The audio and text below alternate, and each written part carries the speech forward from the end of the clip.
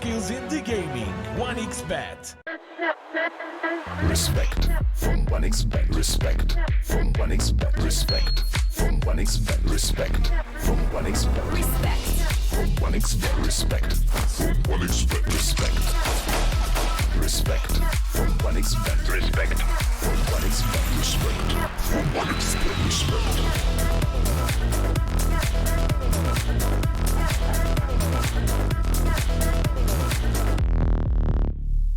Hello, son. Hi, Mom. Pretty girl. This is Eva. Nice to meet you. Thank you very much. Your dad's just making his favourite dinner. It's duck. Come on inside. They're all probably too gruesome to tell you while you're eating at the table. How's your food? Is everything okay? Good, good.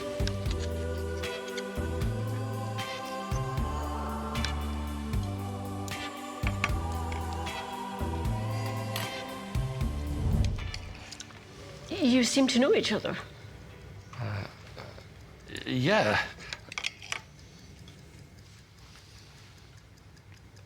This is the new ambassador for 1xBet. Oh, I see.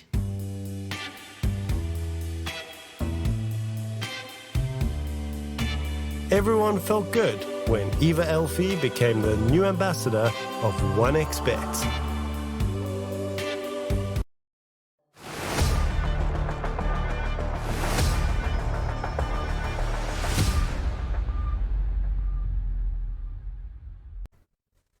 And welcome back everybody to the last day of the group stage of the regional Dota 2 series in Southeast Asia. This is the third iteration of this tournament, and maybe in this one we will find out exactly who is going to the LAN in Belgrade later on in the year. I'm Harry, joining me is Kips, and Kips, we are gonna have a very exciting day. You didn't tell me you're gonna let go your hair. Now I feel bad that I came unprepared. Yeah, I wasn't gonna do it. I'm not quite feeling it today, but listen, we have a very dark background. My hair is also quite dark. I was looking a little bald in here. So let's, let me do something about that and get to the Dota now instead. Yeah, I like that. I like that because, sometimes when we're doing the green screen, because I have to really tie my hair because it looks bad on the green screen, people think I'm bald. It's this hairy freak, and then they're looking at a guy who has no hair. But no, we came prepared, guys. We've got a lot of hair here, and unlike when some other casters are casting this tournament. But we have 3 best of 2s today, Kips, to end the Group B. So let's see what it is today that we are gonna be watching. Yeah, there it is, Group B. Pretty good standings and pretty easy to, let's say, predict how things were gonna look. Did you think Team Tough, being our reigning champions, were gonna be higher, or are Bleed Esports and Talon a little bit too hard of an opponent? I definitely thought that maybe they could have been topping the group, and I guess that's really not going to happen anymore unless we see some really big upsets today. It could still happen, but most likely not. I think that this is a perfectly acceptable place for them to be, and Bleed and Talon have also looked better than they did in the past, as far as I'm concerned. Let's look at the schedule, though. Let's see who's playing who today. I'm gonna say that this first series, Bleed Esports versus IHC, probably the one that could go either way, where IHC could take a game, maybe even 2 of Bleed Esports. When we look at Team Tough versus Salvation and Talon versus Manta, they're Tough and Talon are coming in as the favorites. So this first one is actually going to be very important, because if Bleed wins 2-0 and Talon wins 2-0, then we're going to have a fight for the first spot, a tiebreaker. If one of them drop a game and the other one wins 2-0, then that team is going to be going directly into the semifinals, which is pretty important. It's a lot of RES points, a lot of money on the line, and no reason to not give it your all. So in my mind, Bleed Esports, they're the ones that are actually being tested today. Yeah, I'd say so as well. IHC here, the nastiest of the bottom 3 opponents to go up against. Very much capable of taking a game off of you, or both if you're not focused. And we saw yesterday versus Team Tough that IHC definitely know how to roll with the punches as well. So just playing fast is not going to do it. This is not a walkover for Bleed by any means. So let's focus on Bleed and IHC, because we need to go through those rosters. The draft is already starting, so let's go. Bleed Esports, who's playing for them?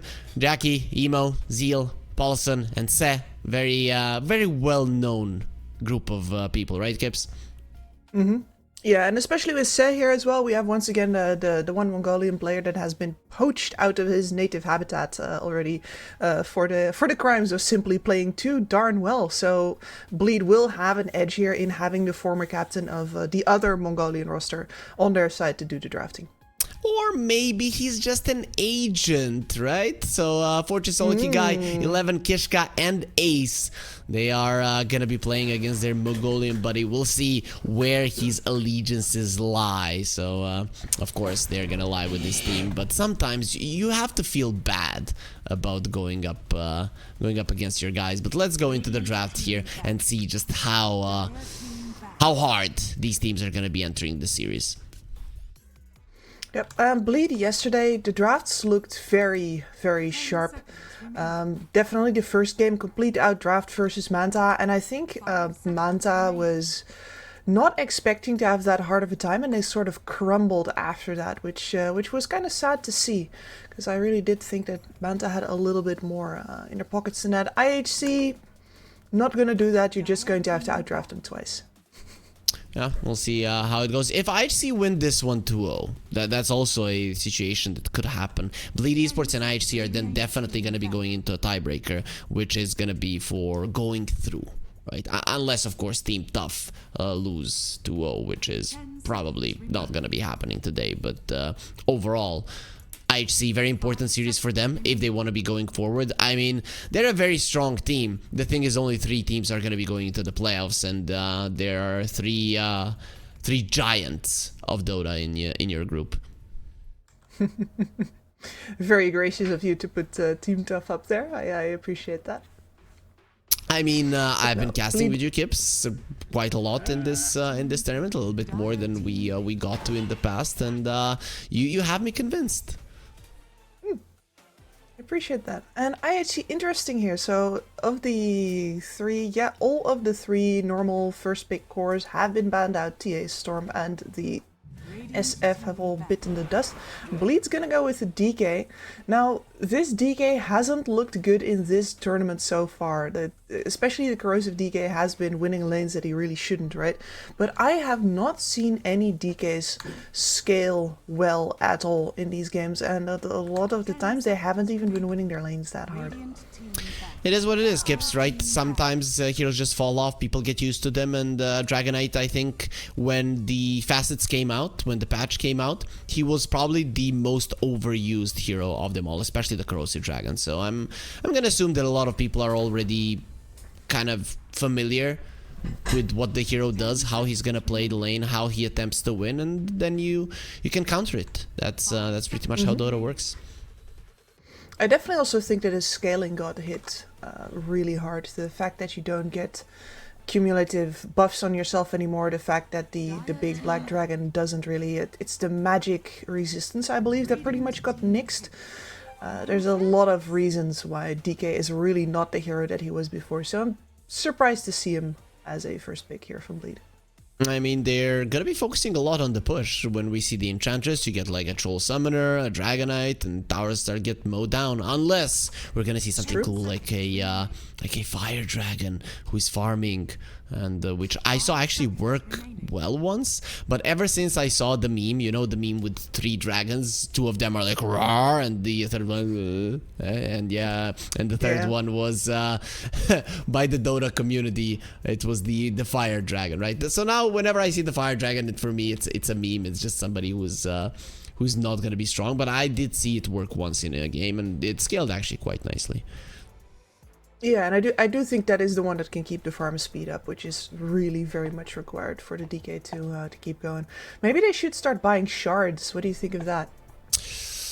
That would be cool. I know when the shard came out, first it was crap, then it was overbuffed to 80 damage per second, and that's when everybody was buying it, and every DK was super farmed.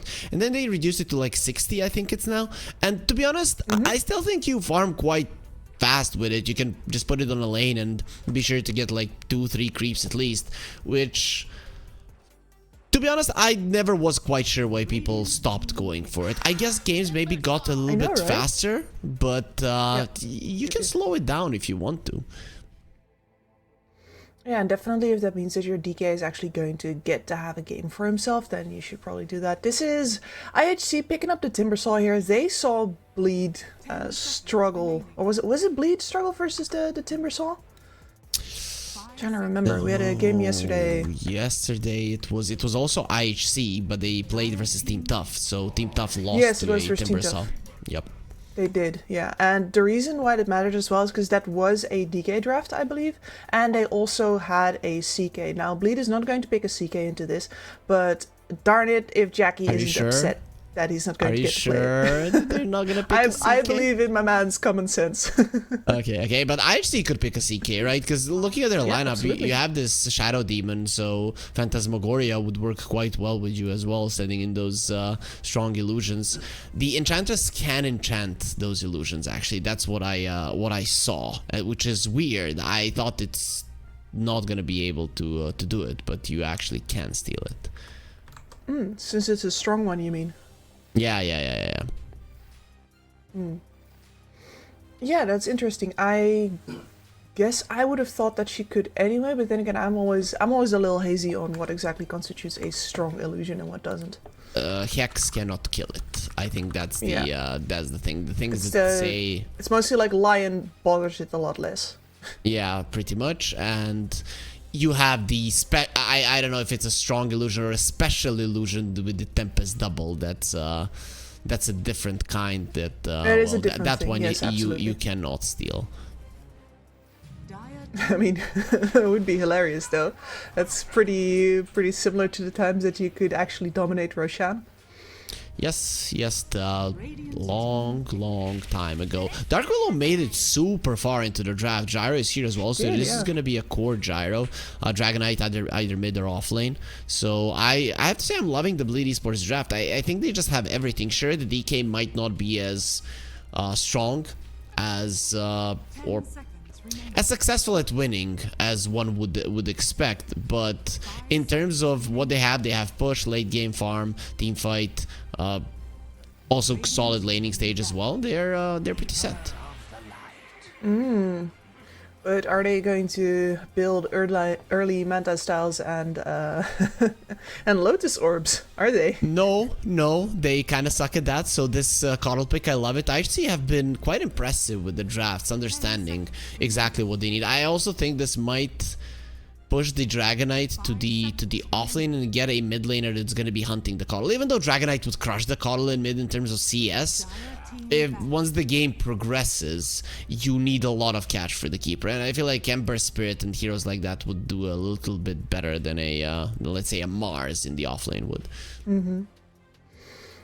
Embers, Kunkas, the works, definitely. Yep. 10 seconds remaining. So yeah, the Bleed Esports' game plan looked really very simple, right? You put the Dark Willow, you put the buff on the DK blinks in, you keep on killing after the first couple of towers are down, and she's gonna give vision for those, Gyro farms up behind you, and you just get, well, either a mid or an offlane that facilitates that fast play, and now you're up versus a whole lot of magical damage from a whole lot of range, and this might get hard. But catch of IHC sucks, right? So I think something like an Ember for Bleed is beautiful. And we see that the Brewmaster was banned out. So they probably think that there's a more chance that it's actually going to be the DK playing the mid lane. But yeah, they ban out the puck. Okay, this ban I like, because really their catch for the puck is non-existent. Absolutely, and we've seen from Bob before what a free puck can do. These Southeast Asian fucks. I mean, it's a meme with Scanta, a friend of mine. It's whenever he's like a Southeast Asian player on a puck, but especially Filipino pucks. He will be talking about how good they are. In this case, we're talking about emo puck, Hall of Fame stuff. People are staying away from the puck though, so they definitely feel that the hero is just not in the greatest of spots at the moment. I mean, we almost, I don't think we've seen a single puck in the tournament. Maybe I'm wrong, but I haven't casted No, we a did. game. We did with Bob's Oh, yeah, we did. absolute masterclass. We did. No, that was, but that was like that. transcended the puck experience into a straight up highlight reel, so I can see how that doesn't even count as a puck game anymore, because that's not your regular experience. That was something special. No, that's the Bob Puck. It's completely different. Do you know Bob Pucks can sometimes drop the ball as well? Impossible. There will be a Medusa pick. I'm okay with this. I'm still kind of afraid for the lack of lockdown of IHC. Sure, if you get the early kills with the Timber Saw, with the Coddle, you get a farm Medusa, you just go high ground, bleed. Esports don't have much to stop you. Sure. But I think that if you start losing this game on IHC, you have absolutely no way of getting back into it. You have no catch, and your burst is very much limited to the magical stuff of the Coddle and the Timber Saw. There are ways to do with that. Certainly, for example, Orchid pickup for the DK should be definitely considered, I think, in this game. Yep. So, split pushy type of an... I still would pick an Ember here. I think Ember just straight up wins the game.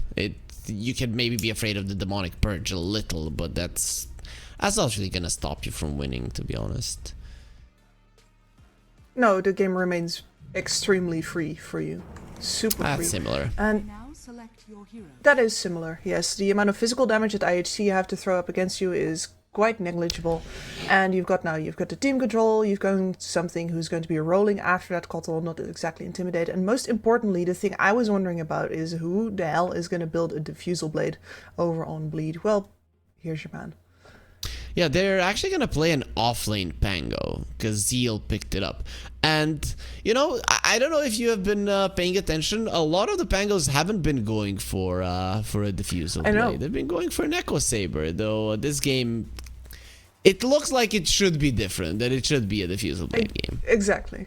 No, absolutely. Like, that would be a deviation from the build right now, but that is something that you can still do on a Pango, and I think it's absolutely worth it in this game in particular. Otherwise, you're just going to have to go through the Medusa straight up, because Jackie's not gonna do the mana burn thing, and Emo's not gonna do it either.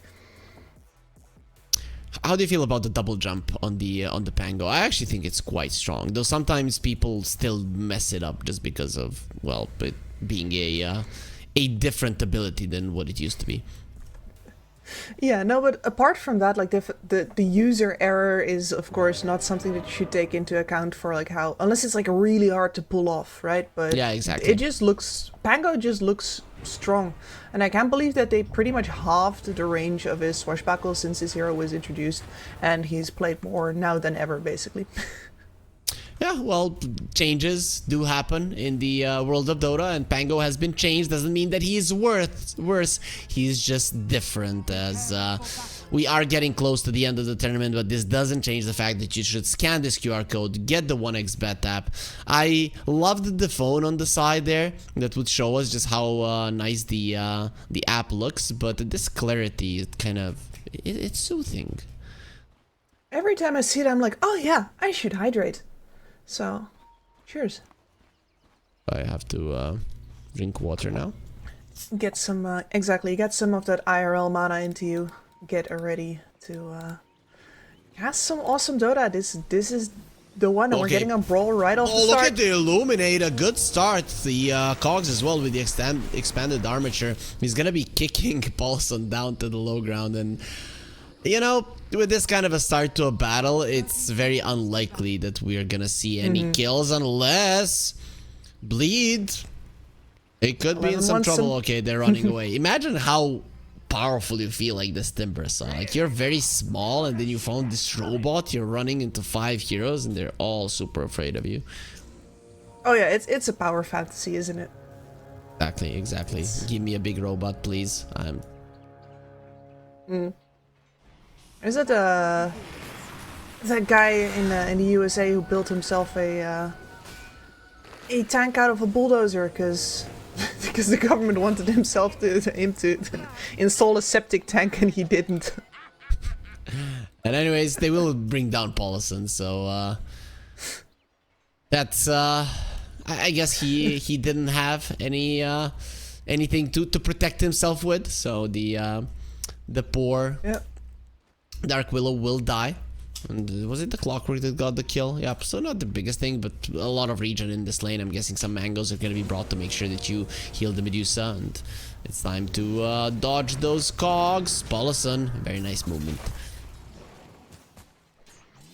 We're gonna see Fortune Soul take it quite easy on the first couple of levels. This is really where Ace has to do most of the work. And then once the Medusa gets to the level 2 Snake, of course, it's going to be decently hard for Zeal to avoid that. Like, you can take distance with the Swash, of course, but you have to do that in time. Otherwise, the Snake is just going to follow you. So the Medusa got the Engorged facet. So that is 1 damage per 6 mana restored. For the next 3 attacks when the snake does return. It actually does help in the lane quite a lot as well, right? Not only in the later portions of the game, but Medusa has been known to do well in lane. As Kishka, he just got a kill on Zed, though Jackie, he doesn't want to allow that to go unpunished. He wants some money for himself, and of course, if our viewers want to use these amazing odds to get money, banner down below, promo code 1XRLGSEA. Get to it now if you haven't, because we are swapping regions fairly soon. Man, I've been watching the SA qualifiers and I'm already really hyped for for us returning to that region as well. Oh, SA, I want to say that SA has been my favorite tournament to cast here in the regional Dota 2 series. As again, we're having some server issues. Yep, we are gonna get pushed out. Here, yeah, some lines being drawn, but we are out of it. So, Kips, we can go with the radio cast. Yeah, absolutely. I mean, nothing big happening just now. Actually, scratch that. We've just got a kill over on the Timbersaw. Kishka has been walking around a little bit, trying to regen up before he came back into the lane, and Jackie and Sage just used that time to lay into the Timber. So that is actually quite an important kill that happened literally as I switched out to check on the other lanes.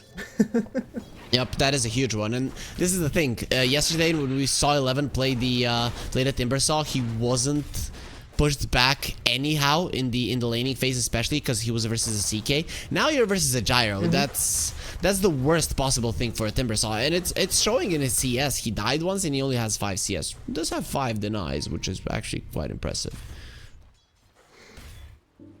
Yeah, and the levels in this lane do need to keep on coming, because I think the way that you eventually fight your way back into it is you and Kishka. You've killed Say once already. He is extremely vulnerable to all of the damage that you're going to be bringing in. So this Ench needs to die a couple more times, and then hopefully you can supplement yourself that way. But the fight with the Gyrocopter, yeah, you're going to suffer in return. There's a 1k gold lead now, despite a first blood going to the side of IHC. Just goes to show how, in terms of CS, Bleed have been crushing these lanes, and I guess it was to be expected. A little bit, maybe overkill with the Spango. I didn't really think Zeal was gonna crush the Medusa this much. No, I really did not think that was going to happen either. Of course, this is the moment where she's going to actually get better, because this is the level 2 Snake. She's level 3 right now. This is where the Medusa lane usually turns, but he's already got so much out of this. And of course, you did predict that the mid lane was going to go this way. Yeah, I've been talking with Otomo. He keeps telling me Coddle is a good laner. No, Coddle is a crappy laner versus everybody. Coddle does not lane. Yeah, he literally doesn't lane. He's so bad in laning that he doesn't even lane. He just tries to outpush, get maybe 1 or 2 creeps per wave, which is bad. And actually, this Coddle, in my mind, had a great time in the mid lane. I thought it was gonna be worse. Yeah. No, this is pretty decent, but especially for a DK who does not have to carry, he can just always stand in the middle of the wave whenever it gets shoved out by the Illuminate. Does not give a single hoot. Means that he gets to deny literally everything. You don't have to do that game of, you know, play footsie, back out, play coy, and go back in again when the Illuminate is over. You don't have to do that. You just face tank it and you slap every single creep you come across. Dragon Knight is approaching level 6, so maybe soon we're gonna be seeing some support rotations towards the mid lane, and there it is. The Dark Willow is already in the vicinity of the mid lane. We'll need to take care of the Watcher to be able to actually make something happen here. Ace is here as well, though. That's going to leave Ikigai stranded just like that. It's still dangerous now, especially with the Enchantress coming. Okay, everybody's in the mid lane. Nobody cares about side lanes. Carries, Nope. off Nobody laners. does. Yeah, literally, just play the mid lane. Kishka in some trouble. That Hurricane pulling him in. And the Wildwing Ripper is actually a very fast neutral creep. And Kishka, does he have anything to heal? He had the stick charges. That's going to be enough to dissuade the Wildwing Ripper from diving a tier 2. It's one of the reasons why I keep thinking that the Wildwing Ripper has like a speed aura when it doesn't. It's the toughness, the extra armor. Usually the flying units in Dota are very slow, but when you have a walking unit with wings, those are actually quite fast. You know what? You're right. We're looking at one right now. Yeah, Coddle has wings. He's the Coddle, super. yeah. He's super fast. Sorry, not literally right now. Excuse me. Emo is slow. No, actually, Terrorblade. Terrorblade is slow as hell. Well, He shuffles everywhere. it's better than what he used to be. Oh, there's gonna be rotation from True, Ikigai. true. Does have the solar bind. That's the fastest that he went for, and the sun will burn Cell. Let's see if he's gonna be burning as much as they want. He will get taken down, but it takes some time. Was the urn finished? Yes, it was. So in general, It a was. pretty solid win for IHC. Yeah, the kill that they needed to get on the lane where they needed to get it. Supplement 11 back up. He gets a little boost from one of those earn charges as well. And the Kotal can go back into mid and bother Emo. Yeah, he does very much need to DP out. Yep, that was a dangerous situation for a Dragonite, but he got the mid lane tower very, very low. Next rotation of the Coddle is gonna cost him the mid lane tower, and then Pango, DK, plus the Dark Willow. That's gonna be hard. This does leave 11 all on his lonesome. The homing missile. What a good timber chain just over that little river there. I don't think the disruption was really necessary, but used anyways. Yeah, and we still need to invent a name for that. You brought it up yesterday, and I agree. I think it's unacceptable that it doesn't have a name yet. Like, the waterfall is to the left, but the problem is that this little square here, yeah, exactly, that's not quite the waterfall. Puddle? Yeah, Huddle. This is a little prosaic, isn't it? Yeah, okay, so this is something that's gonna be keeping me up at night, Kips, but maybe, you know what, we can ask ChatGPT. I think that's the answer to everything nowadays. You The don't know a authority. question, ask ChatGPT. You need you to send a message, Yeah. a loving message to your girlfriend, ask ChatGPT. You have no creativity, don't bother even trying. Just tell the AI to make something for you. Exactly. Yeah. Let's see. Sometimes I think AI is at its best when it actually doesn't quite know what it's doing, so you can clearly see that it's bullshitting, and then the best stuff comes out. And I do think that is the. So you just tell it like all these parts of the Dota map have names, and then you ask them to tell you the name, and it's gonna make shit up, and it's gonna be good. We'll get on that as Se. Getting some rainbows here on Kishka. Bluggerade is as well. already This on is it. dangerous for him, especially with Emo coming over, burning him down. And once the Dragon Tail connects, that's when you need maybe 1 or 2 hits. Actually, he loses the Dragon form. Is this enough for Kishka to run away? Having another Bluggerade will make sure that's not the case. 11 with a Twisted Chakram will get pushed away as well with the Homing Missile connecting. And his tower will be taking a massive amount of damage there with the Dark Troll Summoner. We talked about it, just how efficient the pushing would be. And there it is. Yep, and you'd think that a lineup with a Kotal and a Timbersaw can keep people off those towers, but you need to be there early, and you don't have any disables for the chase.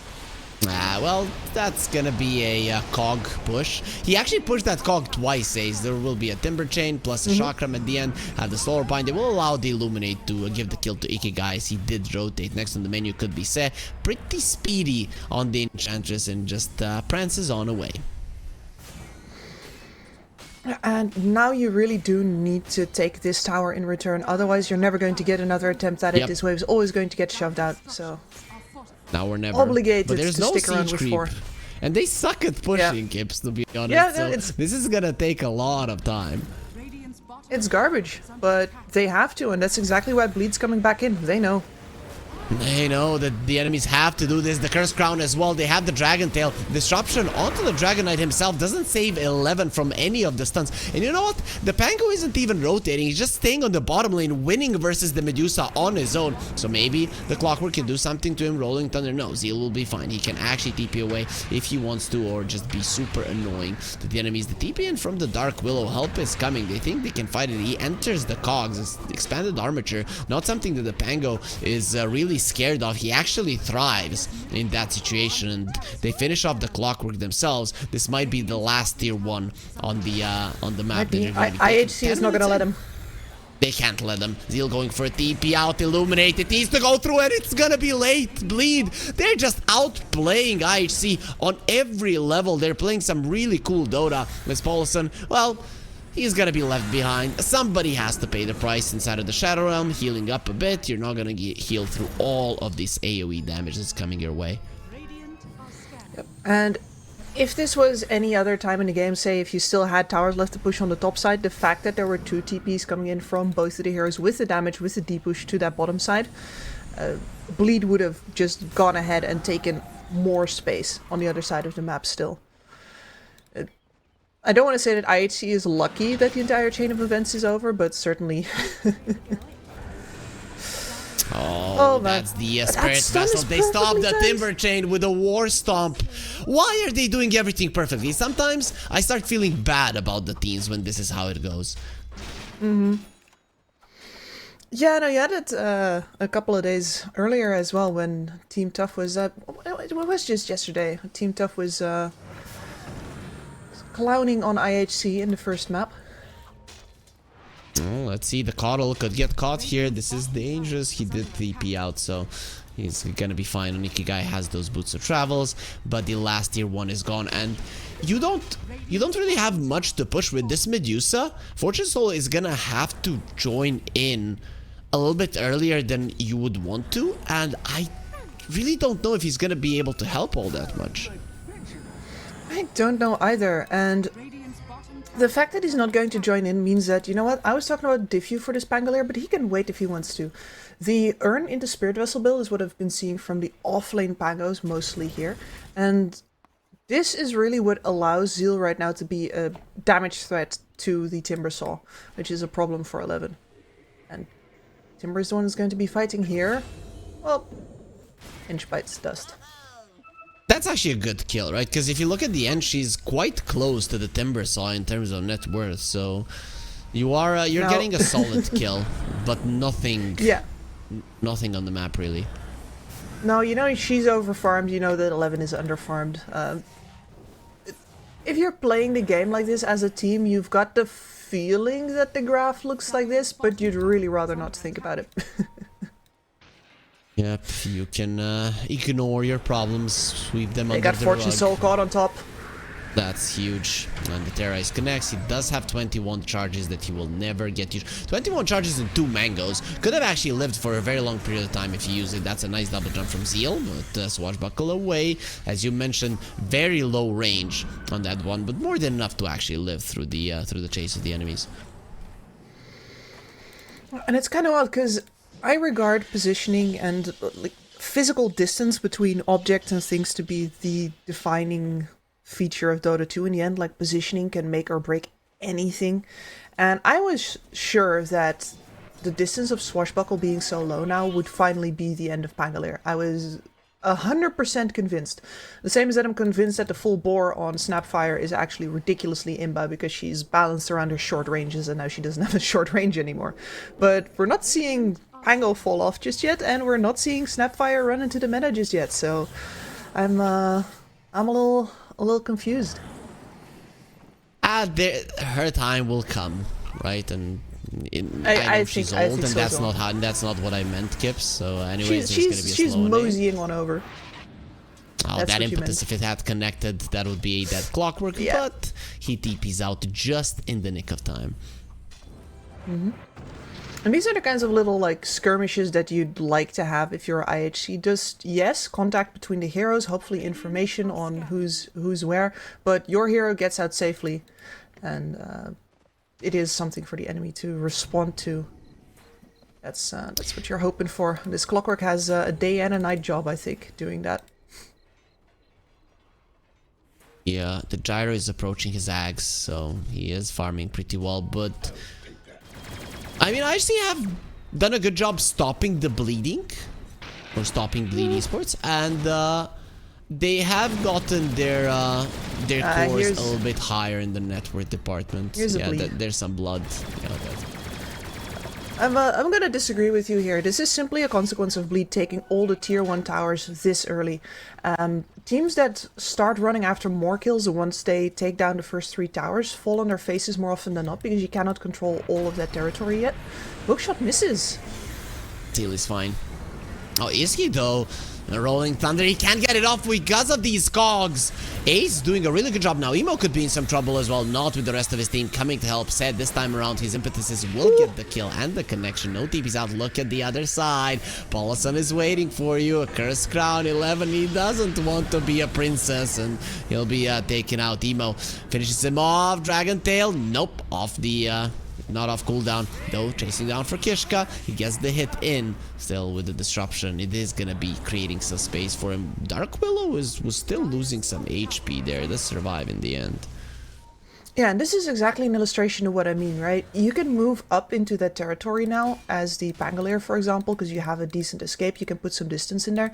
And you're lucky that IHC doesn't really have the disables to stop you from walking closer to your tower. But any kind of go that you make on this side of the map means that your TPs are going to take a long time to come in, and theirs are going to be very fast.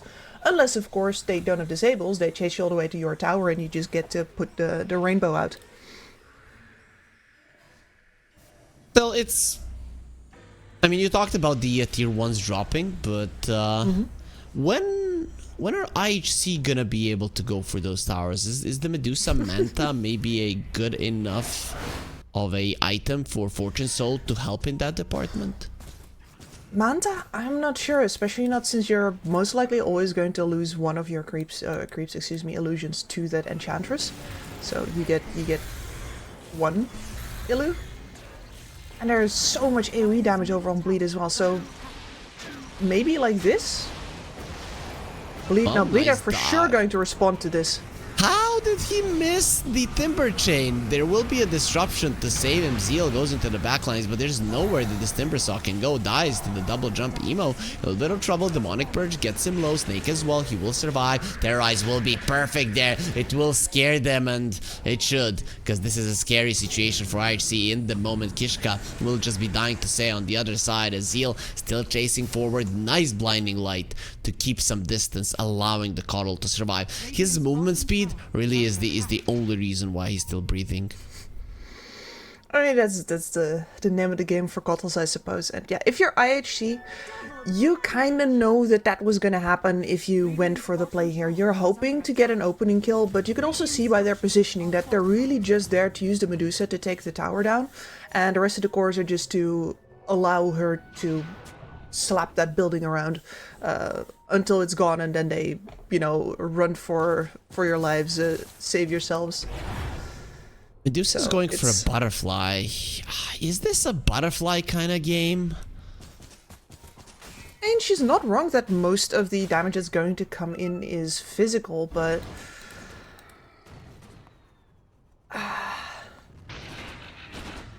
I don't know. But then again, like, think about it, Harry. What item right now could she buy with the next 4k gold that you would say, okay, this is going to change the game? This is the one that you do need to have. Yeah, you might be right. The item that gives you the most farm is the butterfly. Zeal, roll up, Rolling Thunder. He had the shard. He knows he's up against the Clockwork, and he does put the Spirit Vessel on 11. And then Jackie can kill him, no problem. Kishka with the Demonic Purge, slowing down the Gyro. He's not slowing down the rest of Bleed. Going for more. They want the Medusa as well, but it's only Yule Scepter onto the Illusion, running away there with the Stone Gaze. Extra movement speed. Fortune Soul gets to a safe spot. They're not killing cores, but they're increasing their lead to insurmountable heights. They are, yes, and part of that is just simply because IHC is trying to move forward, trying to make plays on their timing of that Manta style. This is why I was unsure if they were actually going to do that, because I just don't think that the Manta is enough. Medusa too hesitant to walk into those fights and to actually position yourself in a place where the Stone Gaze can save any teammates. Pango in a very aggressive position. With the roll-up, he really doesn't care, right? If you have a Rolling Thunder and the roll-up, the other side cannot kill you. It's just how it works. Maybe a Stone Gaze stops you, but very unlikely. Very unlikely. Yeah, you'd need perfect hook shot into Cog's pushes. And it's so hard to do with the expanded armature. It is. You really gotta finesse that stuff. I've seen Ace do well. But really, all the pressure is on him here. He's the sole supplier of disables on this squad. I don't know how they thought this was gonna work. And we talked about it in the draft. If you start losing with a lineup like this, there's very low chances of you having a play to come back. Your only plays, our enemies are overdive, our Medusa is gonna get super strong and she's gonna win the game, and that is not a good thing to rely on in Dota, really. That might be a game plan, but it's not a play for sure. So the thing that IHC have been doing well is they have decided that they need to take these towers down no matter what. They were never going to contest this Roshan, so getting the top tower in trade is pretty decent for them. That's quite good, quite good. It doesn't change the fact that the 3 cores of Bleed are topping the network chart, that they have the Aegis and now are gonna be focusing on the tier 2s. We saw in the first 11 minutes how the 3 tier 1s fell, and I think Bleed Esports are gonna be doing the same thing in the next couple of minutes for the tier 2s as well.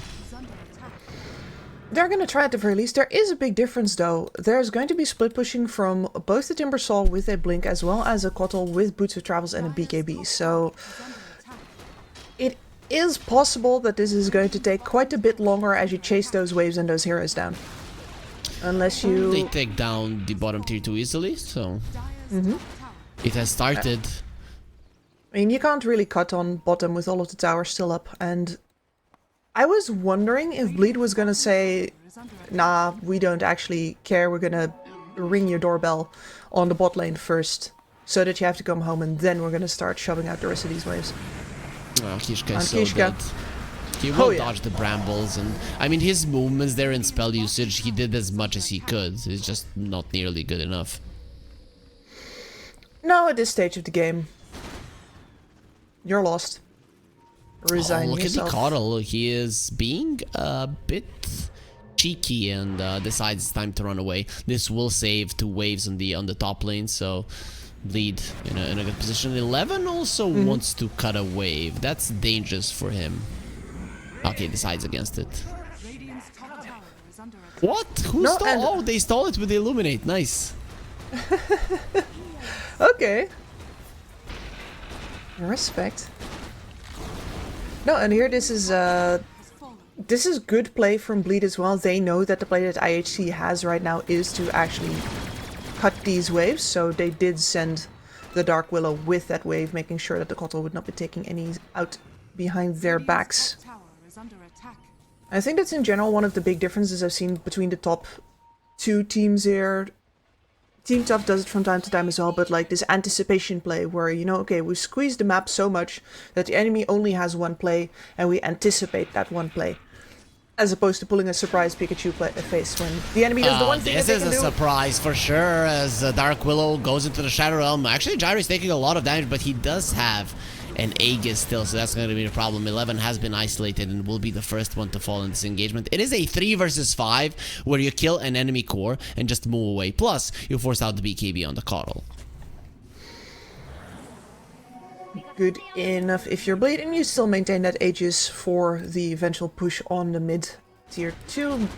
Yeah, only 2 minutes left and I don't think Jackie's going to end up going high ground with this one.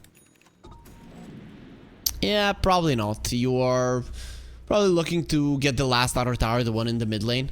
It is not easy versus the Kotl, but the waves are coming, so Bleed should be capable of doing it in the next minute and a half. But we are starting to see some signs of life from Fortune Cell, which is, I think, the one thing. The Butterfly really did help him in that engage versus the Gyrocopter. Gyro barely did any damage to Fortune Cell, while Fortune Cell took him down to half health, so... Is it Daedalus time? Honestly, yeah, I think so. The You're other really thing that not comes to going mind to- is a Skadi, but it's not Yeah, going to be I've enough been- damage. I've been thinking about the Skadi as well, exactly. But the problem is here that the rest of your cores are all magic. Oh man, and that halberd coming in from Emo. I love that pickup. That's phenomenal. They understand now. The entirety of the game revolves around stopping this Medusa from killing all of you, and this is the way to go. You get some halberds, you get some Yule scepters, and suddenly the Medusa cannot hit anybody.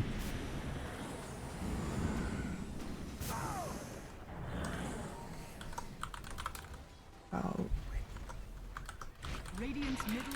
Slowly but surely the tower is falling, and they're all in the base. 11 is the only one outside of it. And look at the Dark Willow, she's already hunting. It's so hard to play this game at the moment. I don't know how Dota Plus is giving 23% to IHC. The game is so tough. I know that you need to play it clean if you're bleed, but you just need to not be impatient. yeah, that's really like kills like this will continue to happen because these two other cores of the side of IHC will continue to look for farm outside of the base, and it will look to continue cutting waves. That said, you're getting punished for showing all those heroes right now. Yeah, there's the Stone Gaze coming in handy versus the Pango Ace. However, look at the damage from Zed. The disruption will save him for the time being, but Emo, he does find Kishka as well. Nice blinding those light to cogs. save their supports as well with the cogs, pushing them back. So in the end, it's gonna be a 1-for-1 across the map, which is quite okay for the Radiant side. Right, that's the best fight I think we've seen him have in like ever. Absolutely. You'll take that any day of the week. Unfortunately, of course, sure. your mid-tier one did go down in the process as well. We have a Kotal, split pushing some more. And here also, like, this is the example why IHC was so desperate to take down those tier 1 towers. Because on the bot side right now, the Kotal can't really do anything about these waves without teleports coming in immediately. And here it is, the Dark Willow is again chasing, has the Yule setup for the Bramble. Of course, a BKB is going to be something that would save the Coddle, and that Watcher being taken, that is a place where Coddle can make a mistake and get caught. Nope, he's out. If he wants to get too cheeky about it. You can see that especially on the bot side, the Watchers as well as the Ward are really set up to look for wave cutters. Se has a Hurricane Pike, so this Enchantress is starting to pack a punch, and Medusa, sure, the Butterfly helps her, but the rest of the pack, once they start getting sproinked by the Enchantress, it's gonna be a problem. Especially the Kotal. Medusa making good pace towards that Daedalus. I'm running into Jackie here. Support's Yes, dying on the side lane. What can you do? You have to give something away. There's no chance that somebody's not gonna lose their life, and it's better to get hate onto your supports. But if both of them die at the same time, it's gonna be a problem. Ace, he does have a jetpack to get into his base. Let's see if that's gonna be enough for him to survive. Seems to be. Even the homing missile connecting, at this point he's in a safe position. Solid escape from him. And honestly, Ace has been doing so much work in this game with so little net worth. I think that snipe on the Tormentor genuinely bought IHC like 5 minutes in this game. I actually think it was Ikigai that sniped it. The Ace gave him vision, and then it was the Illuminate blast that actually killed it. Yeah. But sure, he got the shard. If he didn't have the shard, he would be dead now. Yep, and he would have been dead previously as well. And there's going to be another scenario in the future where he's going to be even more annoying because he has that shard. And he would have never been able to buy that himself in a million years. Yeah, because he's poor as hell, or at least in terms of earned money. You know, the stolen one did put him in an okay position support wise. Dire's middle tower is under attack. Blue fishing and coming up empty for now. And they know that they can't just walk high ground into this Medusa, especially not without an Aegis. So right now all they're hoping for is keep the pressure up, wait until IHC makes the kind of mistake where they have to spend a buyback, or where they lose a core without a buyback perhaps. That would give you an opportunity. And of course, you do need to keep on squeezing it well. That's the other thing. They're not just looking for opportunities to extend their lead or to go for that high ground, but they're also simply, they need to be positioned forward and not give IHC too much room to breathe. Because this Medusa is gonna hit level 20 now. Getting scary, for sure. You hit level 20, you get the Skadi, and then you're at that point where if the Medusa gets the rapier, you might actually lose the game. Just straight up lose. You might not be capable of dealing with her. Of course, you're gonna be getting those multiple halberds, the Wind Wakers, a lot of the items to control her. But when you get to a point with the Medusa where you just need a couple of hits and everybody else is just behind you, healing you, it's gonna turn into a problem. It is, yes. And you do have a perfect setup for that with a Kotl behind you. For sure. Constantly refreshing the mana of the Medusa is a big deal. Yep. Regular heals and mana heals for days. There's a reason why this is let's say a modern classic. Radiant are scanning. Well, that's a smoke. Are they actually gonna steal this Roche? That's the question. Medusa actually does pack a punch with the data list. This is something that Bleed Esports should never allow to happen. No, they should not. I mean, they're wasting too much time, I think, right here. IHC, you're off map right now. No, they were not going to take the Roshan. They were gonna... Oh, they got scanned and now they go for it. I think they were waiting to ambush the enemies. That is a lot of damage, I gotta say. They got it, actually, because Bleed, they don't care. The Kotl is alone in the base defending, and you're just letting this one go, dealing with the Medusa twice? Is that really what you want to do, just for some damage on a tier 3? Yeah, I mean, I think that if you're IHC, you're completely fine with losing a Rax for this as well. Whatever, you have so much outpush. One more wave being in a little more, nah. Who cares? This Aegis? Will lose the Rax for it. Well, Jackie, slow down. Look at that, the Solar Bind and the Demonic Purge. It's super annoying. Pops the Satanic to remove it and get away. Yeah.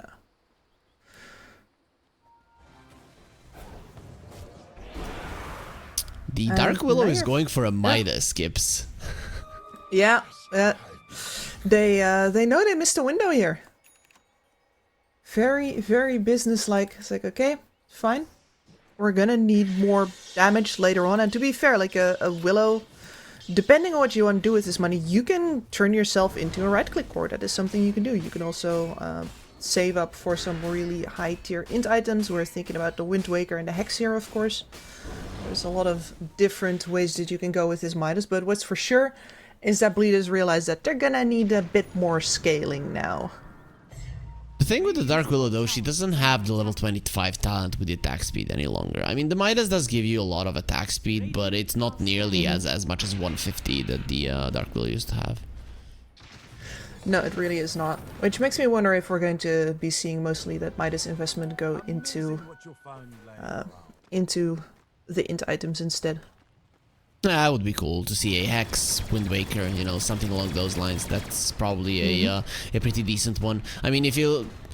level 25 on support is super far away, but the level 25 talents of the Dark Willow nowadays are actually pretty powerful. 2 Bedlam attacks. It's... It just rips people apart. It is pretty insane. Here? Hook shot. They got Pelosin. She will be able to blink away. The Timber is coming and actually brought him down. Oh no, he blinked. What are we gonna do? Zeal, nice blink away. He is gonna be put in a safe position, and AC will get finished. Look at the other side, Bleed. They want to fight. They found the Shadow Demon, nothing to remove the signs, but they will heal him enough for him to survive the soul burn. No, he will actually take out this. Look at the impetus. His Ace is next on the menu, and he should take out the Manta Illusions, killing him. He also found the Medusa, not allowing her to move, and bringing her down the second time as well. As Ikigai hiding in the trees, hoping that the Dragon Tail will not connect. Emo, just a fraction of a second too late. And listen, I was all for posturing aggressively with it Aegis and seeing if Bleed would just back off, but It's a bluff. You know it's a bluff. You're still so far behind. And sure, your Medusa is strong, but your enemy has a lot of mobility and a lot of ways that they can work around you. And you can see that there, where they pick off the supports behind. Bleed wasn't born yesterday. They're not going to fight straight to the front. And now you don't have that Aegis in your pocket anymore, and you suffered another pretty big defeat. And you might have to buy back. This is a problem as well. Let's see if they're going to push it on Bleed. Well, they're pushing it quite a lot. Solar Bind on Zeal. The tier 3 almost dead. The amount of damage these two do together now is kind of insane. It is pretty huge, yes. Emo hasn't had to be super busy this game, so has had plenty of time to farm up things like the Manta Style, which has secured his farm into the late game. And we do have some pretty solid presence out of the DK right now. At least they need to buy back, and this time around they're gonna steal the Tormentor the right way. Also, Sproing on said that's gonna be a pretty big shard considering his current state in this game. Exactly, this is gonna hurt. This is gonna hurt quite a lot, and the Medusa now, yeah, that's a BKB purchase. Fortune Soul. Learning from those two previous deaths that there's actually a lot of disables on Bleed, and they can focus him down at will, because the rest of your team doesn't have a way to interrupt the enemy. All you have is damage. As long as they're willing to tank that over on Bleed, then they can do to you whatever else they want. They're still gonna kite him so much. I'm looking at the rest of his team. None of them can live more than 5 seconds of the damage of the gyro. Like, what 5 seconds? 2 seconds. He has the MKB and the Daedalus. He's so stacked. His BKB is at 8 seconds. The only time he used the BKB was there in the mid lane where they fought 3 versus 5. It really goes to show how powerful Jackie is. You didn't slow him down, not even one bit. Oh, absolutely not. In general, IHC haven't... Well... They've pushed towers, because towers are not going to walk anywhere. You don't need disables to make him stand still. And so you know what the funny thing is? The Dragonite is more farmed than him. Zeal gonna be going forward. They found the Medusa, nice disruption to keep her safe. Terrorize still available. If Paulson wants to go for it, Fortune Soul, he did use the ulti, but he's still taking so much damage. Has that BKB, will allow himself to live. Buyback from the Clockwork to help 11. in the fight. And look at the impetus. It's just a huge damage. You have 4 cores on Bleed, actually. Yeah, never mind that the Will wanted to be the 5th, I guess. What Bottle a down kill for the on a count. Coddle Emo. No hesitation whatsoever. Finding the kill. Doesn't have the BKB, so he might have put himself in a bad position. Nope. He's just very close to his source of food, which is currently IHC. Not bad. IHC here. These are the last dying breaths of a solid attempt. You can see once again, this is what I talk about when you know that the basics of a team are correct. IHC is making the plays that are necessary to lengthen this game, throwing the supports down the lanes, getting some towers at a decent gold cost, but necessary to buy more time, slow the game down to a point where we actually get, an Aegis taken by this Medusa and a brief glimmer of hope. But that's all it is. Yeah, a brief glimmer of hope. Literally, it was 38 minutes mostly of Bleed Esports crushing IHC. I don't think there was a single point in the game after minute 1 where IHC were ahead in gold. Bleed, they won the laning stage. They continued to increase their lead, and ultimately they brought the game to a finish. Though that is exactly what happened to IHC yesterday, and then they won game 2, Kip. So it could happen, but with this loss, they have put themselves in a position where they will most likely not be going into the playoffs. Yep, and now the match that is remaining is the one that it mostly matters to Bleed. Of course, IHC, I do like to think that between the fact that they are just committed to playing every game as well as they can, and the fact that there's some pride on the line here, I do think that they might be pushing it a little bit more for game 2, though. Let's see if they're gonna be able to repeat what happened yesterday, Kips. If IHC will be able to get the game, or will Bleed secure that they will at least play the tiebreakers for the #1 spot and the spot in the semifinals in the playoffs. We'll be taking a short break and then returning with game 2.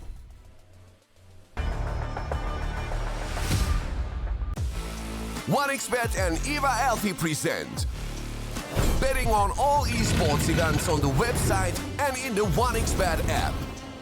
OneXBet. Play with Eva.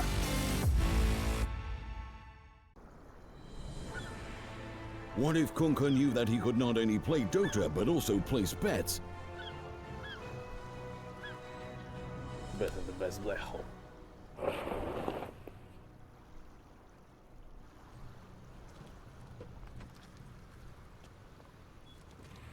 1xBet Bookmaker Company.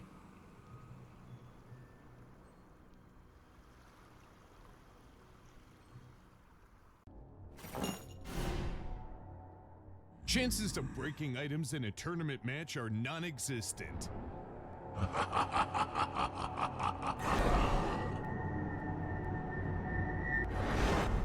Chances of winning at 1xBet are always real.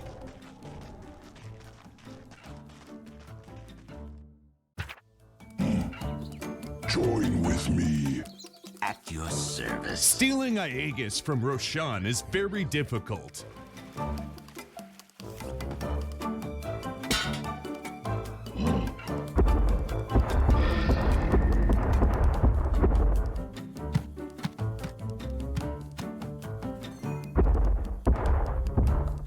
Winning at 1xBet is super easy.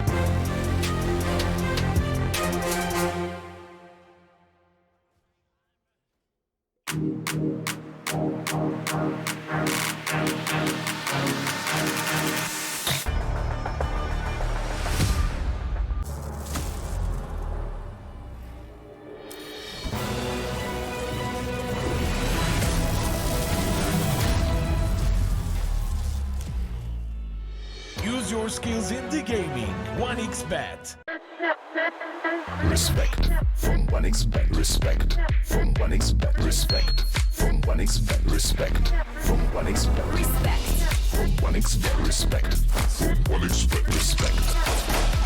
Respect from 1xBet. Respect from 1xBet. Respect from 1xBet. Respect.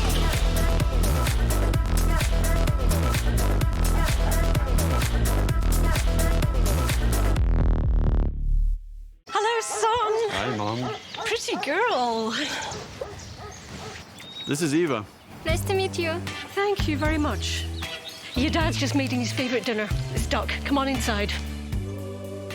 They're all probably too gruesome to tell you while you're eating at the table. How's your food? Is everything okay? Good, good.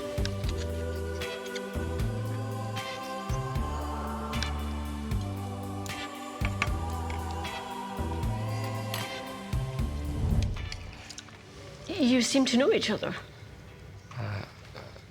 Yeah.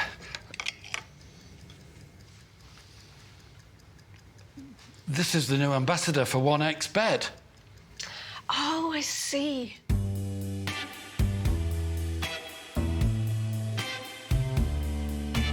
Everyone felt good when Eva Elfie became the new ambassador of 1xBet.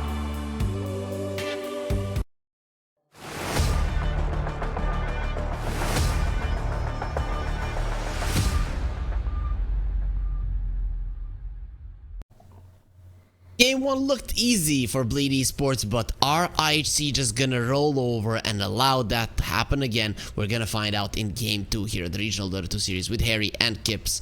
So, Kips, IHC, everything is on the line right now. They lose the game, they are out of the tournament.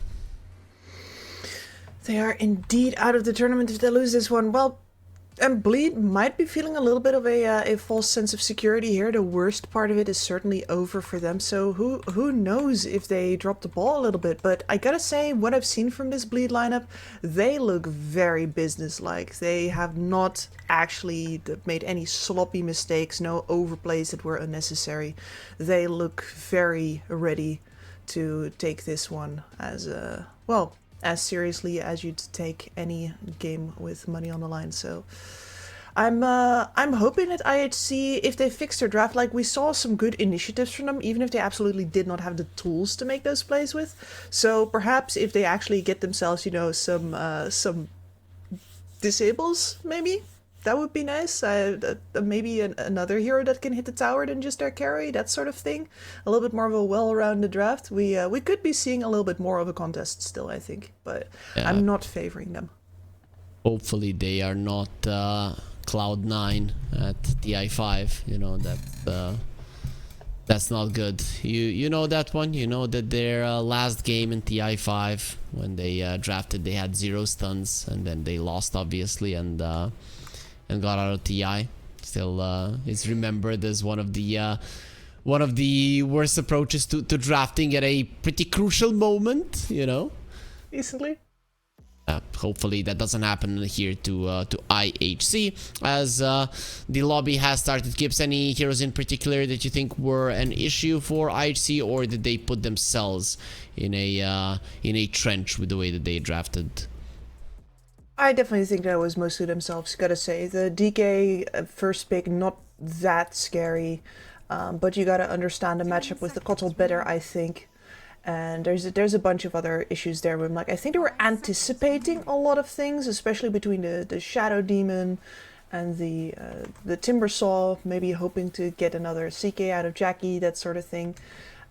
Maybe anticipate a little less what your enemy's gonna do and build a little bit more of a plan of your own. That would be a really good approach. We'll see if they're gonna be able to do it.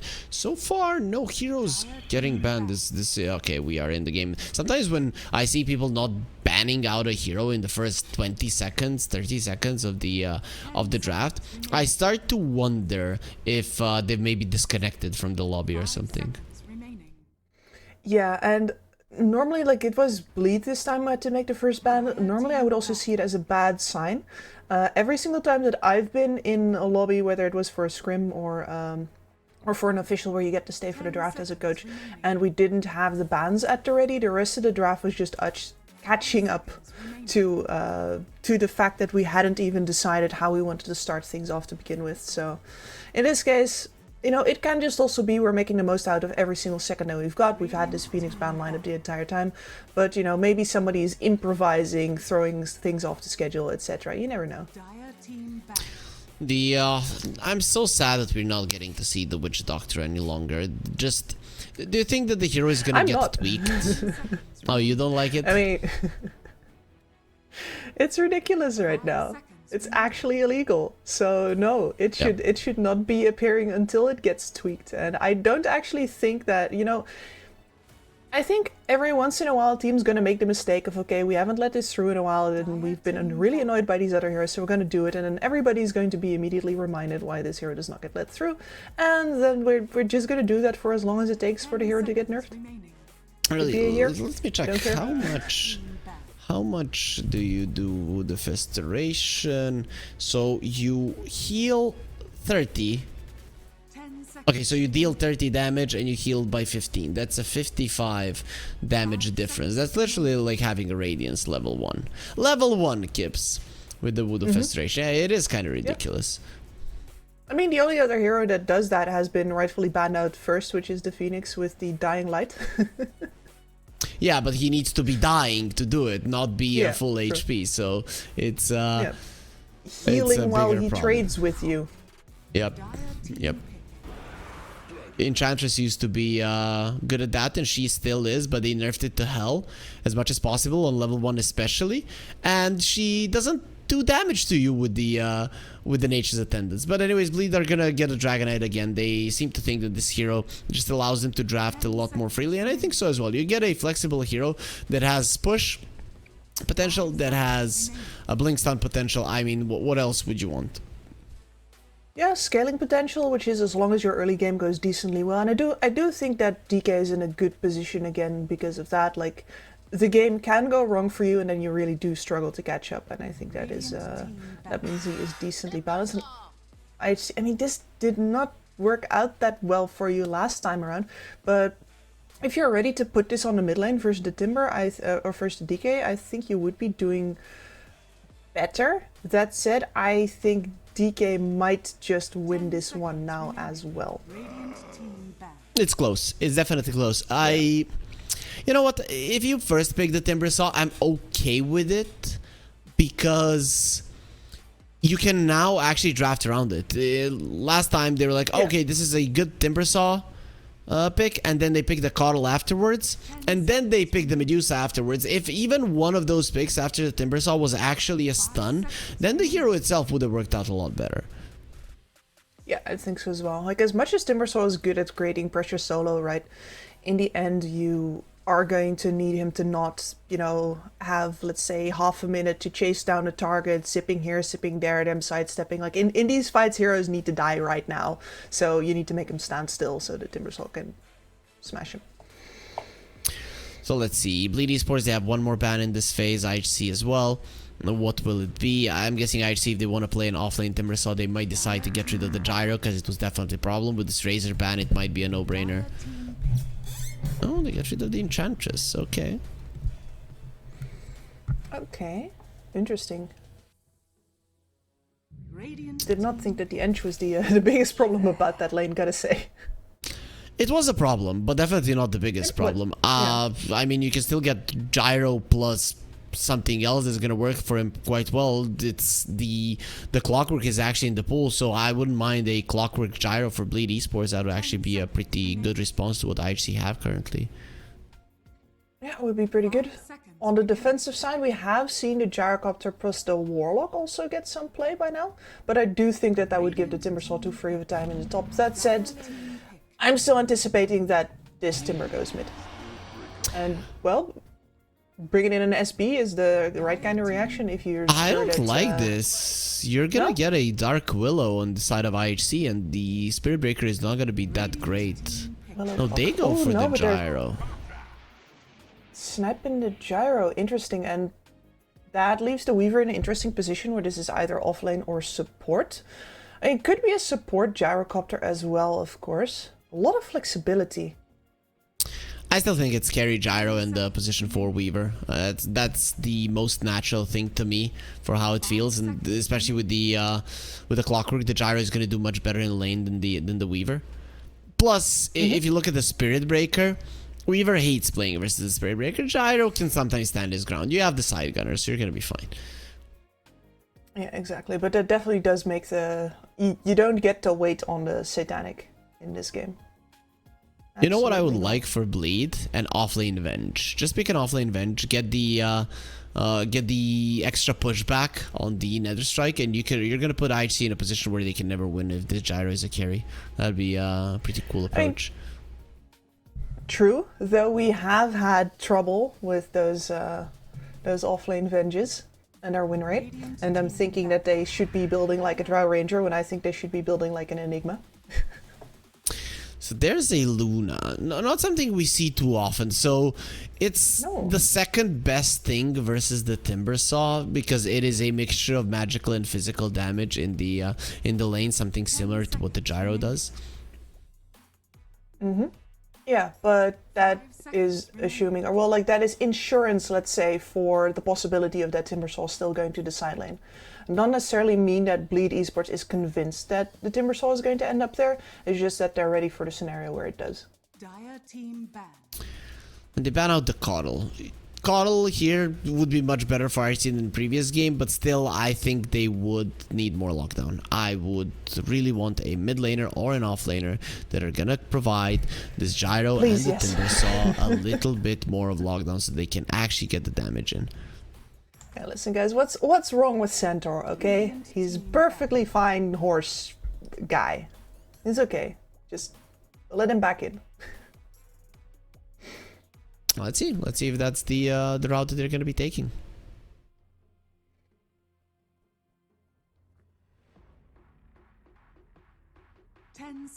So the Zeus gets banned out.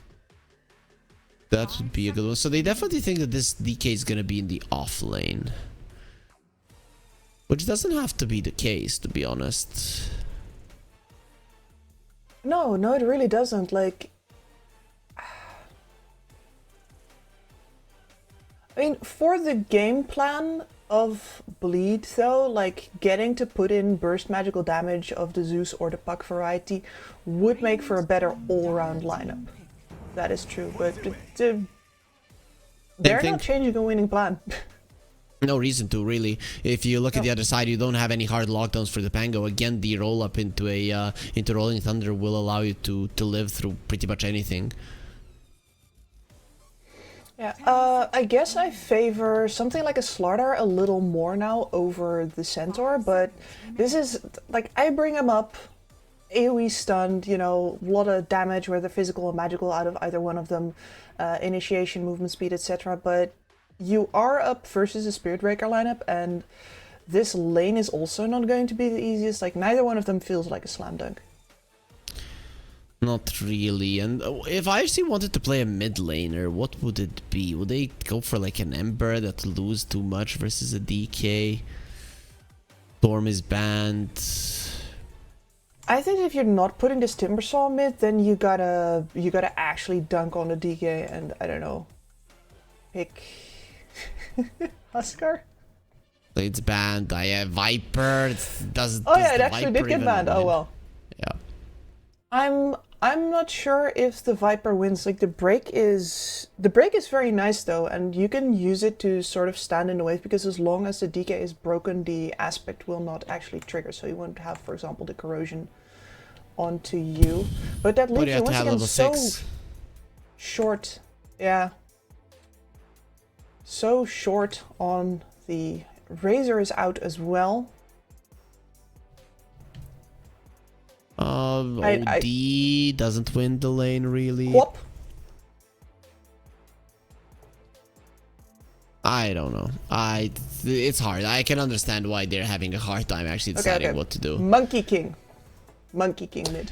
You pick Monkey King, this Crystal Maiden and the Spirit Breaker are gonna break your neck. Like, if I'm a Spirit Breaker and I see the Monkey King mid, I'm crushing it. So they will send the Timbersaw mid and pick up a Beastmaster, which is okay. I'm fine with this. It's actually a pretty decent one versus the Rolling Thunder as well. You now have the Roar. It does buff the gyro as well. In general, this is a good one for IHC. They have buff for the gyro, they have good lane for the gyro. He gets a good game going his way. It's gonna be great. They also have pretty decent lanes as well with the Timbersaw versus the Dragonite. Though I'm still not 100% convinced that the Dragonite even loses this. No, exactly. That is where I'm at as well. I think the DK is going to be perfectly fine in this one, even if you do some very nice tree planting tricks. I also think that while this Beastmaster is really good for the game, this is one of the harder lanes to play a Beastmaster into. You're up versus the Luna Crystal Maiden, your boars are going to die, you're constantly going to get harassed.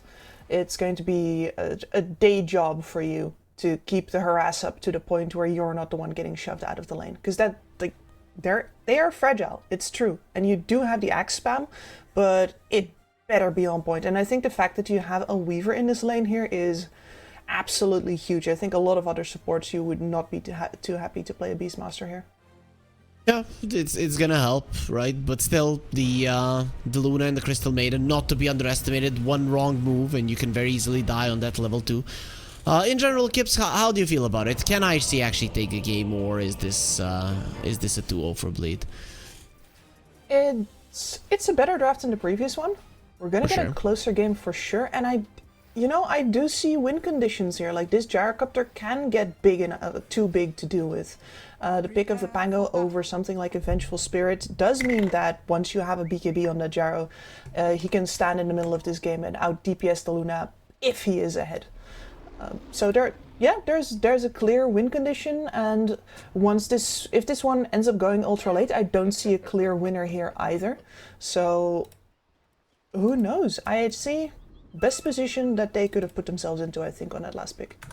Yeah, for sure. I still think I'm gonna go with Bleed. For me, the Spirit Breaker is just a hero that I think deserves to be picked even more. And Luna, that's not a good way to start it with the Blood Ray. They're gonna get close enough. Body blocks. Nice Frostbite, but Jackie still gets pulled in. They killed the Cog into the tier 2 extra armor, and the Cogs are way too sharp, but the Wild Axes aren't.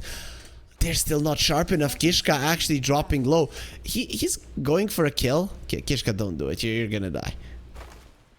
Oh, you will. This is Kishka. He's gonna die. This is Kishka. He's gonna die, but he has to do it. He was built that way. Okay, if he has to do it, then fine. Then I can get behind it. But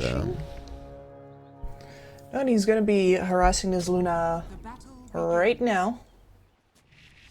The ward hits Jackie, slows him down. He didn't go for the experience facet. Actually, for the one with the extra movement speed. I've seen the experience facet actually work well for a Weaver or work catastrophically, so I can't wait to see it a bit more. Exactly. Was it you that I talked with about how I'm thinking that Weavers are doing this the wrong way around? I think the support Weaver should be taking the extra speed and the core Weaver should be taking the XP. No, the only conversations I remember is with Ottomo, where he's saying, no, this one is better, blah, blah, blah, and... better? Yeah, so I what have a Dota seen it. player. I have seen it in some tournaments that the Weavers went for the experience facet, and it actually worked out. So for me, it can work. Yeah, absolutely. And I'm going to just repeat myself then. I think that the higher utility is better for a support, and the one that helps you snowball better, and the one where you might give away a ton of experience if you die is better on a hero that's going to die less, a core. Interesting approach. But I can't wait to see if they're actually going to be doing something like that. Overall, it might take a while. I really want us to focus on this mid lane where, surprise, surprise, a Dragonite is doing well. Huh. who could have seen this coming? Looks like all of that extra corrosive damage in a melee matchup really does add up, even if the Timbersaw get to, well, plant a bunch of branches and take a bunch of your stats away. I guess now when a Dragonite really does go for the max in the Breathe Fire, actually takes 2 in the what it's called now, Worms. The Worms Wrath. Wrath. Yeah. No, you're gonna get a lot of mano a mano. And here is Lane is hard on level 2. That's like we called. Yep. He actually took the aura on the Crystal Maiden. That was a solo kill on a Weaver. Of course, I'm gonna assume that he took some damage in the lane and ran to the side. But still, look at the experience of the Crystal Maiden. She's quite happy now. Mm-hmm. Oh, hell yeah. Getting that level 3 early. To the Crystal Nova. Anytime Kishka comes forward, he just immediately gets hit with the Frostbite. Because here on the top lane, I mean, Clockwork versus Spirit Breaker. It's hard to lock down an SB with a Clockwork, but when you do get on top of him, he does not like you being there. For sure. But again, it's the Pango that is crushing the laning phase, Gibbs. I don't know what it is with this hero. I guess having that extra shield with the double jump really does make a huge difference. Yeah, I think it's especially... It's a trading capability, right? The fact that it takes so much extra damage to be pumped into you to actually punish you from coming forward. That's the real big deal here. And then you have more distance to either go in further or take your distance again, and it doesn't matter as much that your swashbuckle is a shorter range. Deal is farming quite well. Of course, Fortune Soul is not being shut down, but still all 3 cores of bleed that are topping the network chart. That Luna is completely dismantling the Beastmaster. You talked about the Weaver, that he should be able to help 11. He's not helping at all. No, unfortunately, this is really going even worse for 11 than I thought. Like, for sure, you're going to do better now that you have the 2nd level on the Wild Axis. You're going to be pushing this wave better. But at the same time, Luna Crystal Maiden, not exactly the kind of duo that wants to be split up either way. They will just be holding hands right here. Yeah, they stay together and they just run you down. That's how it goes. If the Weaver is not taking these frostbites for you, they're actually gonna kill 11. Exactly. Well, you know, Weaver takes a courier, takes some raindrops out. That's pretty big. Yeah, for sure. For sure. And the Beastmaster is getting levels. He might not be getting all that much farm, but he's getting more levels than the Luna, which is gonna matter in the long run, right? One rotation later on within early roar is gonna be making a huge difference. Well, Okay, not if he dies here. Now. You know, as we spoke of rotations, they do bring down the Crystal Maiden, and Jackie, he's taking a lot of damage. His armor is in minus quite a lot. He will remove the bug now, but at what cost? A double kill for Kishka. On the other side of the map, Zeal lost his life as he was left all alone with Paulson rotation. This rotation from the Spirit Breaker did so much harm to bleed.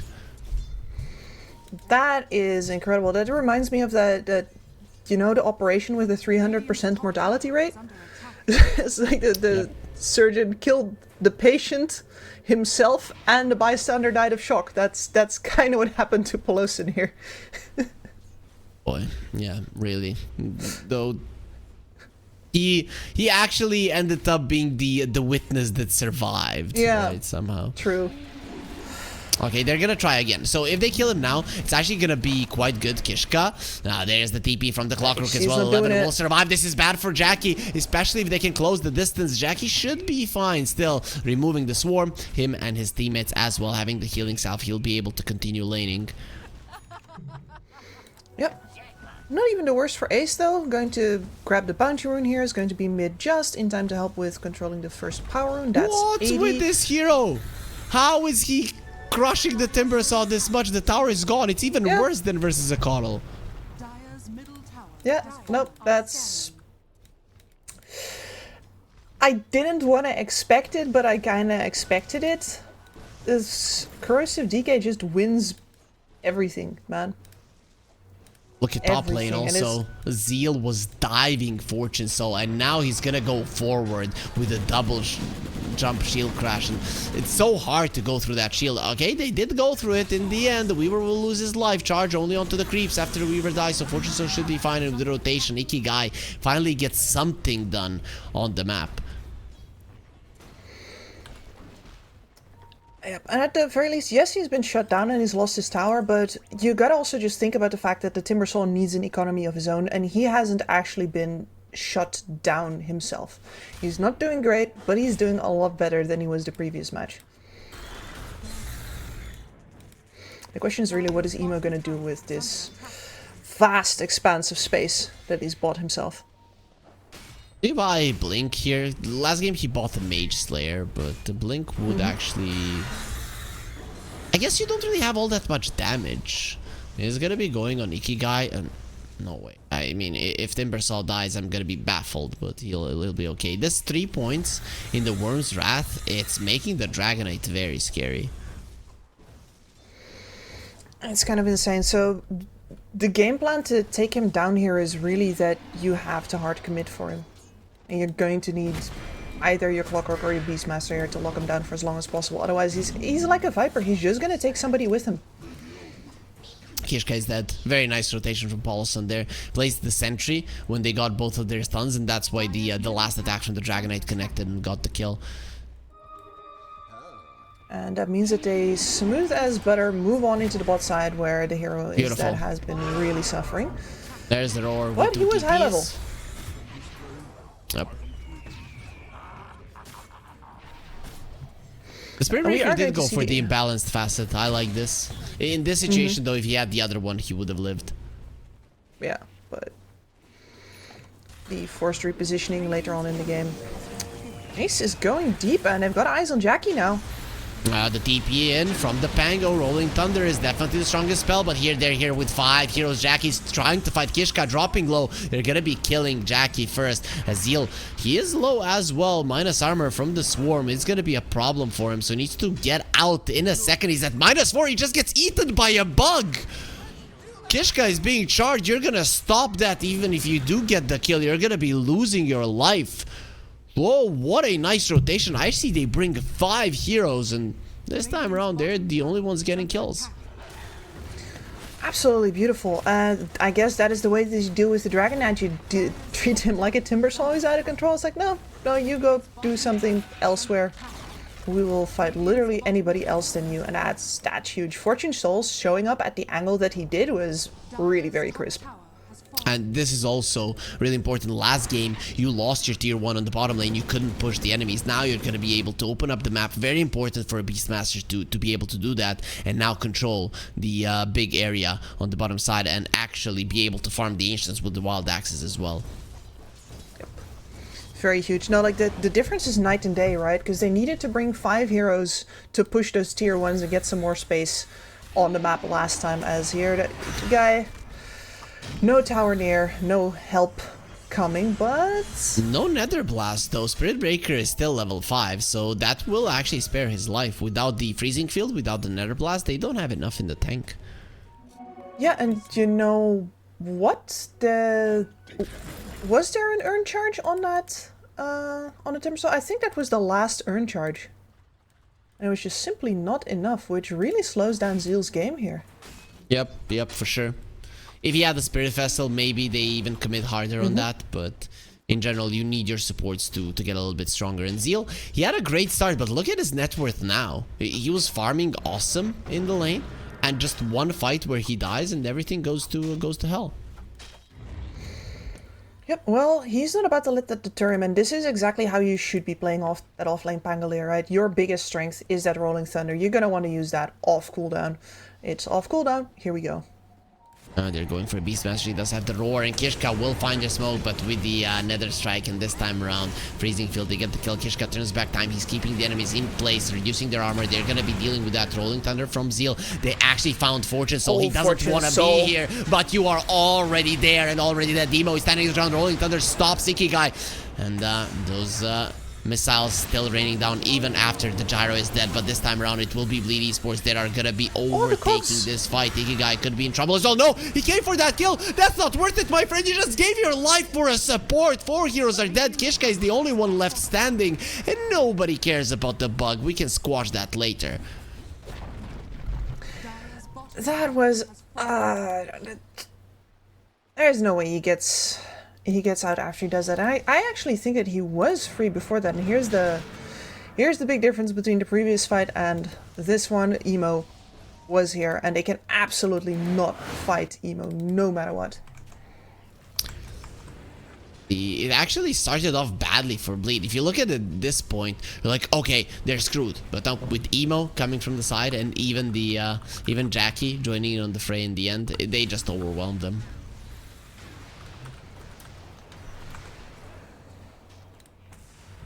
So what now, Kips? What now when you lose a big fight like this? You lose the tower. Your Ancients are now open. You have the Beastmaster and the Gyro. You want to be farming those Ancients, and now neither the Triangle nor the Graveyard area are safe. You give the Beastmaster prioritized farm, you make sure that he gets his Aghanim Scepter as soon as possible, and you hope you get to retake territory off of that. That is really your only shot.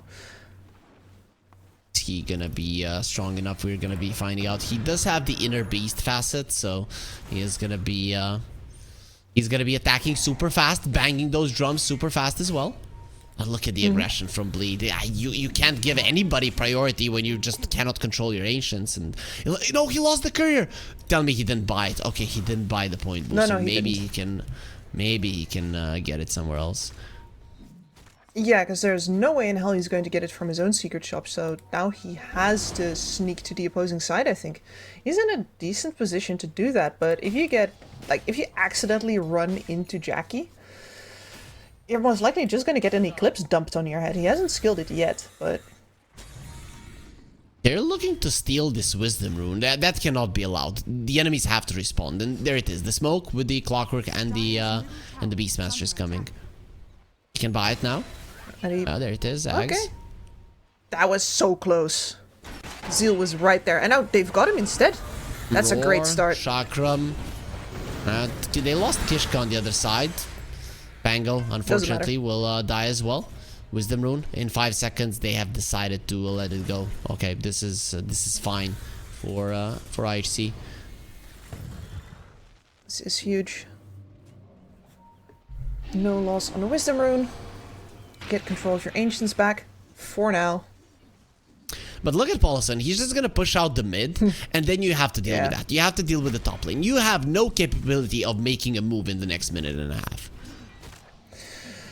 No, you don't. Like, the real problem is that you need to still take down that mid tier 1 and that offlane tier 1. And every single time you do that, you're making yourself a prime target for the DK to come in. And, well, that's why they're taking the one other static objective on the map.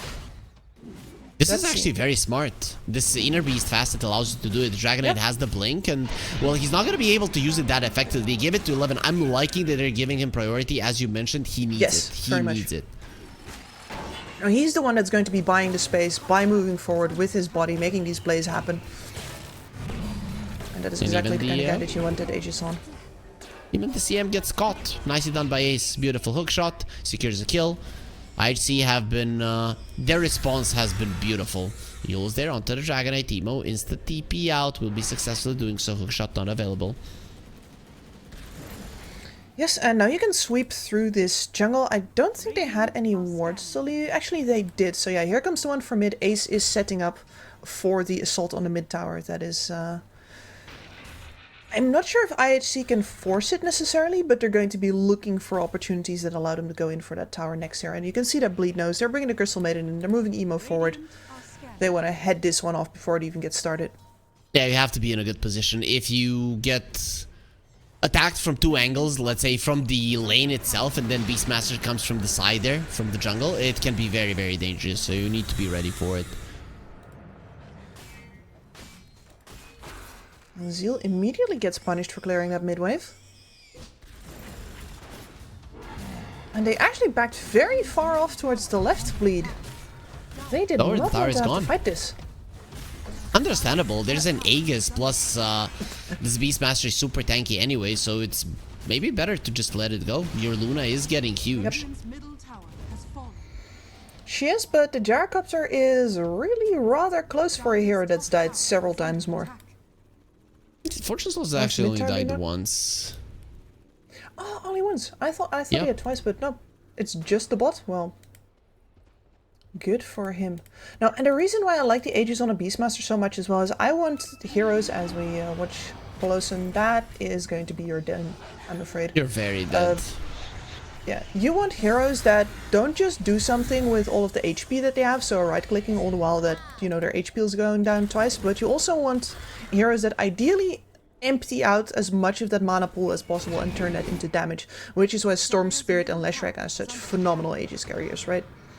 And a Beastmaster with the Axis definitely does that as well.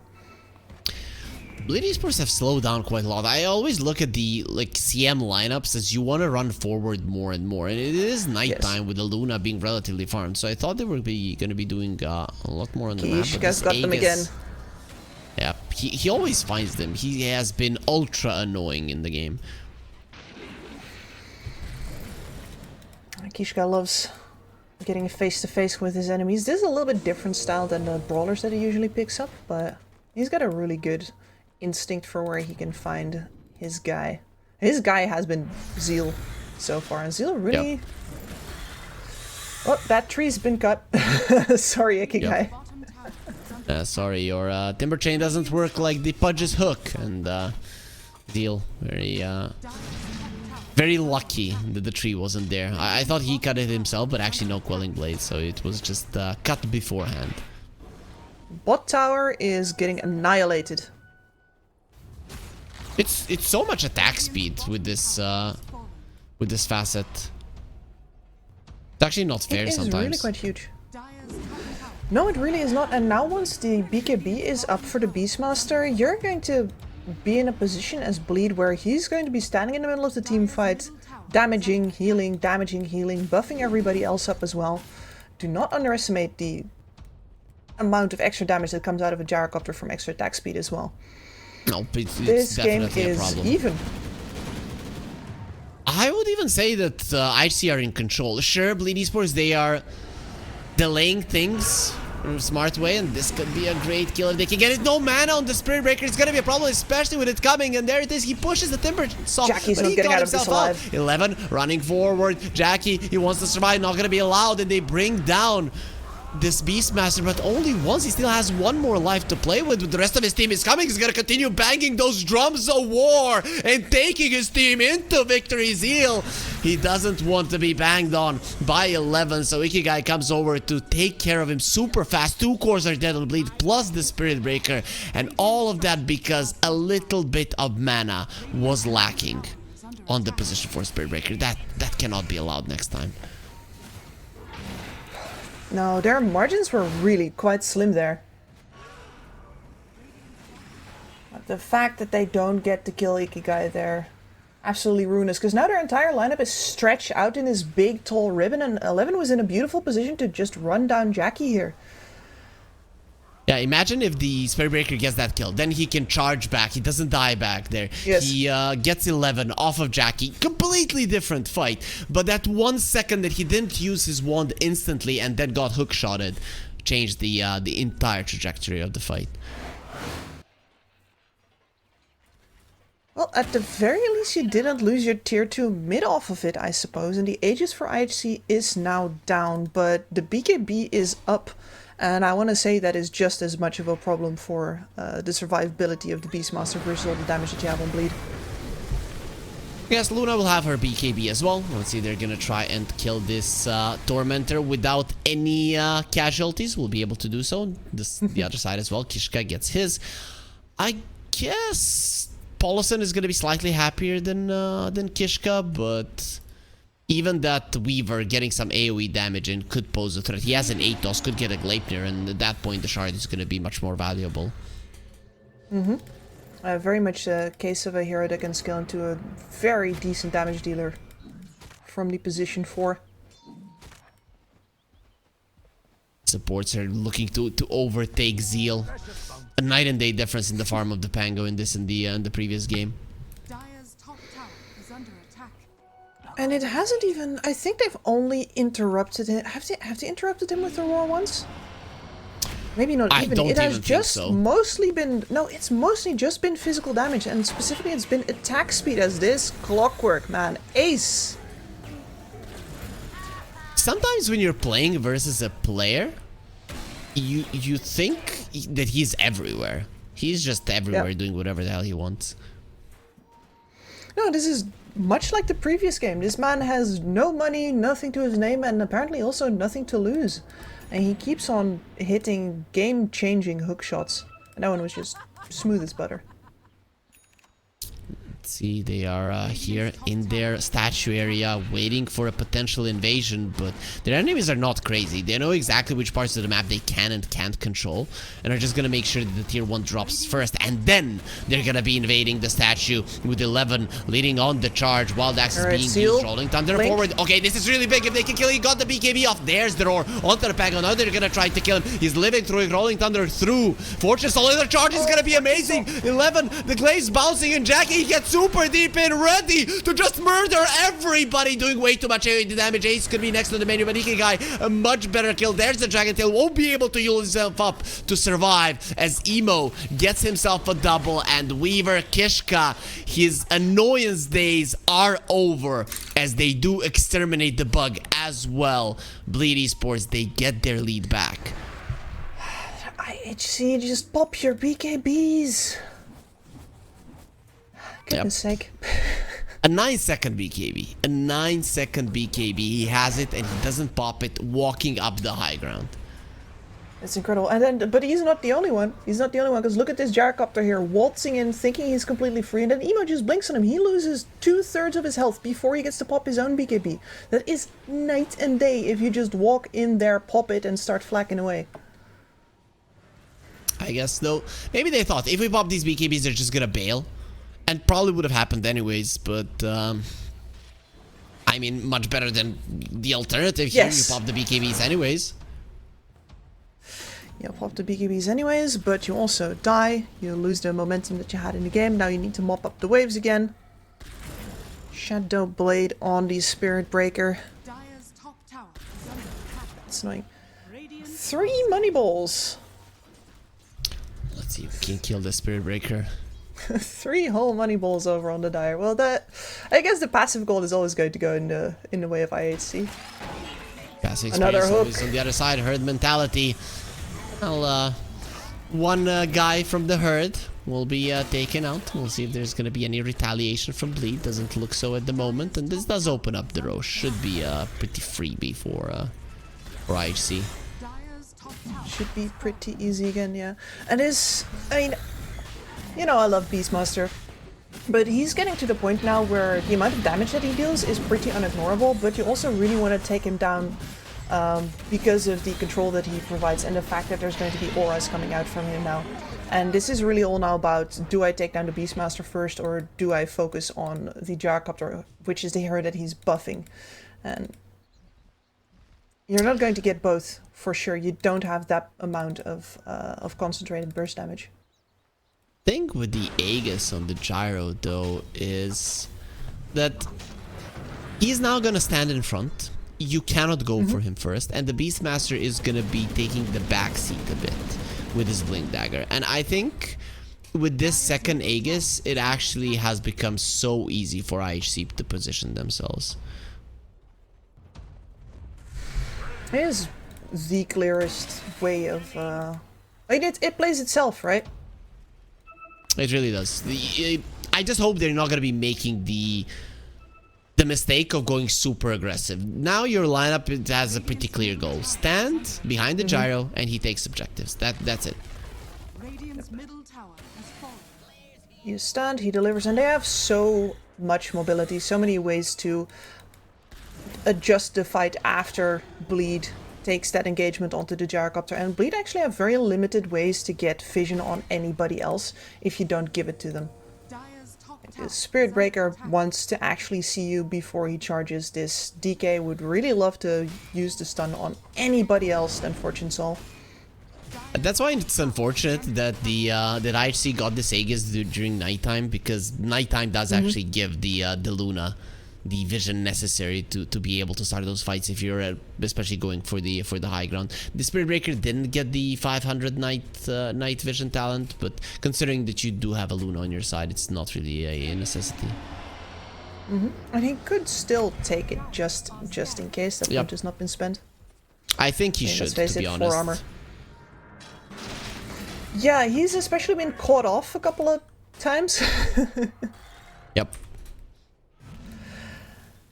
Can't say that it would have made a difference, but you don't know that. Zeal is going for a Lotus. I love this. He has been having problems with surviving the Swarm and the minus armor. So having that is great. And of course, not even going to talk about the impact that preventing the Roar going his way. They found the Gyro. These are only and 2 dire heroes as well. Yeah, only 2 of them. This is gonna delay the Aegis by quite a solid amount. Sentry was already placed. Zeal inside of the expanded armature of Cogs is gonna be getting himself a kill. Yep, that is very valuable delay indeed. Gonna have to wait until that Clockwork is back, and at least the Dire have good vision over their outpost right now, so they can TP him pretty far forward. But you gotta hold this position now as well. So Fortune Soul here is in a little bit of a dicey spot. Well, not if Emo just exposes himself like this. Oh, a blink out. No, he's not exposing himself because he's so fast. They found the Weaver, but this time around he has the Yules to protect himself from the Orchid. Clockwork didn't have that luxury, but the Kishka is ready. Charge in. Spirit Breaker gets a connection on 3 people. No follow-up still. And that's a level 20 Luna with the Kanda. This is a really big power spike for Jackie as well. We've seen him mostly stay to the side and farm in this game, apart from his one unfortunate join. But this is exactly the kind of time where you do not want to be fighting into a Luna without having a really good start to the fight. This is where you start doing insane amounts of damage without having to commit into a battle, which is a big deal. Playing versus the Roar, it can always be very dangerous for a core, as you can die in a second, but you can now actually keep your positioning and allow the Dragonite and the Pango to get the hate. Exactly, and it forces IHC to make very clear decisions on whether they're going in or out. Like standing around, repositioning yourself, waiting for the best possible opportunity. You're just going to be getting a lot of Lucent Beams and a lot of Glaives to the face. It's going to cost you HP. You need to wait for the Sagas to expire. If you fight the IHC side right now, Gyro, you have to kill him twice. Timbersaw has the Aghanim Scepter, he doesn't die, and the Beastmaster kind of as well.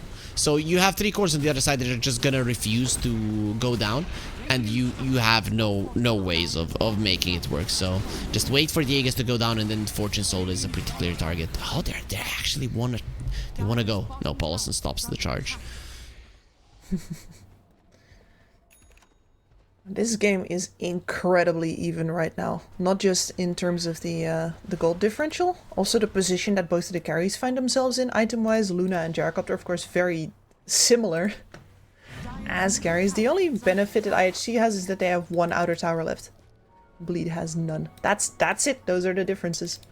It's one of those games, though, where the next fight is going to decide quite a lot of it if it goes heavily into one side or the other. So both of the teams are going to be incredibly careful about how they approach it. But do you think there's an item on one or the other side that the teams are waiting for that could change how they feel about going for a fight and think, okay, guys, now we're going to win at like 95%, so let's just force it?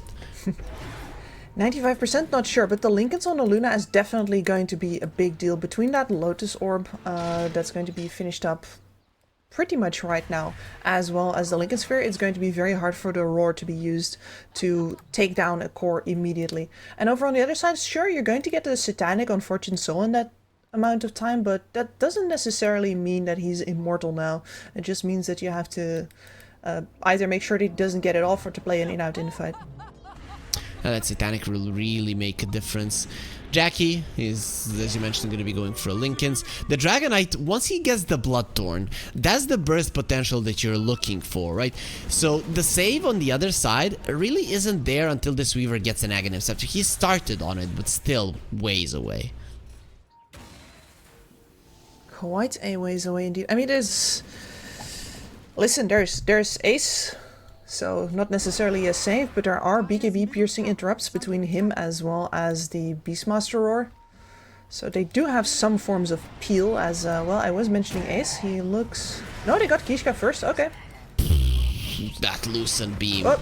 And actually a bonus. The Clockwork, even with the hookshot, gets himself out of his own cogs, but not out of trouble. Gives away a gem to the enemies. Is that gonna be now 2 gems on the side of lead? Yep, and a cooldown for it for IHC. Yep.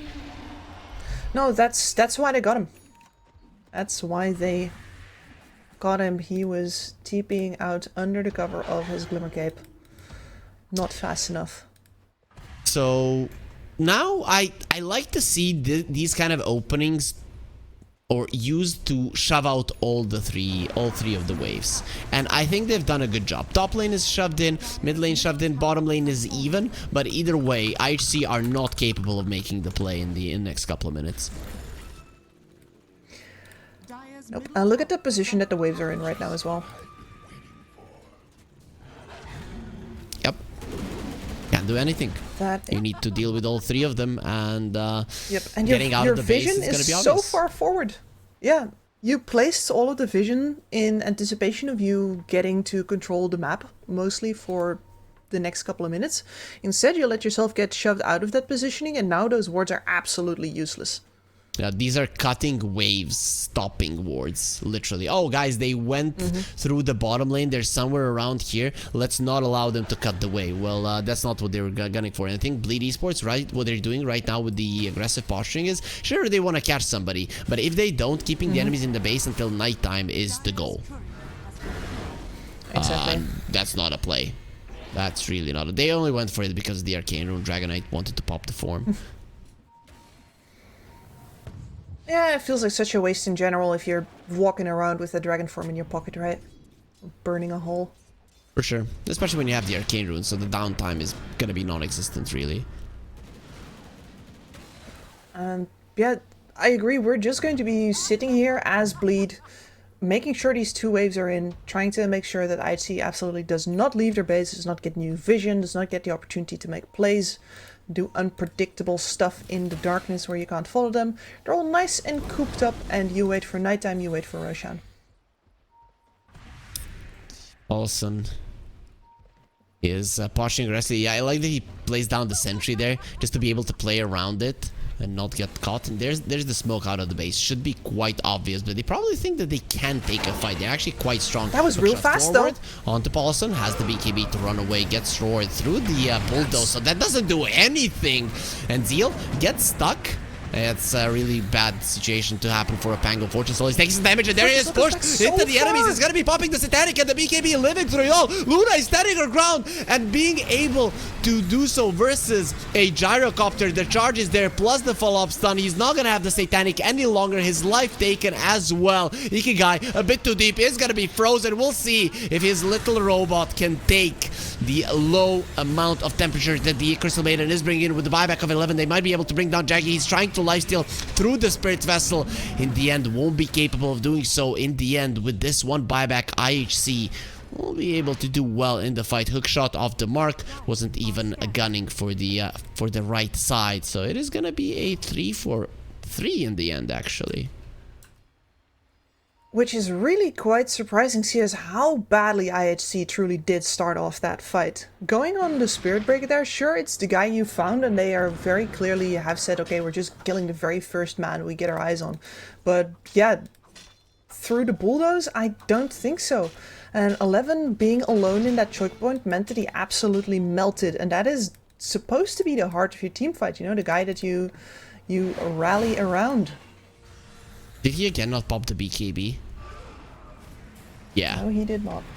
And I'm gonna say it, but I also think that Fortune Soul popped late again. Because he should be popping right here. Yeah. And instead, it's only here. It's hard versus Spirit Breaker, though. I'm not gonna blame him as much as no. 11. You do need Roche now if you're IHC. With this fight, with the Beastmaster not having his buyback, it is a problem. Next fight, you make a mistake like that, you could very easily lose the game. So they walk into the pit and should be able to take it down with Luna still being dead. Exactly. No, that's very much what that buyback was for as well. I don't think you make that buyback if you're not completely convinced that you're going to get the Roche off fit right now. And doesn't necessarily have to be game winning for you right here, but it will definitely be making sure that you're not losing it to that Luna. They're going for the Clockwork actually, and pushing him back with the Nether Strike quite far away. Who got the Aghanim Scepter? They gave it to the Weaver. Okay, that's smart. That is a game-changing item, really. Huge. It is. So 11 now go and don't use your BKB. I don't care. That is completely fine, as long as they don't have eyes on Kishka. Of course, the range on that casted time lapse is ass. Fortune Soul, he has the Aegis and he's not gonna have it any longer. What a play! This Spirit Breaker and this Facet. What an assassination! I just love it. It's literally imbalanced, and the name should never be changed. Yeah, correct. It's a forced repositioning. It is what it is. You got yourself something very, very much like a Venge swap, actually. When you get the Hurricane Pike, which some people go for, it is even worse. Yep. Just shove them all the way out there. So how are we looking approaching the level 25 talents? Actually, Luna is the closest, but Lucent Beam hits additional target. Okay, that's actually now Luna's level 25 talent actually being great. It used to be that her level 25s were just not that awesome. Now, with this Lucent Beam hits additional target, it makes a difference. Especially with all of the other talents that he's been taking as well. The Lucent Beam damage among them. So you lost the Aegis, but you still have the cheese, and you have that Aghanim Scepter on the Weaver. Is it maybe smart now for the Weaver to look for a cast range item? I was kind of thinking it, because you could see Kishka moving over in the middle lane just now, and he was not there into the... Listen, Polosin, you gotta chill. Yeah, I really gotta chill. They're gonna Yule, remove the Bulldoze, gets the BKB off. The Roar is there this time around. No Bulldoze to allow him to leave. Gyro is trying to come forward. This Jackie Paulson is still alive. No way. No way he gets out of this one alive. Ace getting himself away. Now they're looking towards Ikigai, who's in a lot of trouble. Here comes the charge. And Paulson is just doing so much in this fight. He can even buy back and charge in if he wants to. Weaver caught with the Yules will get the time lapse off. I still don't think you're getting out of this situation with your life intact. They will stun, silence, and squash the Weaver. 3 heroes that none of which have buybacks. You have a cheese on this Beastmaster, but you do not have the save of the time lapse any longer. And you know what, Polosin? Never mind. I was not familiar with your game. Carry on. No chill needed. MVP. Literally, his plays on this Spirit Breaker have been the game changers that actually allowed Bleed to do what they're doing right now. That is crush the enemy base. Yep. Well, very much making up for the fact that Zeal did not have much of a game. And of course, it's hard to blame Zeal for that. Sometimes if you're a Pango and you don't get off the ground in these games, there's no way back in for you. But, well, listen, man of the match. They're gonna try to come from behind here. There's the Roar onto Zeal, but they're right next to each other. You're fighting versus the Luna. You know that the Glaze are gonna annihilate you because the Satanic keeping the Gyro alive. But Jackie is gonna continue coming forward. He has a Satanic of his own. Let him live. Let him tell the story about how helpless they actually were. This is gonna be Mega Crease or Bleed, and a very good situation for them to secure that they will at least play the tiebreakers to be the #1 team of Group B. And in the end, with a lot of grit, I'd say here. Not everybody would have dealt well with IHC coming back into this match several times, and are still not giving up, even though this game is absolutely melting them. Without the BKB, the Rolling Thunder is going to destroy Fortune Soul. He has that Satanic, so he can stand his ground, but at some point it will stop, and then the Luna can turn the fight around completely. You're still in a 5 versus 3 scenario, and Emo. No, you don't need the Luna, because a big dragon is eating everybody in your base. Second game in a row. Bleed Esports will win. It's not going to be as easy, but a victory is a victory. 2-0, showing why they're at the top of Group B. Yep, and showing why IHC has been butting up against the top of this group. I mean, every single time that we've played the regional series here, but once again for them, unfortunately, no spot in the playoffs, and very much a deserved one for Bleed, who looked so stable, so adaptive during this series in particular. So now they're gonna be waiting to see if Talon are gonna be winning later on in the day versus Manta with a score of 2-0. If that does happen, then we are gonna have a tiebreaker here. If not, we could even dodge all of the tiebreakers, which wouldn't be fun. You and me, Kips, tomorrow are gonna be casting some 1 versus 1s, but still, Bleed, good performance. IHC out of the tournament. Do you think if IHC were in Group A, they could have maybe gone through? Oh, that's very hard for me to say because I didn't follow much of Group A, but I do want to say that there was a top 3 already laid out in this one, and I'm pretty sure it wasn't as hard-coded in the other ones. So I'm just gonna say yes, and anybody who wants to be offended by that can be offended. Exactly. Also, we are of course not done with the day, just with one series. As always here at the Regional Dota 2 series, we have 3 best of 2s waiting for you. We're gonna be swapping out one of the casters. So Kips is gonna be staying, you guys are lucky, and T-Panda is gonna be jumping in to give you the action of Team Tough versus Salvation Gaming.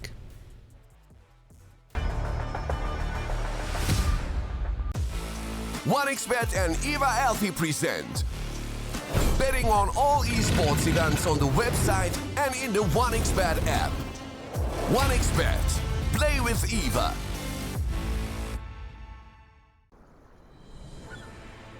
What if Kunka knew that he could not only play Dota but also place bets? Better the best black hole.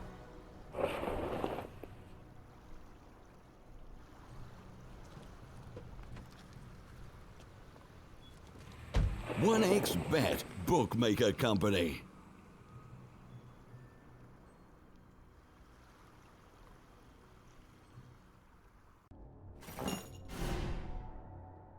Chances of breaking items in a tournament match are non-existent.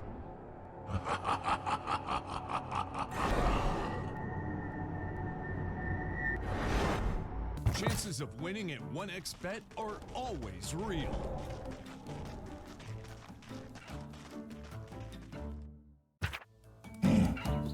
Join with me. At your service. Stealing Aegis from Roshan is very difficult.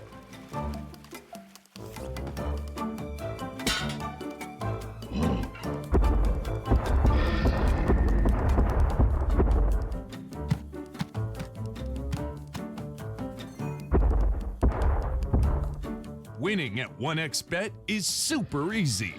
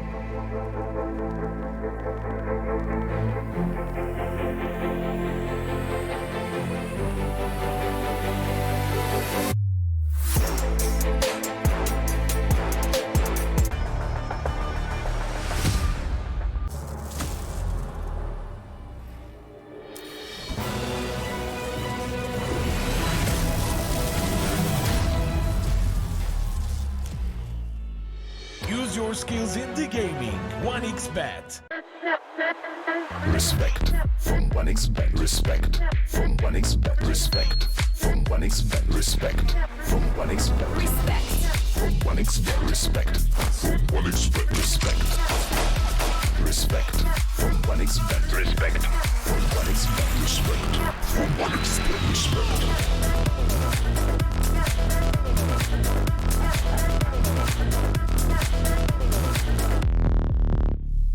Hello, son. Hi, Mom. Pretty girl. This is Eva. Nice to meet you. Thank you very much. Your dad's just making his favourite dinner. It's duck. Come on inside. They're all probably too gruesome to tell you while you're eating at the table. How's your food? Is everything okay?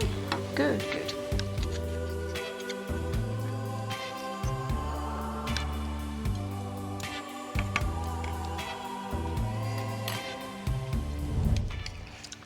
You seem to know each other. Yeah.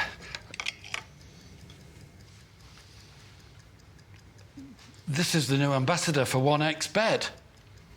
Oh, I see.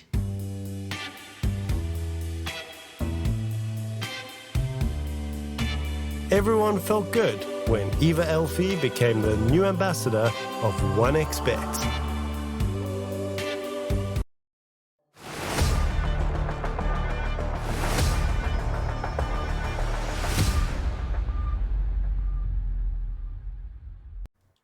What's up, y'all? We're heading over to the last two series of the Rest Regional here at Relog, and it's time to start locking things in terms of our playoffs, because by the looks of it, IHC should be now dropping out of the playoff battles, and that means Team Tough, Talon, and Bleed, they all secure their spots onward.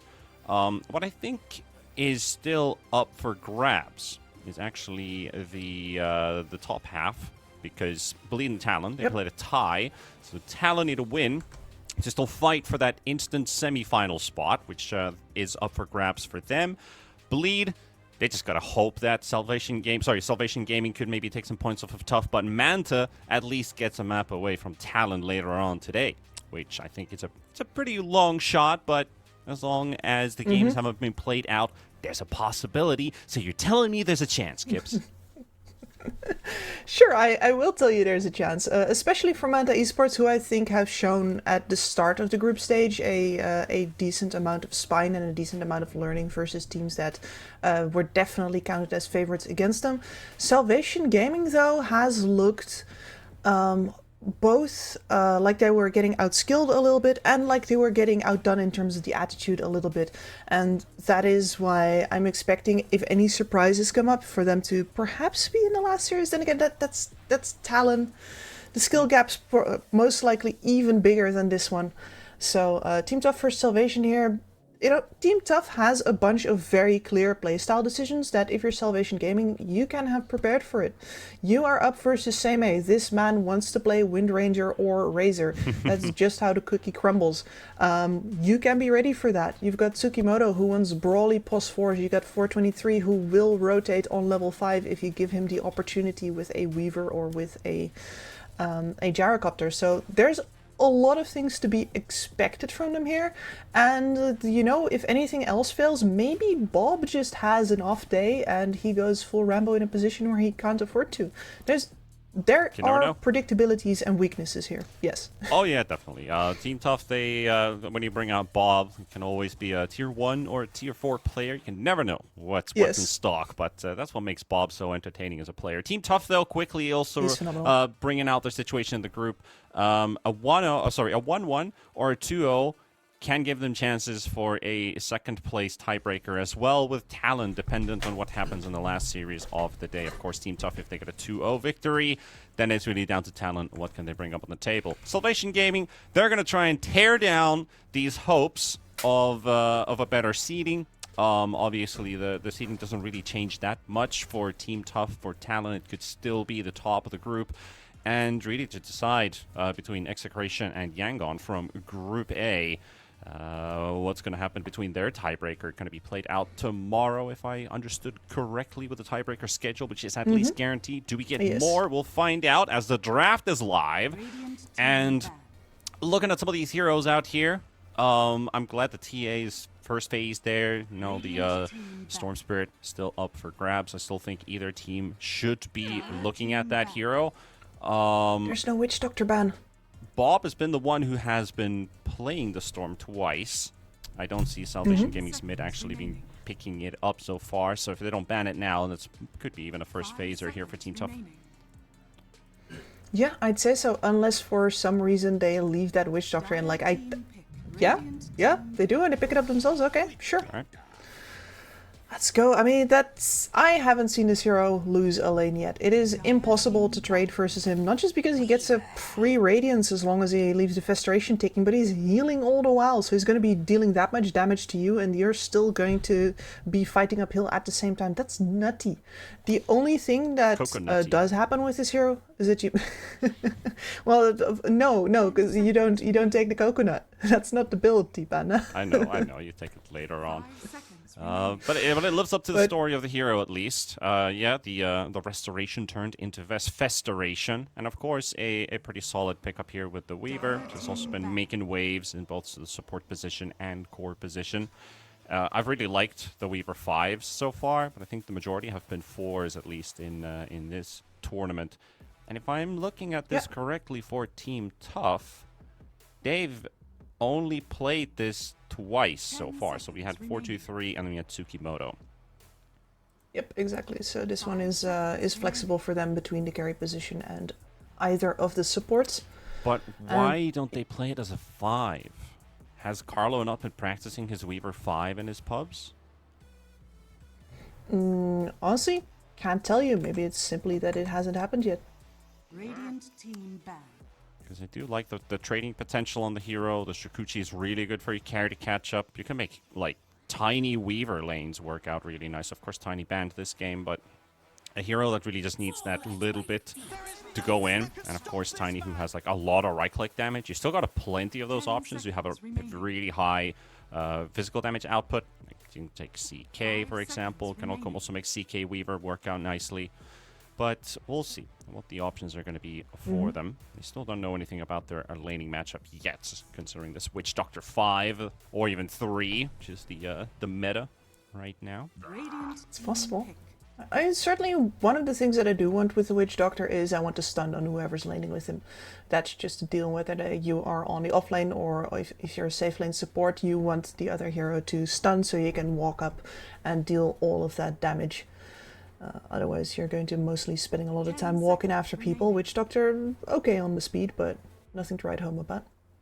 I hope that noise didn't just get caught up on my microphone, because apparently there's some kind of construction vehicle right next to my window, and I heard a window probably get smashed, and I was like, what the heck? Was that mine or somebody else's? But, bit of action here on a lovely, lovely Sunday. There's the Storm Spirit, which I was expecting to be picked up. That's going to be your mid. Still keeping options open on the side of Team Tough. But you're going to have to answer this. Do we see the Ember pickup? Do we see Shadow Fiend? Do we see Lashrak? All of these three are your go-tos currently. Maybe even a Coddle in some cases as well could work. I'm just worried that Team Tough, if they pick up Coddle, you've got like the best combo for the Storm Spirit out there. So not that common of a pickup for them though. I don't remember. Seimei really does like to think that he's the second carry of this team, and very often that is true, but he does really favor the right click or utility type of offlaners and not the magic snowballing ones. Oh no, I wasn't thinking the Coddle should be put into the offlane at all. Like support. Put it as a 4 or 5. See, some players like it as their 5, but they kind of need to be experienced with it. Then if you pick it up as a 4, you have a great amount of trade versus your matchup that you're playing up against, which is at the moment Witch Doctor, who does heal himself, so I'm not sure if the Illuminate damage is going to be enough to harass him out of the lane, but you can at least poke the carry because he doesn't get any of that healing. They're going to bring up the Rubik, though. It is a Weaver game, so kind of self-explanatory that they pick up the Rubik here on the side of Salvation. Yep, Stolen Sakuchi, absolutely phenomenal. And you know who's playing it? Of course. It's Pickle Drake who's going to be playing the Rubik, so he's a really good Rubik player.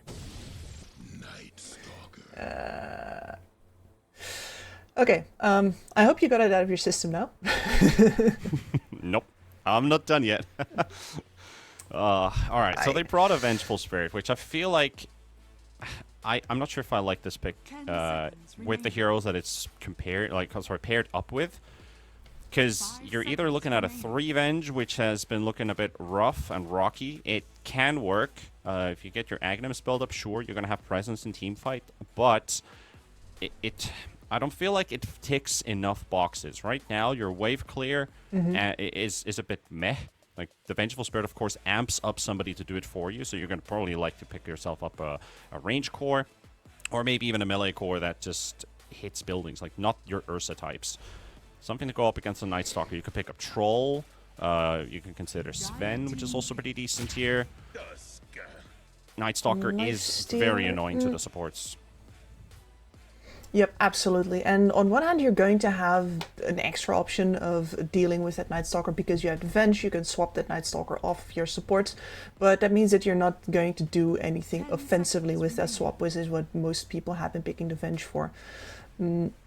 And it hasn't been working out. I'm personally convinced that people are building the Venge wrong. I still think that the focus on the fact that you get the facet that allows your attacks to be melee, and then you're going to scale as a secondary core and everything, doesn't really vibe with the fact that you're mostly there as utility, and you're mostly going to, well, die.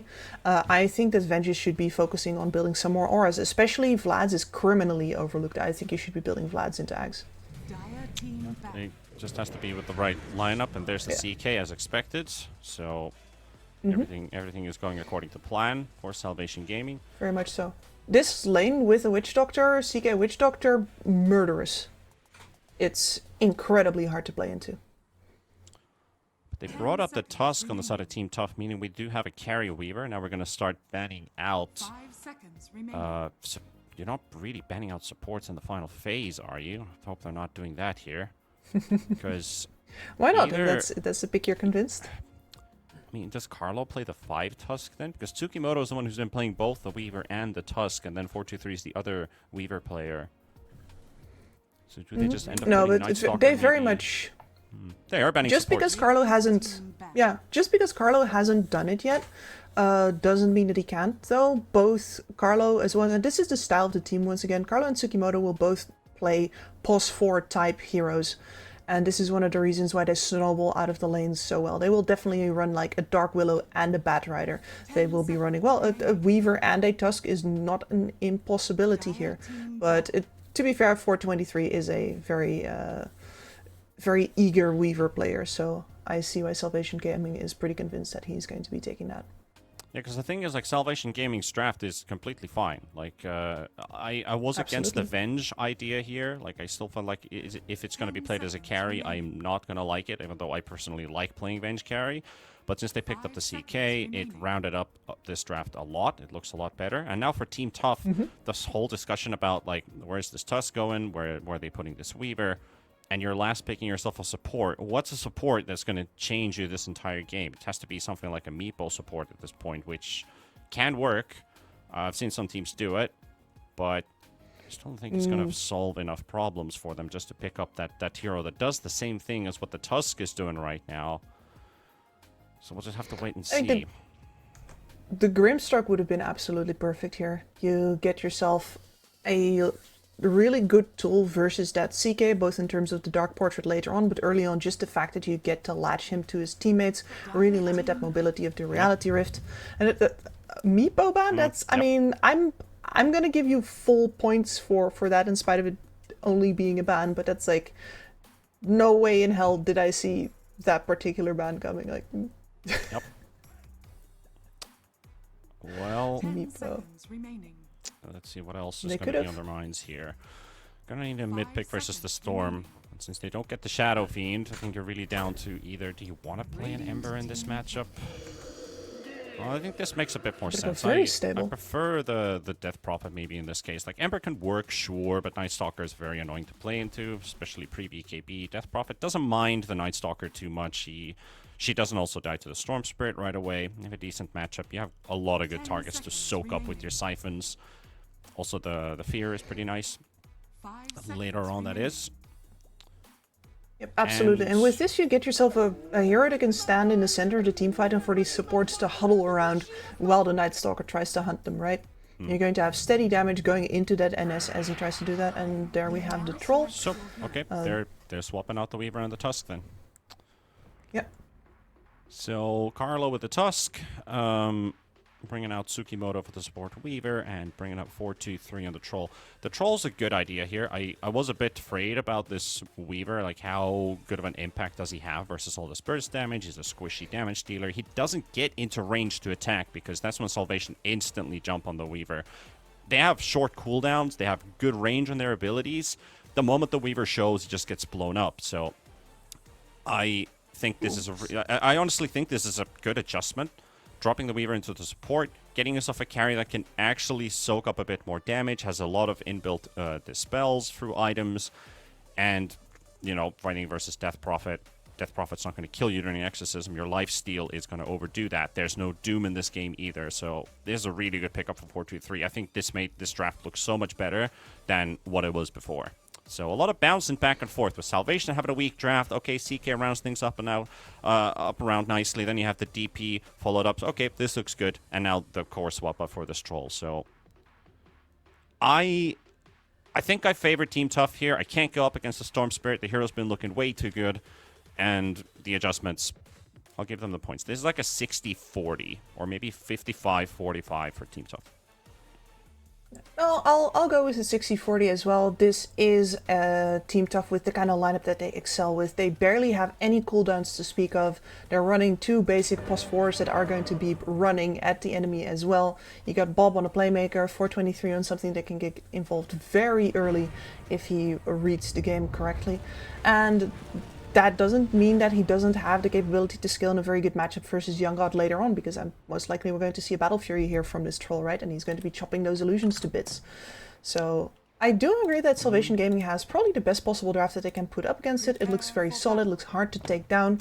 The Venge, complete wildcard. I haven't seen it work out a single time yet, which at this point is getting kind of... That must partially just also be unlucky, but... Let's see if Rupido can change the stats. You say Battle Fury, but I think I'm going to go with the Maelstrom route here for this Troll, considering there are illusions. There's a lot of armor you're going to be going up against. There's Shiva builders. There's a lot of minus armor being applied on you. You won't live that long to deal enough damage with the Battle Fury. So I do think this is potentially going to be like your Maelstrom, Sanj, and Yasha, unless he wants to build a Manta in this game. But those also get cleaned out pretty quickly. There's a lot of physical damage you have to worry about. I'm not sure if the Battle Fury is going to come online fast enough. Like, if he does, he can, but that, I think, gives a bit too much room for Salvation to start working wonders around the map, because you think about Battle Fury timings, somewhere between 13 and 16 minutes. It's quite late. It is quite late when your towers are falling. This is a very heavy push lineup on the side of Salvation now. Yeah. No, it's something that Team Tough is going to have to keep back down. Yeah, exactly. I think a lot of it is determined by how well the laning stage goes here. Yep, and as we get the game underway, you heard the dire horns just sounding the start of this important series here for Team Tough. You know what that means? And the horns are sounding for battle as we're potentially getting a first blood up of the Witch Doctor, trying to heal it out, but it will do him no good. It's going to be Seimei with the first blood off of Lloyd. Yeah, that is the one thing that happens to a Witch Doctor with this build. You have no stuns, you also don't really heal yourself all that much. So literally all you do is deal damage. And it does mean that if you are the target, you're just going to get run down. And we do have the Night Stalker shifting nighttime and daytime around, so he will be strong during these first moments of the laning stage.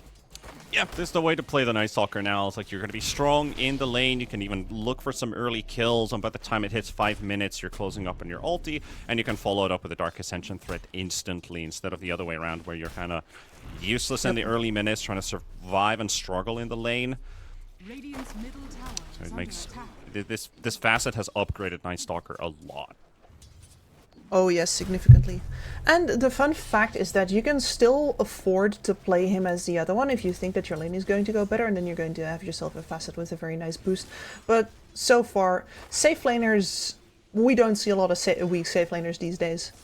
Nobody trying to get away with Drow Rangers or anything. It's more about the offlaners struggling these days. Like, there's a lot of good pause 3s, but it feels like they're on the receiving end most of the time. And actually, they're level 2 versus level 1 right now. They are trying to fight it out versus Rapido, but it looks like 423 is going to be the one to drop potentially first. Yes, he does. And they're going to get a follow-up on this as well. Lloyd does get killed in the top lane meanwhile, but that's going to be 2 kills on both lanes. As the Witch Doctor and the Venge, the Troll and the Tusk are all going to go down. With the Troll going down first there, that is definitely not where you want to be on Team Tough. Yep, he has that Battle Fury lined up for now. But if this is the way the lane's going to be played out, if this Troll starts to die maybe 1 or 2 more times during the laning stage, that's when you start to give away your hopes of it. You've got to avoid that the CK doesn't get too fat too early on. Exactly, because the CK is one of those guys that will actually get involved early no matter what. Troll Warlord is much more conditional. And this is a last pick Troll, which you really got to make the best out of. Not for you. And you picked this hero for a reason. You wanna beat this lane. It already starts off with a death for him, which is not the way that he planned this whole thing out. Mid's pretty even. Doesn't look like, well, I wouldn't say pretty even, actually. It is quite Bob favored for now. It's not. It is quite Bob favored, and I think one of the reasons that normally this matchup used to be more even is because the Storm Spirit really needs to walk into range of the Death Prophet in order to get good remnants out, right? And now you walk them in, and in a lot of matchups it doesn't make that much of a difference, but versus a Death Prophet who really relies on the Spirit Siphons to get out ahead in the trades versus you, the fact that you just don't need to get close to here is a huge change. It sure is. Like, that's why I want to. One of the big things about the Storm Spirit is particularly that Tusk is going to go down to the bottom lane, chased by Rapido. And now 423 is in between 2 fires. Drick, Fate Bolt's available. Will drop out the damage that he has remaining. There's a couple of misses coming out from Rapido, but he has the stun right after the flying axes, and they will get themselves a double for this offlane Venge. And things are going from bad to worse. Troll hasn't actually landed a single last hit in over a minute. Now he goes down. The Witch Doctor dies in the top lane. Tsukimoto will go down to Young God. So CK's getting bigger. Troll's not going anywhere. This is not really looking too hot for Team Tough. Relying on a lot for this Storm Spirit to try and salvage the game for you. And of course the Night Stalker when he gets active, because he has 2 kills in Seimei. Yep. He's currently and of course, ahead of the rest of the pack.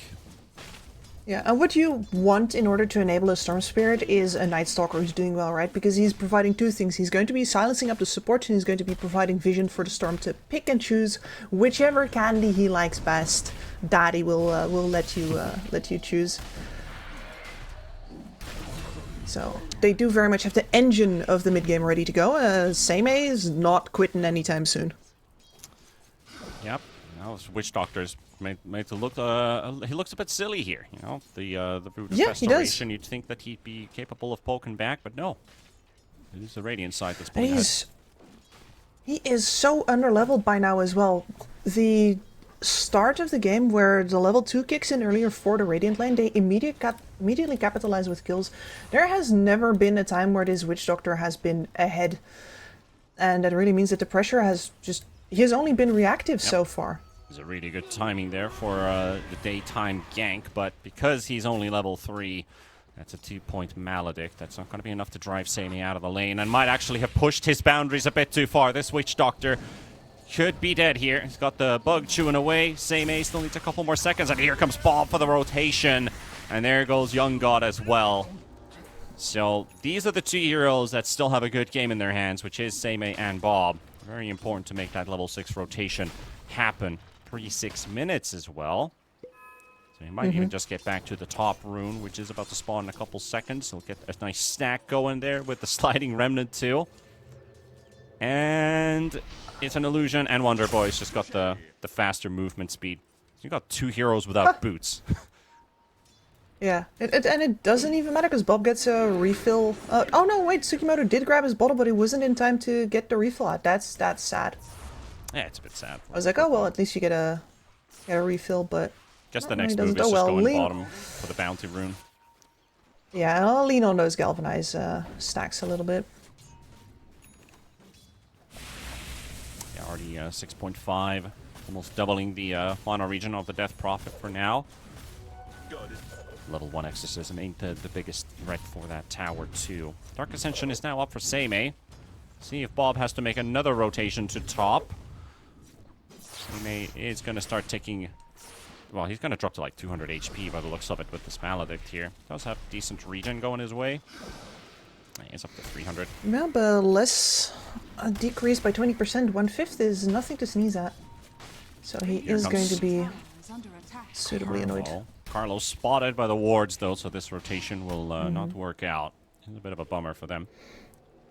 Yeah, also only level 3. No points in the snowball, which is really good to help people wait out things like the CK stun while the Voodoo Festration is going on. So maybe for the better that he doesn't get involved there. Radiant's bottom tower is under attack. Troll has also moved away from the lane. He has also taken the Battle Fury out from his quick buy. We'll see what he decides to do now. Is he still going to keep going that way? He's already died twice. He's last in net worth out of all of the cores. Yikes. This is pretty bad. Yeah, this was a last phase Troll. They did a bit of a shake-up on the side of Salvation, but still, this hero was supposed to win the lane and have a great time. Nope. I mean, in general, Troll is supposed to win the lane. And now instead you're going to get your tower shoved down by Wonder Boy. I mean, the heroes on the bot also sticking together way too much for either your Storm or your Night Stalker to get involved in this. It's daytime. Yeah. Seimei is only going to come in if the Dark Ascension has a better opportunity. And honestly, that double kill that they got in the lane where 423 was about to get a kill, he had his mischance applied on both of the heroes and they lost both instead of killing anybody. That lost them the lane. It was literally over from that moment onward. Like, the Venge was supposed to die with the Rubik.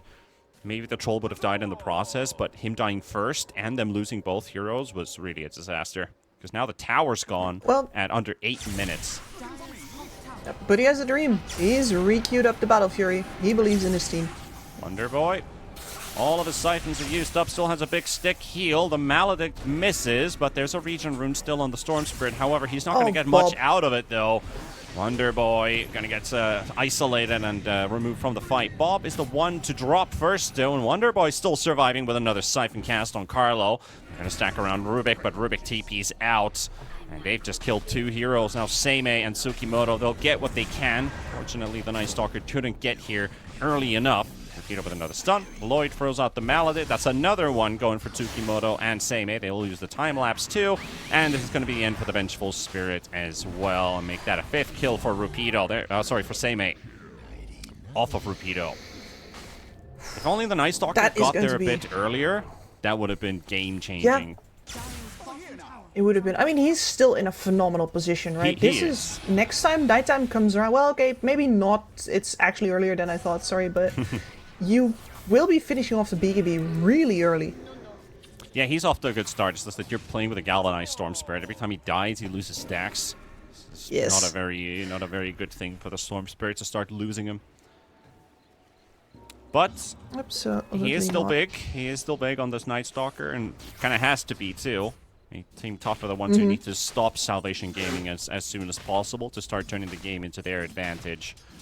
That comes through the Battle Fury timing later on. You have a lot of Galvanized stacks in the Storm Spirit. There's some prime targets you can jump on. The Rubik, the Witch Doctor. I'd love to see an Orchid in this game. He's going for the Kaya first, which makes a lot of sense for the hero. Maybe the Meteor Hammer then at some point for the extra mono regen amp. Yeah, I imagine Bob's going to keep it very, very simple for now. I gotta say though, we've been emphasizing how bad of a game the Troll Warlord has, and he does need more time to build up, but at the same time he is still just above Young God, who has of course been kept down and in the dirt by Seimei. And he just got scouted out here as well in his little group up attempt. Tsukimoto knows what's up. I don't know what they were really up to here on the side of Salvation, stacking up with 3, trying to potentially find a kill on someone. Because the CK just needs to be farming right now. Or at least joining into fights that they can win. Well, here on the mid lane, opening kill. Yep, maybe even 2. And a bonus. There you go. Seimei picks up another. I'm gonna push Wonder Boy away so they can start focusing the tower. Storm Spirit gonna have to Ball Lightning dodge this Maledict. Okay, he's a bit late for that. Bob. Bob. Listen, it's Bob, man. I know it's Bob. It's like this guy. Yeah, our nightmare continues indeed. The man. The myth, the legend. No, and here we see both of these supports absolute food for the cores of Team Tough, and showing the death profit for that attempt on top is exactly what killed them. Team Tough moves to mid, knows that the death profit has to TP in order to be involved at all, so none of that silence, no having to fight while an exorcism is going on, for example. Just take the supports, take the tower, get back out. Same is going to finish off the top tier 1 tower. That's just a couple hits away from falling, with the Battle Fury now getting closer and closer for 4-2-3. He's gone past the entire pack of Salvation Gaming. They have a 4K lead right now, mostly from this Night Stalker, and their support's having a great time. Exactly. No, this is a full item finished for the Night Stalker, and with the vessel on the Weaver as well, no boots, no nothing, just a stick and 3 Spirit Vessel charges. This is so much damage. They can kill anybody in seconds. Well, I guess maybe not if the Caster Curse. Storm Spirit got his... That was the one spell that's gonna save his life there. The one and and he only has the spell. Ball Lightning, as it turns out. Yeah. Right, they're thinking about a Witch Doctor, but yeah, that vessel's not going to do them any good. They're going to finish off him. Also put down the Verdurous Dale for the extra HP region. Witch Doctor can just sit there, just chill. Same still thinking about Drick. Ball Lightning in for the quick wave clear. Make sure that that tier 2 is not in trouble. Now 4-2-3. He's very deep. Very deep in the lane, but with all that activity, they find an opening on Drick. Now they can collapse towards top. Salvation Gaming, they're the ones who are actually losing a lot on their map. Really choked. Oh, hit yes. the back line here onto the Witch Doctor, and it is the supports that are just going to get blown up one after the other. And there's your BKB reveal. Same continues to fight onward.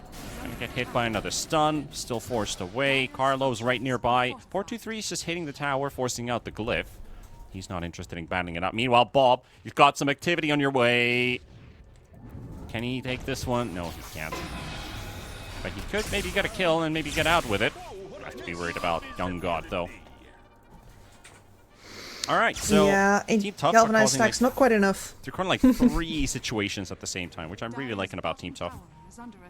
Yeah, it is their big specialty. They will take you down one by one, and especially if you start getting nervous, if you start holding hands, means that their threat is working and they will start out farming you, even though they're the ones that are ostensibly doing a lot of the running after enemy heroes. They're really good at this.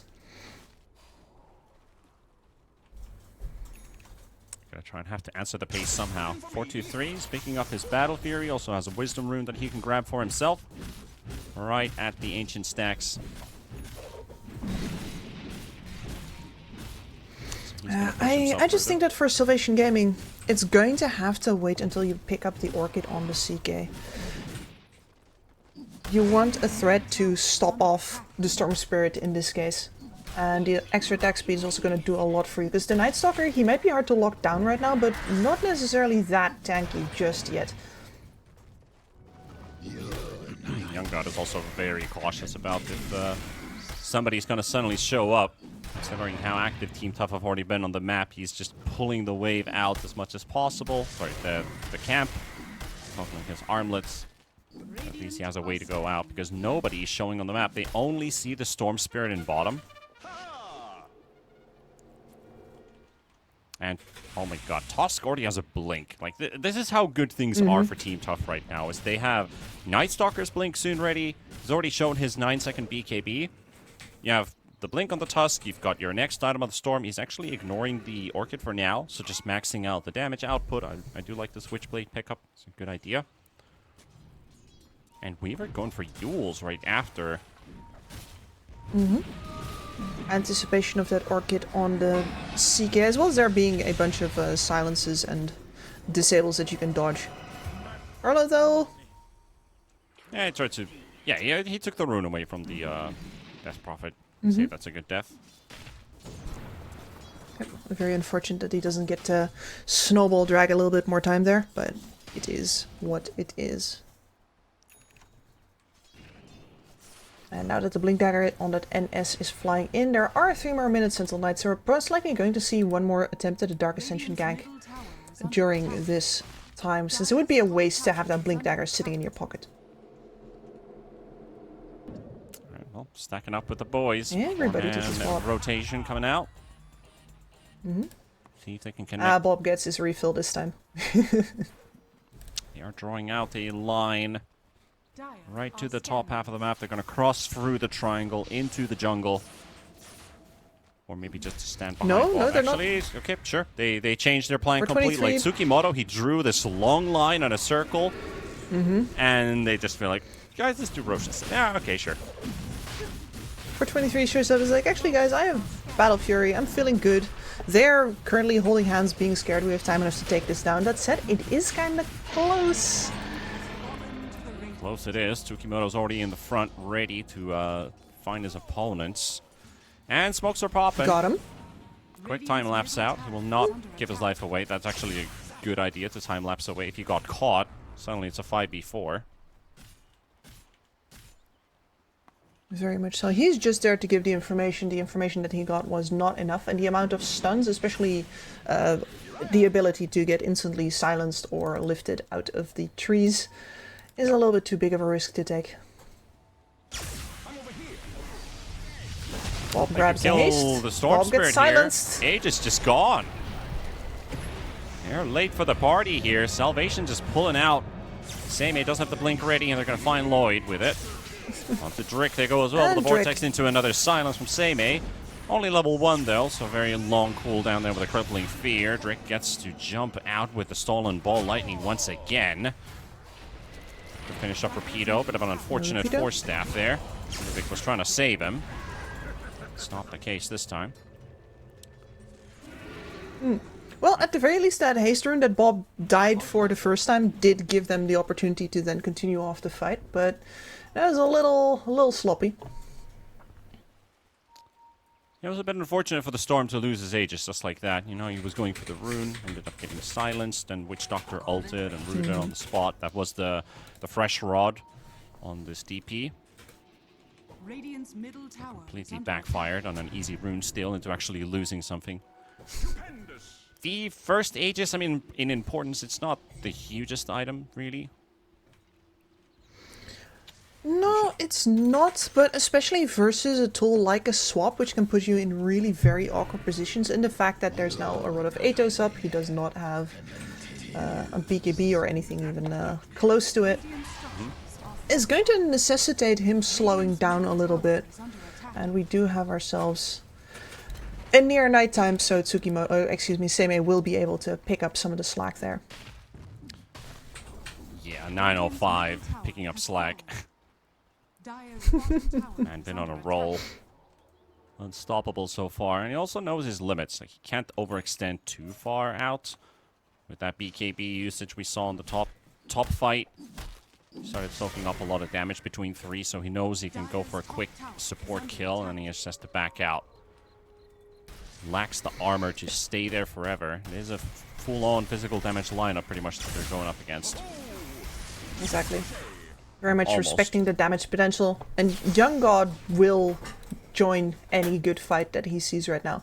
The fact that he hasn't turned up yet is just because there hasn't been an opportunity. But Team Tough very much aware that the punishment for overplaying is going to be much harsher now that the Orchid is up.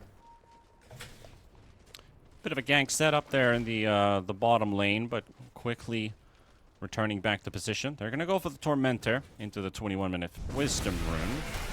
Salvation, that is. Get the group up on this. Young God is actually landing some 1,051 crits there. Does really hit hard on heroes without armor.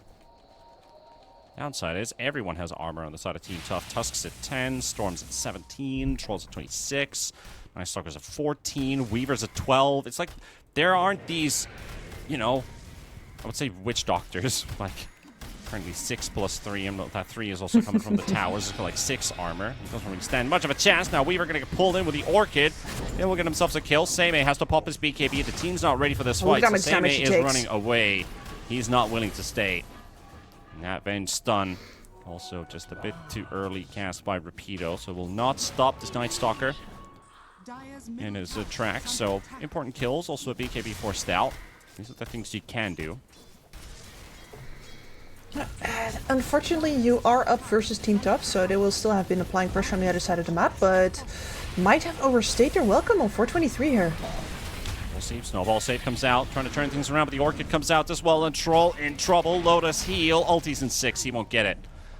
I think Team Tough are extending a bit too far around this time. They're trying to get themselves a kill with Bob and Carlo, but they've spent a lot of resources for this. Maybe they can still turn things around, but Tsukimoto will get Lloyd. Also, Rapido gets a swap save just out in time. Here comes Wonder Boy and Seimei, now turning into the action, who originally retreated. They've already killed off 3. He'll blink out because no damage is dealt to the Night Stalker. Bob and Seimei, the ones to survive out of this fight. Still very, very scrappy. But against Night Stalker, you gotta push your advantage. Like, you can't just suffice with 1 or 2 kills and then back because of the threat of the Night Stalker, the Storm Spirit, the Weaver. They will take you out if you haven't taken enough heroes away. So it's kind of a all-in trade for Salvation Gaming. It is, and I think the reason that Team Tough feel comfortable still taking a fight there is just because that Death Prophet is showing up so very late to the party. As soon as she turns up, you actually have a hero that you can hold hands with, a hero that both Bob as well as Seimei cannot do anything to. It is crucial for Wonder Boy to turn up to this fight. And you know what? He survived that one without any troubles whatsoever, can fly in his BKB right now, has level 2 Exorcism, 4 Spirit Siphons. I think it's time to flex a little bit on that Death Prophet. They're still hunting. They already dodged this gank once, but it seems like they're still going to follow up. The entire team is right behind the Night Stalker. Carlo's also splitting away. Good way to get out. Full-on disengage for Team Tough. And now they can maybe turn. They're going to cancel out the TP, and again, it's the supports that are just taking the hates. It's Drick in the front line with Lloyd and Rapido. Oh, boy. Oh, Salvation. Deep hunt, Rapido. getting pincered from the side, supports in the front line, nuh-uh. No, exactly. And this is, once again, Team Tough really showing that they have better understanding of what it takes to create a good fight and when you need to back off, because they initially get caught off guard with that Night Stalker, back off, and then hang around waiting for an opportunity, and unfortunately Salvation Gaming does give it to them, and now Wonder Boy is on his own here, both supports dead. See, Dion, he can charges to go still with as pop the well. BKB. Wonder Boy, he'll siphon up everybody. Witch Doctor for the ult gets instantly broken, and Lloyd's gonna drop too. Team Tough make it look a little bit too easy there. They do, and it's really just they didn't force any plays there on the bot side. They just wait until Salvation Gaming gives up, splits up, and they immediately punish. And here's a Troll Warlord. Knocking on your bot tower. Very close to BKB as well. A triple BKB, these fights become super hard for Salvation. They have nothing to do versus BKB except deal damage. There's no way to save any of their supports. Still not. there's a Force Staff up. It's something. And that Force Staff hasn't really worked wonders either, because they've been mistiming them. There's so much chase, dude. The thing is, they only have 1 Force Staff. You need like 3 this game. Yep. Gonna say it once again, but I think that these Vengeful Spirits are always itemizing as if they are a carry, and they should be itemizing like they are an offlaner. So yeah, sure, you can lean into your damage aspect, but in a game like this, then you can think about a Hurricane Pike instead. Hurricane Pike would actually be really good. You can still build your damage dealing Venge, but at least go for the Hurricane Pike, which I think is super value this game. Like, come on, there's a Troll, will root you, there's a Night Stalker that jumps at you. You can't get away from that silence without a Force Staff. And this is what happens. Everybody's just silenced up. Rapido and his illusion right after. They're both gonna die. Trying to kill the storm. Actually gets the storm kill. Yeah. Did go for the nether swap damage. Talented level 10, so it's enough for the kill. Bob with the double dots in chat. Why? Well, I think we know what that means. I'm gonna translate that. We do know what that means. But you deserved it. You deserved it, Bob. I'm sorry you did that to yourself. You can simply back off and refuse to let the hero with the 200 damage punch you in the face. Yeah, surprise element But coming you out thought from you that were nether cool. swap. Very underlooked level 10 talent, the damage swap. A lot of people still opt to go for the magic missile cast range because you have a shard that scales with it. And yeah, we can see the replay here. Like, these Night Stalker silences are really the death of this entire team. Night Stalker in general. And then the troll also gets the root. But here we can see Rapido, he's fighting all the way to the end. Bob, there's the stun, there's the swap, there's a right click, and he's gone. That's the secondary swap, yeah.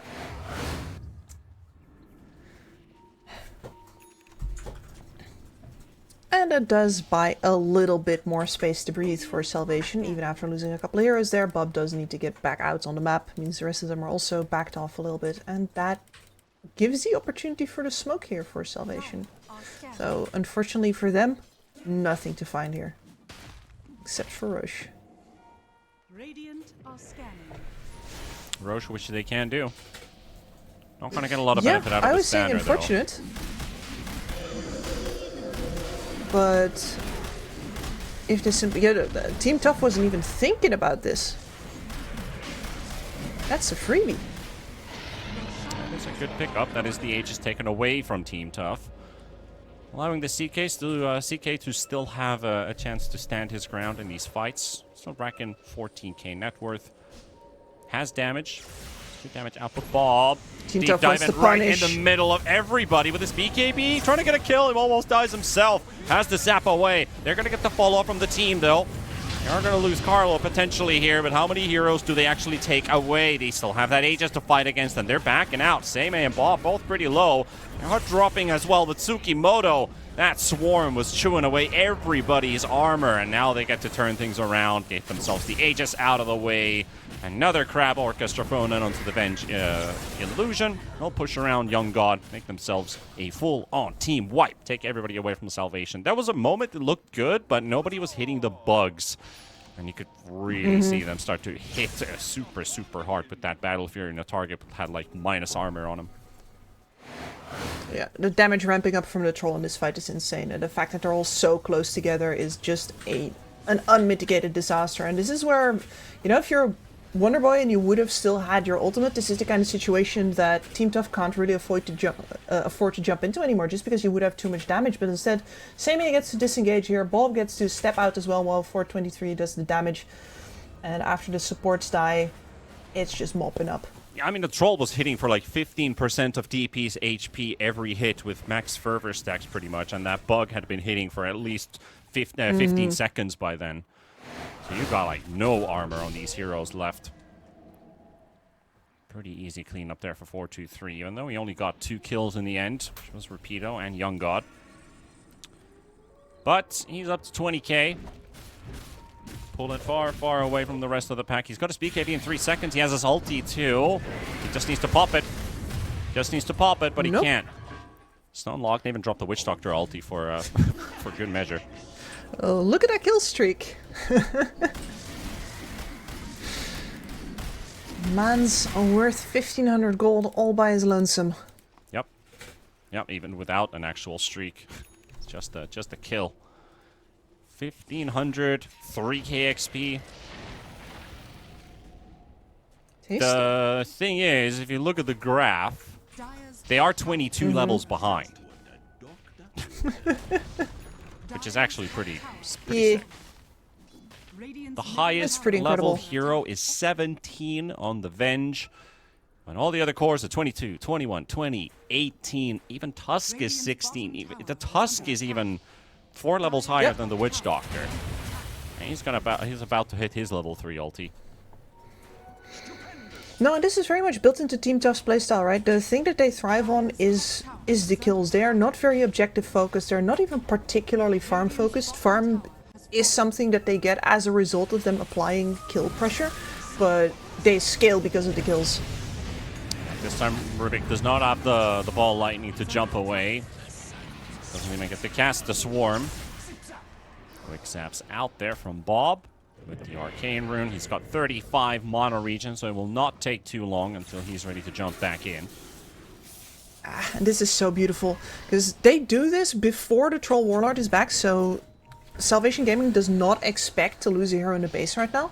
And by the time that Troll Warlord has now made its way back over to this side of the map, there's going to be a lot of time gone on the cooldowns of those BKBs.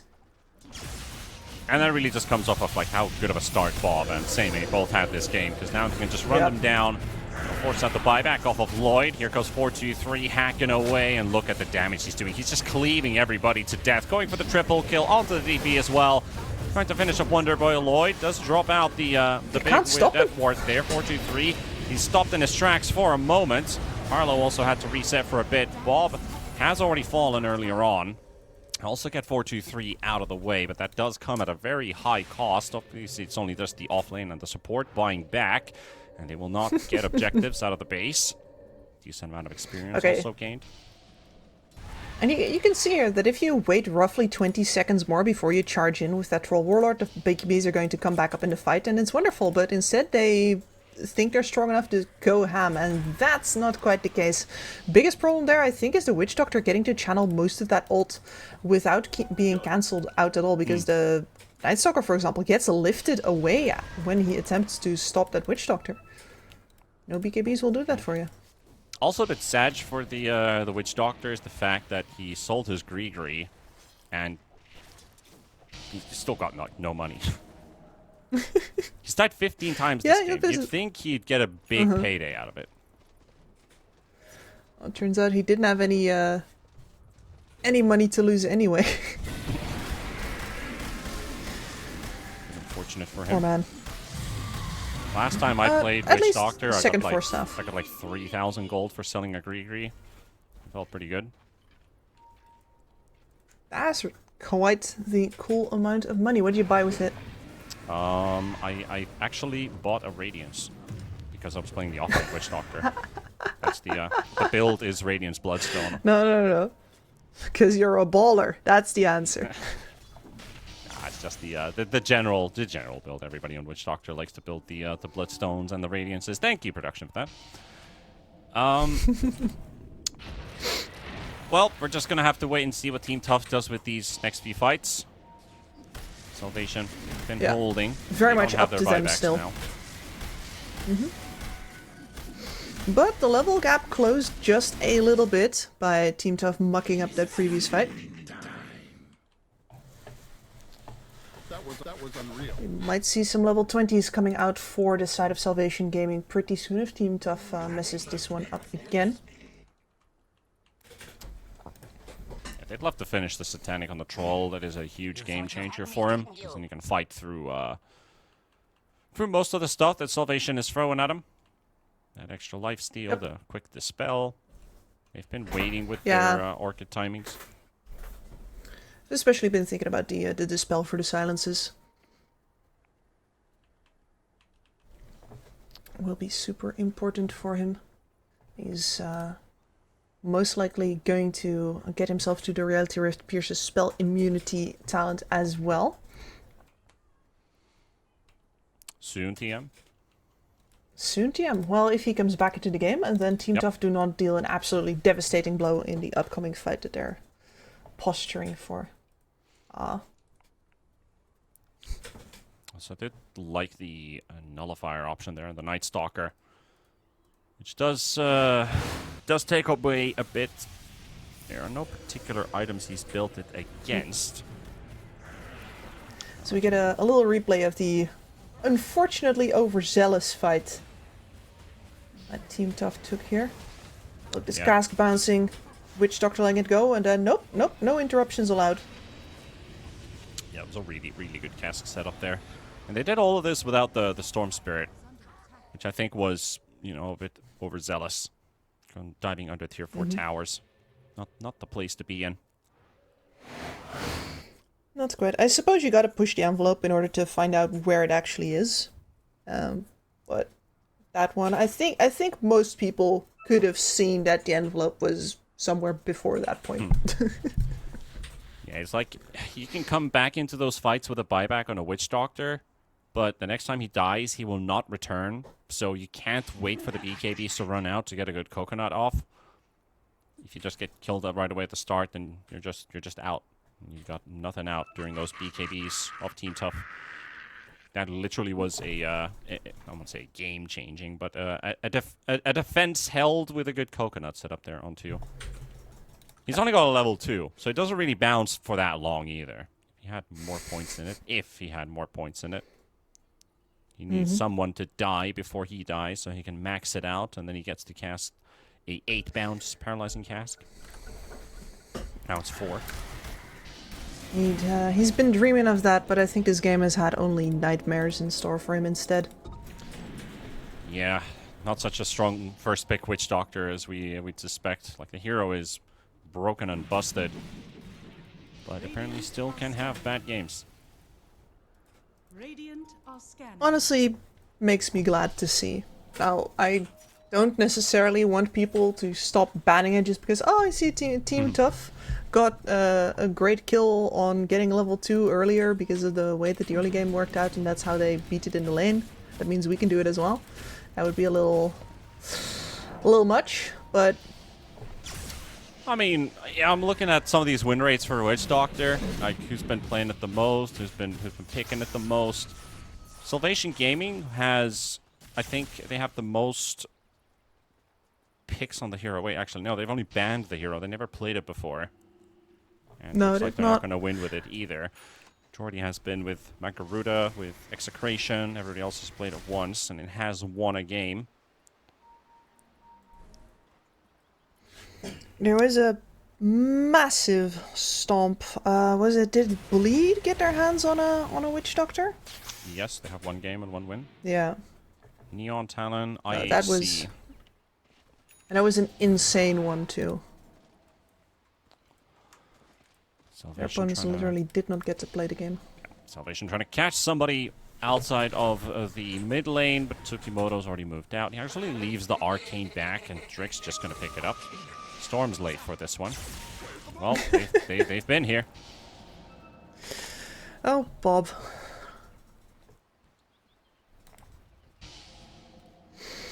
Also, you can't even really say anything about him. Yeah. You also got a very good spell for your opponent's diving, which is actually the Crippling Fear on Rubik. Oh, and never mind, it just expired, so I never said anything. No, instead I was talking about the 29 galvanized stacks on the Storm Spirit. And the fact that we get to see his mana bar move from the top-down perspective, which is always, some heroes got as an innate things that they already had, and then 2 facets that didn't really add anything, and then Storm Spirit, gets, I don't have to melee in this lane, and I get a free Bloodstone. Yep. There are men and there are gods. And you get quite a lot of value out of that. No swaps for you. Picture perfect Lotus Orb. Roche is also coming back up, and look at that. Got a snowball under the tier 4 towers. That's very deep for Carlo. And a does kickback. Get the kick on Rubik, but it does nothing. That was bad. That was just a bit silly for the man. That was... I mean, I understand you saved up for that axe. You just made a really good Lotus Blade. This is the moment where it's unexpected for the Venge to get kicked out of the base, and she can't come back in that easily, but nope. Also, like I mean, it looked silly for him, but at the same time, it did look... Drick actually did force staff him as he was Blink snowballing, and the snowball never connected. He wanted the snowball stun, kick to low ground, finish off the Venge. But because of that lightning fast force staff there from Mr. Pickle Drick, they got themselves a kill. They're chasing the storm here. Bob? How do they get out of there? They'll never take him alive. So picked out the CK's position. Storm is drawing out a line. This is the area we want to keep them at. Roche is home. Refresher Shard is available now. Second BKB charge from one of their cords. Well, level 25 just hit by 423, so the battle trance now strong dispels.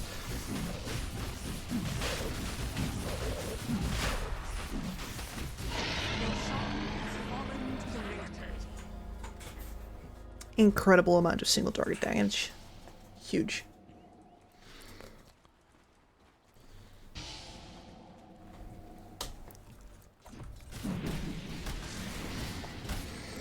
So, Salvation, this is it. We haven't really seen a fight where they get to hold their positioning yet, where they get to properly fight around an exorcism running. Do you think they have will? a lot more damage in the tank? Honestly, with this kickback potential from the Tusk, I don't think so. The only two heroes that have buybacks are the ones that might want to show themselves exactly. So that's why Wonderboy, he's one of the best at clearing the wave regardless, but he's also the one that can actually show himself right there. He's going to make quick work out of that. You're going to get swapped in and also moved away. Kicked with the Walrus kick almost into the fountain, but it's not going to be enough. And Bob just jumping in on the back. He's already finished himself an egg, so the big Vortex catches a couple heroes off guard. They're just going to clean them up one by one. Rapido's Illusion getting cleaned out. Wonderboy melting there in 423's and Seime's hands. Gets the back away all the way into the fountain. Bob with another Vortex. And they're just flying all over the place. Like you said, they will not get themselves a full-on team fight ever to happen. They're all split around every single place. Seime still going with 423, tanking the fountain right now. Still has his ulti. Bob's now the one tanking the fountain, dropping pretty low, but it does not matter. Will not change anything here. And that's your GG call. Tell Team Tough, the job's half done now. Pretty much with this scoreline, they're now tied with Talon Esports. Talon yet still has their series to play later on, so you got your 1-win scenario. I'd like to get their 2-win scenario. They would, yeah, and I do think that even though the laning stage looked, and especially for the Troll Warlord, looked a little bit wobbly here, you can see the amount of trouble that you have with Team Tough. If you give them an inch, if they start snowballing, then they have the kind of lineup that will be able to keep on pushing that out forever. And I really do think that one of the best ways to counter out Team Tough, and this is something that I told Harry before as well, is like, your heroes need to be more survivable. And really, sometimes the answer is just literally pick tanky heroes, because Team Tough are going to go with 2 or 3 heroes, going to try to kill you. Especially early on in the game, you will have time to TP in for support. We've seen that time and time again. You might even get counter kills. Would be even better if your heroes were still alive. If Salvation Gaming is more survivable, we might see a closer game for the second one. Yeah, I think this Night Stalker was not addressed properly this game. I only think that was the biggest issue here. Seimei gets to pick a hero that doesn't even get targeted at all. They were really focusing on that Weaver most of the time. So you have to say there was some really brilliant drafting on the side of Team Tough, because they had yet to reveal a Pause 5 Weaver at all in this tournament. So got themselves what they wanted. Carlo goes for the Tusk. And, you know, Salvation Gaming, they don't really have too much to play for, just enjoying their drafts. I know they're a jolly bunch with Drick and the boys. I know they like to have fun. So let's see if they go out with a bang with game number 2 looming right behind the corner.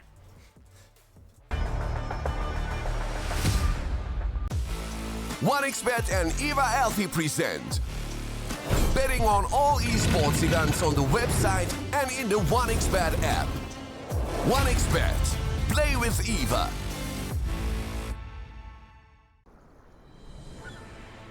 What if Kunka knew that he could not only play Dota, but also place bets? Better the best black hole.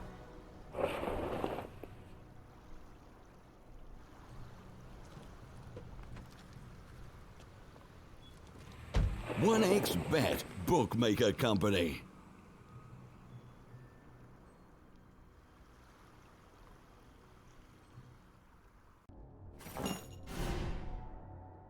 Chances of breaking items in a tournament match are non-existent.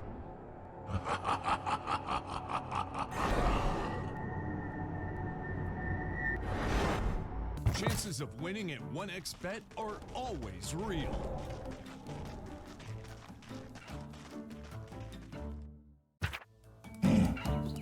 Join with me. At your service. Stealing Aegis from Roshan is very difficult.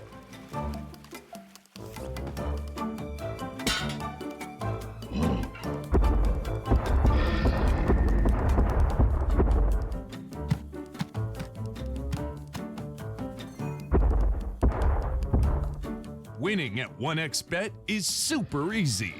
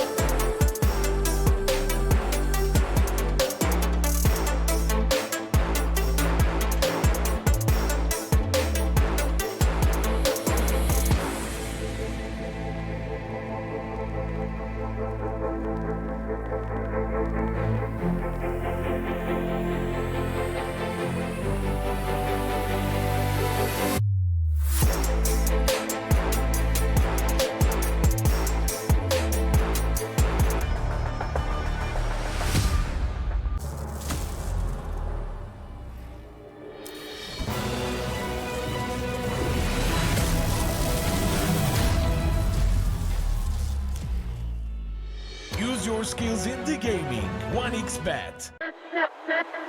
Respect from 1xBet. Respect from 1xBet. Respect from 1xBet. Respect from 1xBet. Respect from 1xBet. Respect from 1xBet. Respect. Respect from 1xBet. Respect from 1xBet. Respect from 1xBet. Respect.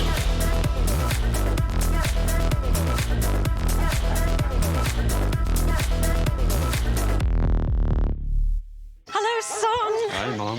Pretty girl. This is Eva. Nice to meet you. Thank you very much. Your dad's just making his favourite dinner. It's duck. Come on inside. They're all probably too gruesome to tell you while you're eating at the table. How's your food? Is everything okay? Good, good.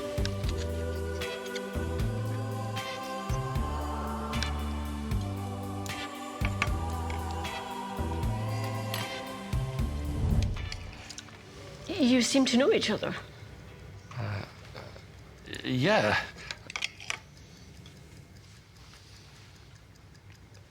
This is the new ambassador for 1xBet.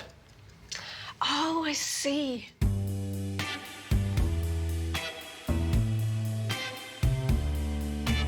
Everyone felt good when Eva Elfie became the new ambassador of 1xBet.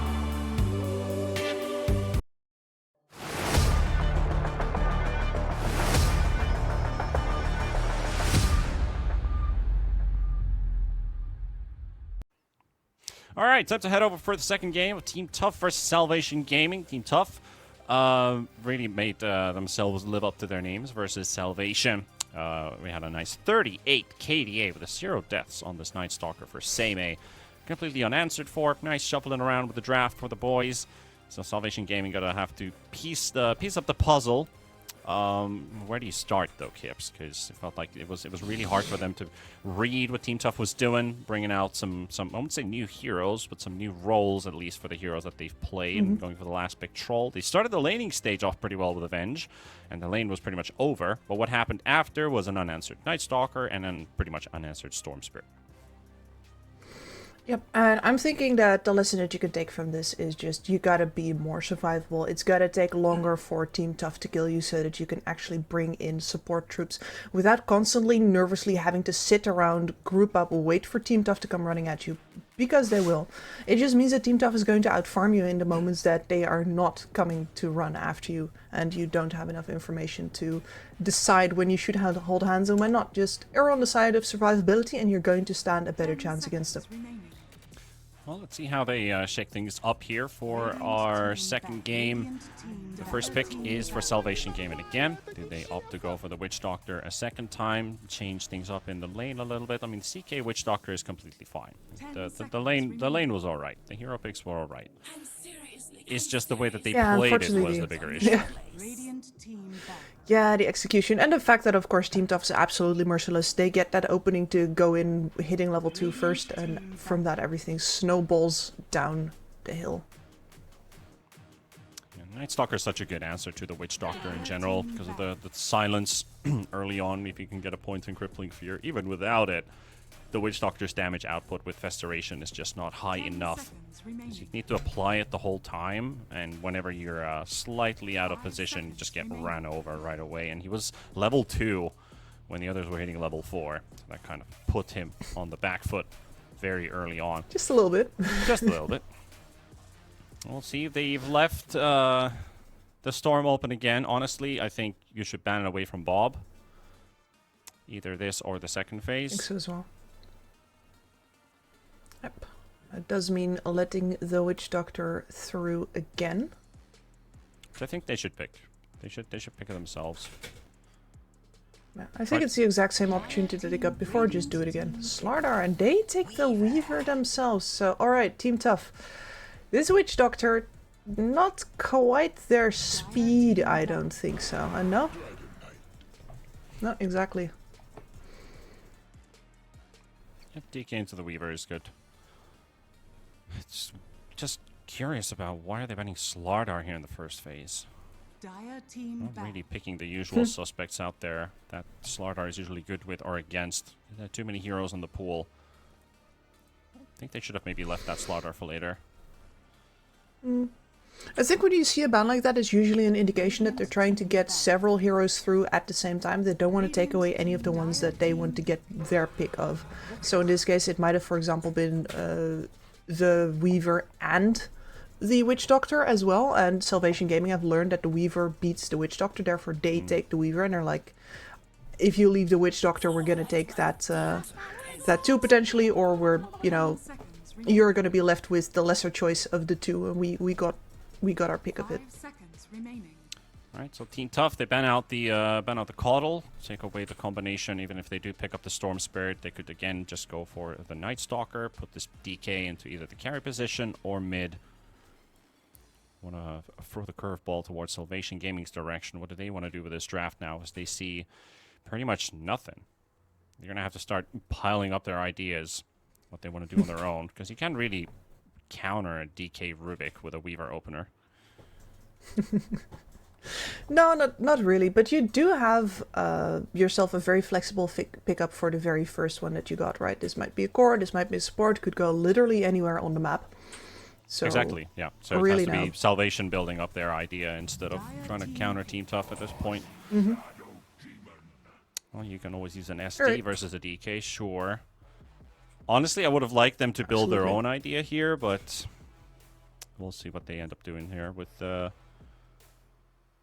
SD as an answer to the DK, answer to a couple other heroes too. See, 423 has, for example, played Alchemist before. Got yourself a Radiance builder through this SD's illusions. Yeah, and often when you pick up an SD as a good counter, after that you can build a synergy lineup with that as well yourself. So you can think about, well, CK again, you can think about a Centaur who's going to profit from your setup in the laning stage. Not as necessary as it used to be, of course. It used to be that the Centaur can really only land the stun with the setup, but now just a nice luxury to have. Alright, I do hope this is their offlane duo with the 4 SD. Because I think you should still keep open the flex on the Weaver. You put in it as a 1 or a 5 in this case. I'd be very happy to see a 5 Weaver show up against these two heroes and get themselves a damaging safe lane duo. If it is SD Weaver, I'm heavily disliking that lane. I don't think that is going to work at all. That seems pretty risky. You can enforce the Centaur. You've got the bubble into stun. Can do something in that lane. And I enjoy the Centaur pick here as well, because this is one of those phases in the game where Team Tough would be looking at, say, picking up a Razor for themselves. Playing a Razor into a Centaur lineup always feels a little off the mark, so we get the Lifestealer instead. Yeah, I was about to say this Lifestealer, but that leaves that Razor now open for Salvation. Yeah. It leaves that open. Would probably also do rather... Actually, no, I'm saying that it's supposed to do well in the lane versus the DK. I can tell you, it doesn't. DK with the corrosive aspect right now actually beats Razor in the lane. As far as I've seen, which is absolutely nuts, should not be allowed. It's happening. It's a good combo here for Team Tough on the safe lane. Lifestealer with the Crystal Maiden. CM's already a prime answer to the Weaver, being a core. I do like what Team Tough is building so far. 10 seconds remaining. So you should now demote this Weaver into support, pick yourself a core. Is it going to be the Razor? Pick yourself a Razor. Else? No, I'm not sure about that. I'm really not. Unless you're really confident in your ability for the mid lane, but that's the problem. Like, who does beat the DK in the mid lane right now? And the answers seem to be pretty few and far between. I think I've seen Storm Spirit stand up decently, with the problem, of course, okay, being that, yeah, that's really good versus both of these. Not as a laning matchup, but that's exactly what you were asking for, right? Demote the Weaver and get yourself something with the kind of physical damage that can stand up to both a Lifestealer as well as a DK. Yes, I like this lane. Like, Weaver Ursa is a good duo. Put the Shadow Demon in with the Centaur. They could still swap it around, but they have like SD Ursa. You could do Weaver Centaur, I guess. Now that you have the Ursa on the board, that can also work. But of course, you know, Team Tough, if they don't play that DK in the mid lane, which I think they will, since it is Bob. Bob hasn't actually won a game with it yet. He's lost both of his matches with the DK. But you see the Ursa. I think you could go for Wind Ranger, for example, for Seimei, which I think you mentioned earlier. You can probably also even pick up the Razor yourself. Yeah, you're always a little upset about the fact that later on the Centaur Stampede is going to come into play and make it hard for you to get long links off. But in the laning stage, it should be quite good. Of course, later on, like, this is an Ursa, this is physical burst damage, this is everything that a Razor is allergic to. And yeah, you have a lot of heroes that are allergic to that Razor as well, so I like this ban from Team Tough. Yeah, it was a contested hero for both sides. For sure. I think with the Seimei Wind Ranger, this is exactly the kind of lineup that you would do really well in with the Wind Ranger. The only thing would be that you leave your lineup very short on magic damage. You're really just relying on physical through and through. This Wind Ranger does need to do a really good job, but this might be a hint towards the Wind Ranger here as well. No Tornado to purge off the Wind Run might just be a thing. Yeah, I was thinking about that Invoker there for a second too, because that was also a hero that Mr. Wonderboy has been playing before. But yeah, you banned the Invoker, now it looks more like a Wind Ranger game coming up for Seimei. So, what do you actually have available here? You could maybe play a Quap. You could probably just bust out the Death Prophet again. That also works in this matchup here. And Storm. Alright. A lot better than the previous time, I think.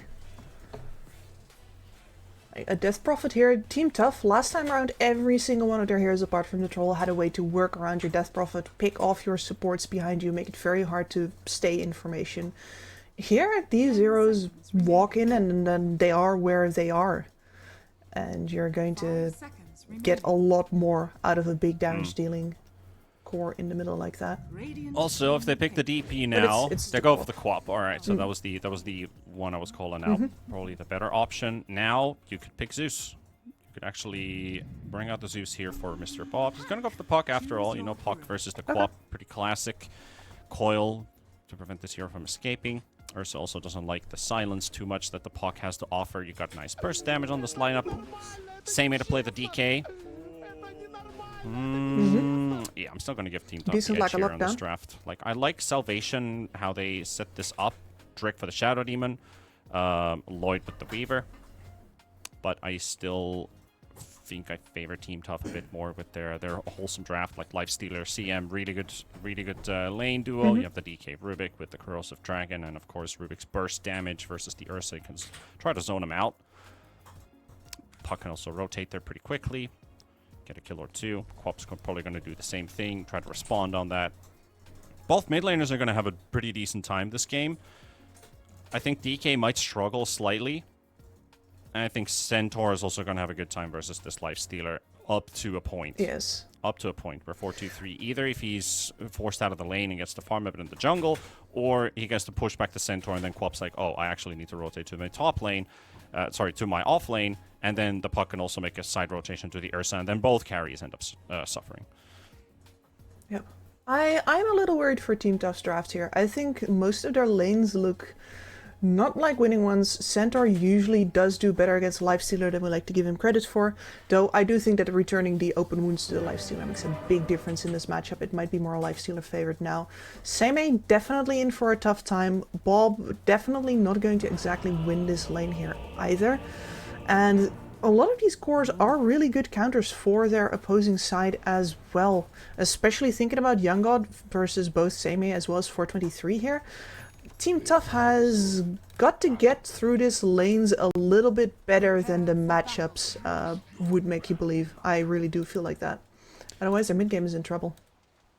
Potentially. I still see Bob winning this matchup versus the Quap. Like, Puck is better in this one. Can dodge pretty much everything that the Quap throws your way. I think it's more down to if you're playing a bit too aggressively and overextend, like diving under a tower, screw up a phase shift timing, that can end up hurting. Like Bob.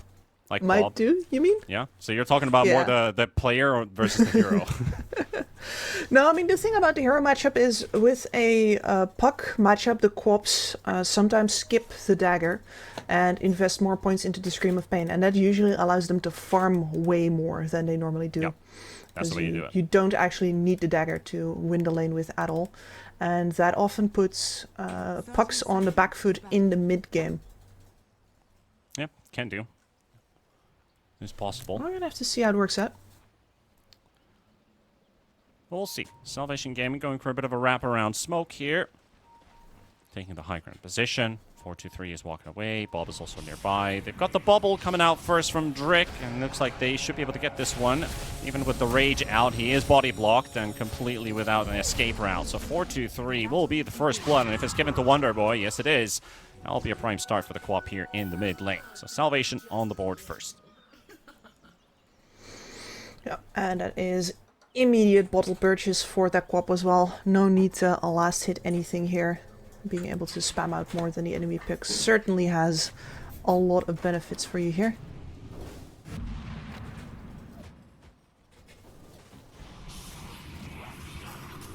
I still think they have a really good safe lane duo for Team Tough with the CM Lifestealer. He's so annoying to play against. The amount of slows is absolutely nuts. Not gonna run out of resources either. Lifestealer, really good staying power. But Centaur, a lot more dangerous than he used to be. Yep, Centaur's a good hero in this matchup for sure. Just mainly getting the stun out. And we do have the Counter-Strike picked up again as well. So once again, no horsepower. The last time that I saw this was with a Centaur who was playing a support. Yeah, the horsepower is more, it feels like it's more of a support talent. Of course it works with some of the cores in some games, but it's really good as your support. This one just makes the hero almost impossible to kill. His damage output is great. His HP increases once you pick up the shard. It's a very deadly double edge. Oh yeah, absolutely. I think in general that's mostly an indication of the tide turning on the opinions of these shards, because I think it used to be the other way around. The lane I'm the most curious about, by the way, is on the top side. Same A here.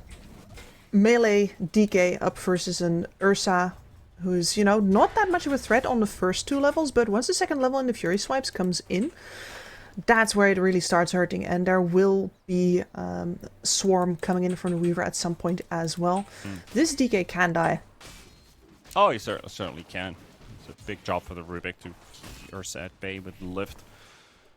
But also, if he only picks up one value point in Worm's Wrath, or maybe just maxes out Q and W, like I've seen in some games where it just has massive damage. Like I've seen DKs easily walk over Ursas in this particular matchup with like 2 points in both your Q and your W, and skipping Worm's Wrath, Ursa just dies. That is wild, because it should be an Ursa favorite lineup or matchup, but yeah, I've seen DKs win this a lot. That is wild to me, especially because I was considering the Worm's Wrath as the steady damage being the thing that might make the difference versus an Ursa here. So you telling me that it's the other two? Let's go. Show me. See if he does that. I mean, getting that one value point is always good. And of course, if you're not planning on just fighting and trading in the lane, and instead of just CSing like you're doing right now, you have 15 CS already, you're in a very good position here for Seimei. Missing out on the Earth Shock here too. Not getting too much out of this trade here. Weaver also getting pushed back there by Tsukimoto. Has 7 stick charges, so they have a lot of mana to go with here still. With the 2. DK, of course, drained for the time being. Has his boots already picked up. The mobility for this lane. Meanwhile, in the mid matchup, Bob and Wonder Boy both sharing 17 CS. Okay, Bob just picked up that instant wave there. Slightly ahead. Not that much of a difference. No, playing this lane very cleverly. By shoving in the wave like this, he's making sure that he never actually has to play in a position where he might get hit by co-op spells out of the blue. Forcing her to step in range to get her nukes off and to clear the wave.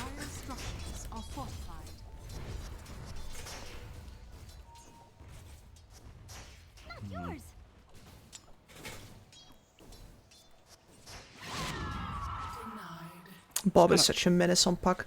This is one of the things that I think we might... I think I was with Harry the last time that Bob got to play an absolute stunner of a puck game. Yeah, pretty sure. But I'm hoping that we get to see that again, because it is a treat to see Bob weaving in and out of these fights. It's absolutely fantastic. Unless, of course, you're a Salvation Gaming fan, in which case, sorry if that happens, then you're in for a brutal one. Bob is really good with this puck. I love how he doesn't really Rubik, have Dota Plus, focus so down. he only has like a bronze tier on him. Well, the Rubik does get his fairy fire off just in time. Seimei has the stun. It could maybe kill this Weaver here. There we go. Yeah. Ursa jumping in quickly for a trade-off here versus Tsukimoto. Throws in the blood grenade. Of course, you have to worry about the overpower and Fury swipe stacks. Doesn't really get to apply that many onto Seimei. So DK just continues to farm. He's got 1 point in all of his abilities, so now level 4 will really tell us what route he's going for. No, a 4-2-3 is getting chased in the trees by Drick and Rapido. Already used the disruption. This new disseminate with the promulgate facet is actually really, really damn good. Because you can use it on the Tormentor. I see. Oh, I see. Oh, I see. It's pretty good. I haven't tried it out. It's something It worth is pretty good. testing. And it's, listen, 50% health damage or I was gonna get 7.5. denied. No, he's not gonna get denied. Oh no! Oh, poor Vols did not do enough damage to finish him off. Carlo, oh my goodness, he's not gonna get a double, is he? What the Carlo? Yes. Absolute god. That was some really cool Crystal Maiden play. Okay, Drick, he made the mistake of crossing the boundary of attempting to join Rapido from the top half when there was a semi-pull going on. And Carlo turns his attention straight to him. Rapido's still trying to kill 4-2-3. He might actually still die here. Yeah, there we go. Yes, he should. So that was also a mistake by 4-2-3, and maybe now you lose Carlo too. Sure, okay. That's... I'm not going to say anything good about him right now because they just threw away that advantage that they had. How many options do you have there, though? Because if you step all the way away from that tower, and you have to wait for the salve to come in still, like, the courier was halfway. I mean, he was way far away from the tower when the whole situation started. Yeah, like, I think 423 could have gotten out there instead of walking back in, but it almost feels like he decided that dying was an easier solution. That looked pretty deliberate to me. But it was a good double. Good double for Carlo.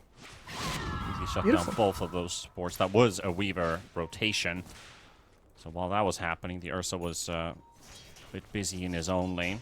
He has caught up in CS here with the DK, so they're both even now. Both at 40 for the time being, and everyone is enjoying their farm so far. Highest at 3.3, lowest at 3. So only a 300 gold difference between all the cores with 7 kills in the game already. Drick setting up Rapido for the stun, but a puck rotation cancels his teleport though. Will not go for the fight and also force at the promulgate on the Centaur just in case.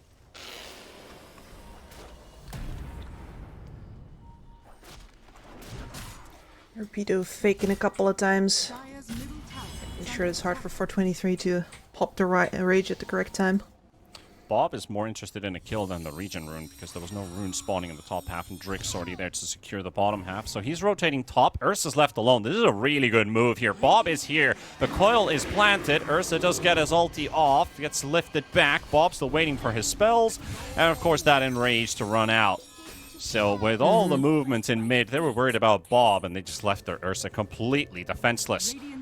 Now the Lifestealer is going to get bubbled up too. Quap's ready with the Sonic Wave. Gonna get the Rage out on the Stampede of all things, and 4-2-3 surrounded once again. They'll take a kill of their own and trade carries. Wonder Boy still got the regen in his pocket now, still got the Sonic Wave now as well. So this Quap is still just as big of a threat as she was before. Oh, they're killing Ursa again. Oh, this is bad. This is really bad. He just TP'd in. Oh, no He's way. got no ulti. They just killed him once. They used everything in bottom. They stayed top with Tsukimoto and Carlo. They really need to get this one, but they can't get to Young God in time. He's able to use the face boots and run away from harm's way. Well, Bob's fighting versus the Weaver here. His coil's up in 20 seconds. Will not get a kill on the Weaver either. Does not quite have the damage to kill Young God right now either, but as soon as that coil is back, he will. Young God needs to leave. No place where this Ursa is welcome. Nuh-uh. Only halfway to the Battle Fury. I mean, he's finished up the cornucopia. This lane could have definitely gone better. Could have also definitely gone worse. And I think that the winner is Seme, though, gets to solo push this tower right now. Yeah. DK getting to do DK things. 3 points in Breathe Fire. Starts to hurt the Ursa a lot more than he likes to admit. A lot of movement in mid. They got the silence out on the Weaver. Quick burst comes out. They'll use the coil just to make sure. And they secure the invis rune too for the puck. Every time calls of cooldown, they want to find a kill with it. Have found success with it twice in a row now. Not quite necessary for that one though. It's the biggest kill threat that you have on the Quap, I think, especially. So having that on CD does give Young God a freer game. And this is a Queen of Pain who, I mean, I am expecting is going to move into an Orchid. She has given no such indications just yet. Yeah, it's at the moment. No, so Dagon very first. Yeah. So especially because you have the Masochist and the Bondage, right? It is really very useful for you to get a cheap spell lifesteal item like this up early. Normally I see it after the first item, but I can see why in a game like this where you might be forced to stand your ground and fight just because you're going to be coiled, you might want to go for this. Yeah, I guess it counteracts the outgoing damage reflection, giving a bit of lifesteal for yourself. It is 15% at level 1, so maybe just leaving it right there can maybe work. Yeah, no, this is going to be it. She's going to just have a level 1 Dagon in her pocket for a little extra burst, but mostly for the spell lifesteal. Yeah, just the stats. Arlo got a ward down. The cover of the smoke, and they're going to go straight for the Queen of Pain. Nowhere to go. Silent stop on the spot. Does get a nice amount of lifesteal out there as well, but the coil is still there. CM ulti is still active, so Wonderboy will still go down. Rapido will trade off the support. Here comes Young God as well for some activity. Lifestealer is not interested in this fight whatsoever, but they cannot kill Tsukimoto or Seimei. Bob's coming in for round number 2, and they finished off the Centaur. They also get another kill, and now Ursa running away. He's got his Enrage already used up, but they can't get in range for the open wounds.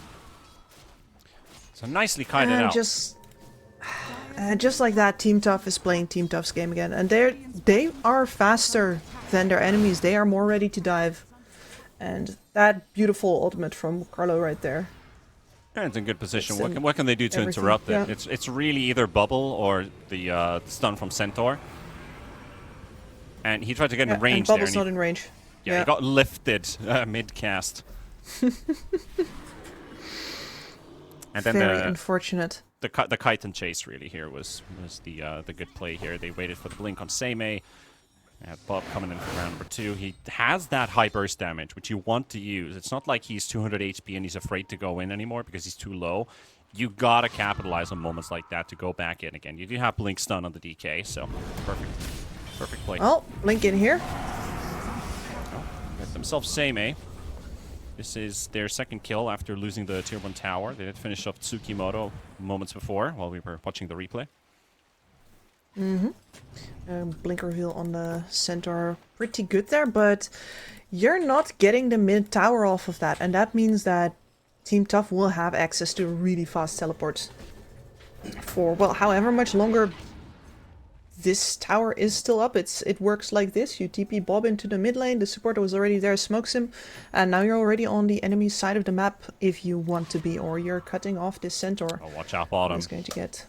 Rapido, yeah, he thinks he's safe. He thinks he's safe, but here comes Bob and Tsukimoto, and they spot 2, and they're just gone right away. They blow up the Weaver. Use the lift to break the coil on Rapido. Slowed up there with Bob. He needs an attack with the Witchblade still off cooldown, but doesn't get the debuff to hit to Rapido on the side. Here comes Tsukimoto. They're stealing the 14-minute Wisdom Rune. Blinks out from the stun from Seimei. Doesn't end up getting caught by that, but that also puts their tower in peril. Good invasion there from Team Tough. Even if they don't actually get any kills out of it, is once again a lot of free damage on the tower. Oh no, because Bob. they dive so deep. Oh no. Bob, He's stuck. He's stuck for a while. Throwing in orbs. Yeah, it's like, yeah, I'm just going to quickly face shift myself out, but now they go for the blink stun. They caught Puck, and he's gone. Oh man. Do these happen a bit too often for Mr. Bob? He orbed himself stuck behind the bloody secret shopkeeper. I mean, I'm laughing, but I'm also crying. That is just such a tragedy. It's gonna be a difficult kill onto Wonder Boy. They don't have a TP cancel for it either, so that Quop's just gonna TP back home. But yeah, Bob, the you know, sometimes the shopkeepers had too much for dinner. Happen. You just can't squeeze your way through. It is what it is, and it's still entirely possible that that is going to be Bob's only death for the entirety of this game. So we shouldn't feel too sorry for him. Yeah, let's not jinx it. Radiant are See scanning. if that happens more than often, or not. We've got 4-2-3 with the Radiance. We have Ursa with the Battle Fury. Haven't seen these two. I mean, Young God has actually been participating in fights a bit more. Lifestealer, no need to do such a thing. Meanwhile, the Quop is getting jumped again with the coil. This time they've got the job done with 3. Wasn't enough with Seimei and Tsukimoto, but it was a bit of a damage check. I'm like, alright, we can do this much. Bob, you want to tune in? We can get a kill. Yes, they can. Yes, they can, and it means they've immediately claimed the topside jungle for their own. Again, as well, mid lane being pushed out by this Rubik, who doesn't just have a Sakuchi, there's also going to be a Blink Dagger flying in for him right now. Alright, haste stolen, but what's the cost of it? A wintry grave. Sure is. Tsukimoto almost in range there with the Shukuchi active. Actually, his lift was still on cooldown, so that's a quick teleport away to safety. Mr. Drick. Drick also closing up. And this is the kind of movement that Team Tough excels at. They're going to march through one of the side lanes with a bunch of heroes sitting behind their carry usually, who is not as mobile as the rest in most of these cases. Sweep through the jungle towards mid, go for kill opportunity, and then swing all the way over to the other side of the map. There are opportunities here if you know what they do. You could be running at 423 during that time, for example. But usually you're still busy retreating from the first fight on mid, that you're not ready for the fact that they're chasing you all the way into your triangle as well. You make it sound like a political movement, you know? Save the president. It is. It's a playbook. They do this. I've called this the windshield wiper before on Team Tough. They take out the 3 outer towers and then they wipe left to right, only on the top right hand corner of the map. Ah, I see. I see this happen especially when a they're woman radiant. of culture. Yeah. Wax on, wax off. Yeah, I guess. And it's just they'll be swinging back and forth like a pendulum. Well, see what Salvation Gaming can do to hold back this offensive. That is the Orchid up on the Quop. They had another Orchid ready on the Weaver. These could surprise them completely here, as Drick is going to get blown up quickly here. Nobody is there to respond. Meanwhile, the Lifestealer, they're also setting up on him. There's the Orchid reveal. Stampede comes out, and with Young God dealing the damage, he is going to go down. That is way too deep and way lonely for him. They literally just showed his entire team ganking a hero, so should not have stayed there. Void in range of Bob and Carlo. And it's one of those things that will happen. Oh. Got silenced and Shukuchi now. at the same time. That was literally 0.1 seconds away from each other as well. Carlo goes down to Young God. Gets himself another. Now Puck's in trouble. Puck should die too. There we go. Mistakes there from Team Tough. Yep, absolutely not quite respecting the fact that Salvation Gaming has decently re-caught themselves after getting run at for a while. The double Orchids. It's a problem. And you know, you can buy that tools on the Puck. That's a lift out. He could have actually cliffed him there. But it looks like he did not blink. It's rough. He had a blink off CD for a little while there, but nope. And this is the guy, you almost never see this happen to Team Tough, where they keep on losing heroes one by one. They're usually way better at retreating, falling back. But really good chase on this lineup of Salvation Gaming, and the fact that those double Orchids are up right now. The Puck did buy Yules in anticipation, it's the correct build, but the problem is of course that if there's 2 Orchids, you can only purge off the first one, so you're still gonna get screwed by the second, and you're setting yourself up for things like, let's say, the Sonic Wave, as well as the Son of the Centaur. Yeah, they definitely need somebody else to soak it up. It might even have to come at the cost of Carlo using his ulti just to soak up the Orchid on himself. He can zone out the Centaur, drop his ult, pop an Orchid. And maybe Puck gets a bit of freedom to use his Yules much more safely. Essentially. There's already the BKB on Seimei, and they're going for a hunt. Yeah, this would be a fantastic game for a team that has that plays the kind of offlaners that would build aura items or Lotus Orbs. Like you just put the Lotus on Bob and he can play just as freely as before. Nice phase shift there.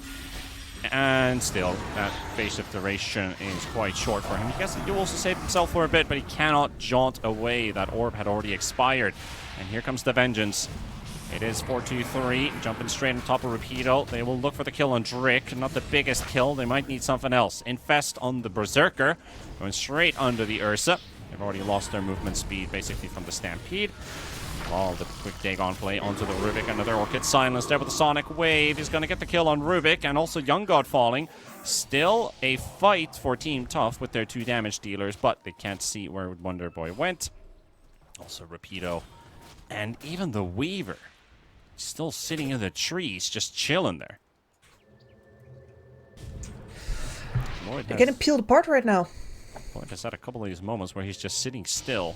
Had the same thing in that mid lane fight where they started to lose heroes one after the other. He was basically sitting still with his finger right on top of his W. And I think at this point, Salvation Gaming have bought themselves a proper close game versus Team Tough. This is the window where Team Tough is normally used to taking over. Instead, their momentum got broken. They got caught with their pants down, honestly. That's how deep they went for the kill on that one puny little shadow demon all the way up near the Dire base. That was just a bridge too far. They can't really itemize versus the Orchids because, well, you've got a DK. This is not something like, let's say, a Pangolier who's cool with just simply buying a Lotus Orb and then purging off any of these silences. You're going to go for a BKB, you're going to save yourself. Well, but what's that do for Bob then? Well, Bob's going to have to come in second or third. He can't play freely. He needs his scores to go in first. Good pick off though. A bit of an infest bomb play onto Drick there. Bob also showing himself in mid. The rune spawns. It's an illusion for him. Trying to catch the Quap. Maybe going on a bit of a chase here. Okay, Bob's not actually going to follow up on that. While Seimei finishes off the tower. So still Team Tough can continue to make their plays. Of course, the 4-2-3 is going to need an answer. Actually has the armlet lined up as his third item. It is ridiculous value for money. It is, but it's a curious order to build it because yes, do you really still want to build an armlet this deep into the game? I guess it works versus the Ursa against some of those quick pokes. Like they don't really have that much crowd control, so that armlet can still be a lifesaver really for don't. him. Exactly, and you're up versus all the Orchids as well. Like the fact that you're going to need to play with your health, or that you will be able to do that, excuse me, if you build the armlet now, is still might save you from a couple of these kill attempts without having to build a full BKB right now. Yeah, I don't think he's going to save himself from an Orchid with an armlet. It's more about the lack of control, I believe. He does have that Wonder Boy. Ags lined up. All right, that's a good one. Just a quick show up on the Quap right in front of a tier 3 tower can lead them into an instant push too. Gonna force out that high ground. And Salvation Gaming, just when you want to hand it to them that they turned the tide of this battle on their timings, they didn't continue putting on the pressure. It felt like they were like, okay, we stopped Team Tough off, now we can go back and, you know, play this game normally. And Team Tough says, play this game normally, we can just still kill your heroes if you don't Orchid our Puck first. Yeah, a lot of work being done. They already secured themselves a lane or Rax with just a simple Quap kill, and that's gonna hurt Salvation a lot here. 30 seconds for another coil. And of course the Infest is soon coming off cooldown too. Can always try to jump somebody when Salvation leaves their base. And this is without Team Tough having taken a Roshan, for example. You really just gave them an opening by sitting back. Taking your base unopposed. Now this smoke is already getting flanked.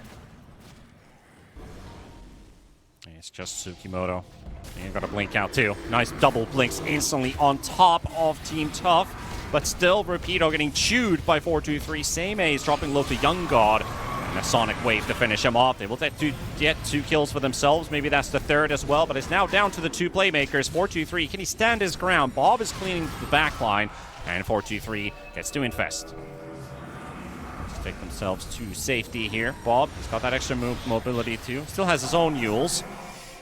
Again, you know, this is really frustrating trying to catch this guy. Now they can just turn. The Radiance is burning them up. Young God has to drop a big heal from the Lotuses there. And Lloyd almost getting killed off. Wonder Boy's also dying, and they do get themselves one. But now 4-2-3. Now he's got no options. He's going to have to stand his ground and fight all the way through. There's another Enrage coming up in a couple seconds, so 4-2-3 could still stick around in the area. Blinking again onto 4-2-3, trying to get the kill. And yes, they can. He armlet toggled while he was hitting Drake. So he actually dies a lot faster than anticipated. But that's the thing, you know, awkward. Ursa would bear down those swipes. They ain't going away. No, absolutely not. And Team Tough, once again, don't want to say caught with their pants down, but they're definitely not as in charge of this game as they'd like to be. Of course, rolling with the punches is one of the things that they do well. They got themselves back into the saddle previously by taking down a mid-rack, so I don't think they're going to be much intimidated by this. DK didn't get too much going that last fight. He did like 400 damage. Here comes the counter. Just died. Well, maybe he can kill off Rapido there, but not quite enough. Tsukimoto is down. All of them teleporting to the outpost, suspecting there to be more action. And of course, the Roshan just being pinged out. Lifestealer still gone for 10 seconds. Bob, time for some Bob plays. This is the for all of the people who do not know Bob, this is literally a highlight moment for him. It could be a highlight or a low light. Oh yeah. But Salvation, they're not even going to give him the opportunity for it. They're just moving away. No, with the 2 Orchids waiting for them, there is absolutely no way that he can allow himself to be clickable during these fights. So he really needs to take care to chain the phase shifts, the blinks, the Yuleses, etc. nicely into each other. They're just giving them Roche. Radiant are scanning. They're so afraid of Team Tough, they're just going to let them take it. This is unnecessary. I think so too. I think they could have definitely stayed. They thought they were being chased with them leaving this far away from the Roche pit, and now they're just going to let Team Tough take the Aegis. A bit of a bad call. They're smoking back in now. And I don't think they're going to make it in time. Same is already dewarding as well. They're thinking, what are they doing right now? But Roche is down to 500 HP. Rapido comes in, but the Aegis is already taken away. And it's on 4-2-3. And this is how much it's going to cost them here. Salvation. Yep, the whole plan just backfires. They let themselves get intimidated. Ay. I mean, I'd understand if they backed away, like, to the east side of the outpost, like between the camps somewhere over there, trying to make a wraparound to the Lotus Pool. They went all the way in front of their own tier 3 tower. Like, guys, exactly. Like you can back off and avoid the first fight without being so far away that you can't really take the second one. Dire's top tower is under attack. Oh, that's a So you have all of the tools right now. Like, you have an Ursa with BKB Battle Fury. That's a ton of damage. You are favored in the matchup versus the Lifestealer. You have the Orchids versus the Puck as well. The only question is really your targeting. Like, if you don't get to bring down either the DK or the Lifestealing, you spread your damage amongst both. I don't think you have enough, but you know. 4-2-3 is just fighting through. Does not care about all the silences in the world, and even with that Shadow Strike on top of him, he's just armlet toggling his way through. Yeah, your Ursa really does need that BKB though, so the fact that he BKB TP'd out of that previous engagement... Well... Oh, It is what it is. I think that both Team Tough as well as Salvation have a phenomenal replay to watch in this one and to learn from. Yeah, it was a a call in the moment. They were suspecting Team Tough was going to be chasing them. They'll try to get themselves a superior position with their lane wards and all, maybe fight in front of the tier 2 tower, but it ended up costing a whole lot more. It's not just a Rex. Okay, Samit just blinked into the stun from Rapido.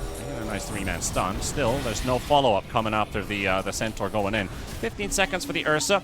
Team Tough also know that this is the timer we're given, so we're going to clean up as many kills and objectives as we can during that time. Wonder Boy is also found in the tree line there. Carlo given all the vision. Yules up into the air. They do not have a follow-up stun for it. Another Yules. Maybe the puck can just silence him on the spot. Actually fails to silence it for a second, but still Wonder Boy falls. And now Ursa's back in. He'll take down Seimei. Could maybe kill a Tsukimoto too. Does have the Shikuchi available. BKB popped and disarmed. He's taking the Lifestealer to the fountain. 4-2-3 escapes. And they found the Weaver all by himself. So yeah, this just coming all apart. Team Tough, they're going to take the series. Apart at the seams. That they means... will, and they were definitely favored. Yes. Oh, go ahead. Sorry for interrupting. No, definitely favored here as well. I think that if you look at the potential value of this game, right, who was going to get anything out of this as much, like the standings didn't matter that much already, you know, Salvation out, Team Tough in, but the fact that both of them get like to play a decently high level matchup here against each other and learn a lot about their own weaknesses. I think honestly that is the most you can get out of a game like this, which is essentially a publicized scrim. Yeah, you can technically put it that way. For Team Tough, they had some points on the line. Them getting a 2-0 victory means that they're going to go up to 7-3, meaning they're second place, one game ahead of Talon Esports. And of course, Talon's going to be playing up next in the final series of the day, so they need at least one win for a tiebreaker. And if they win it straight up, then they just drop Team Tough back to their third position. And we do not need a tie for third place, but we will need a tie for the group winner in Group B, because they will then tie up with Bleed Esports. So plenty of storylines still to come up. We will not be seeing Salvation Gaming in the course of this tournament. They gave it an effort. I feel like the package was crumbling way too early, just like we saw with Manta yesterday. It felt a bit same for Salvation, a bit disconnected. The calls were not good calls, and you know the ideas were crumbling a bit. So Team Tough get themselves in the end a free pass, put it that way, because the game was actually looking pretty competitive until those bad calls started to happen, and it just slipped out of their hands. We'll have to wait and see. What comes out of this final series of the day is going to be Talon versus Manta. We're going to see Manta in action once again, and also their last game of the group stage. How do they face it? How do they take it? And is Talon ready to tie up that first spot? Quick thoughts, Skips? You think Talon's going to do it and tie it up for Split? Absolutely. I think we're going to see a quite a smooth 2-0 until Manta has really, you know, gathered everything they've got together and said, okay, we might be going down, but we're not going to crumble this time around. Then they're going to give themselves a shot. But after what we saw previously versus Bleed, they really did fall apart, and I'm scared we're going to see that again. Well, that's up next. After the break, we're going to go to the final series of the entire group stage. Stay tuned. We're going to be back in a couple of minutes. OneXBet and Eva Alfie present betting on all esports events on the website and in the OneXBet app. OneXBet. Play with Eva.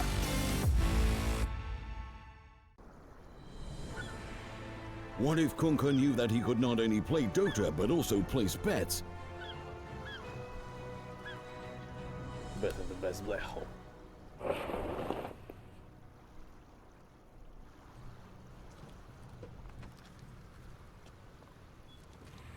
1xBet, bookmaker company.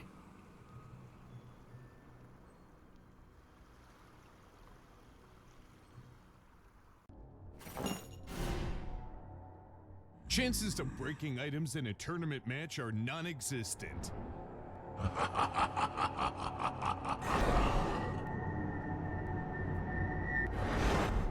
Chances of winning at 1xBet are always real.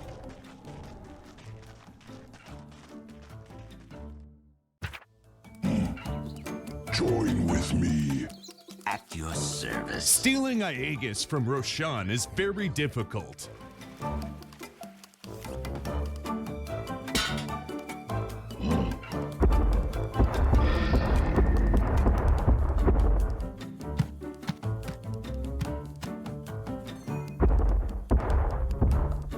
winning at 1xBet is super easy.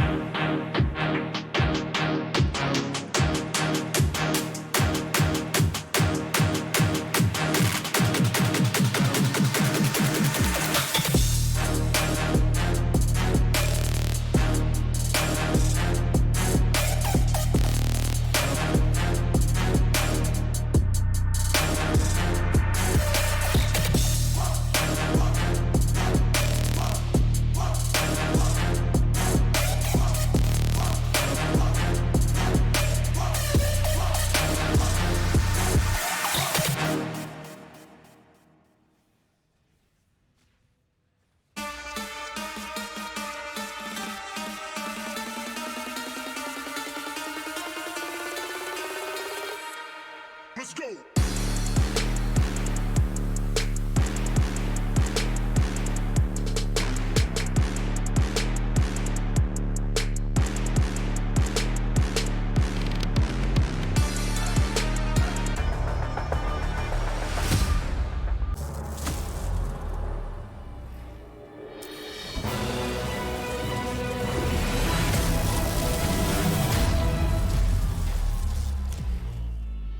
Use your skills in the gaming. 1xBet.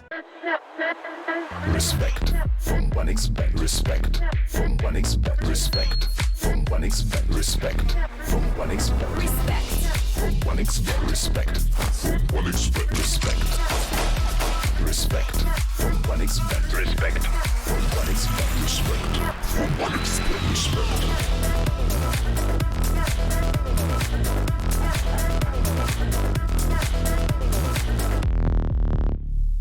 Hello, son. Hi, Mom. Pretty girl. This is Eva. Nice to meet you. Thank you very much. Your dad's just making his favorite dinner. It's duck. Come on inside. They're all probably too gruesome to tell you while you're eating at the table. How's your food? Is everything okay? Good, good.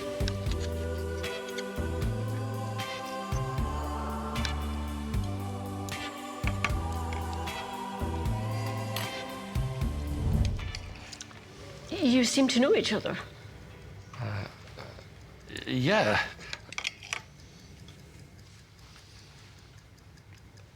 This is the new ambassador for 1xBet. Oh, I see.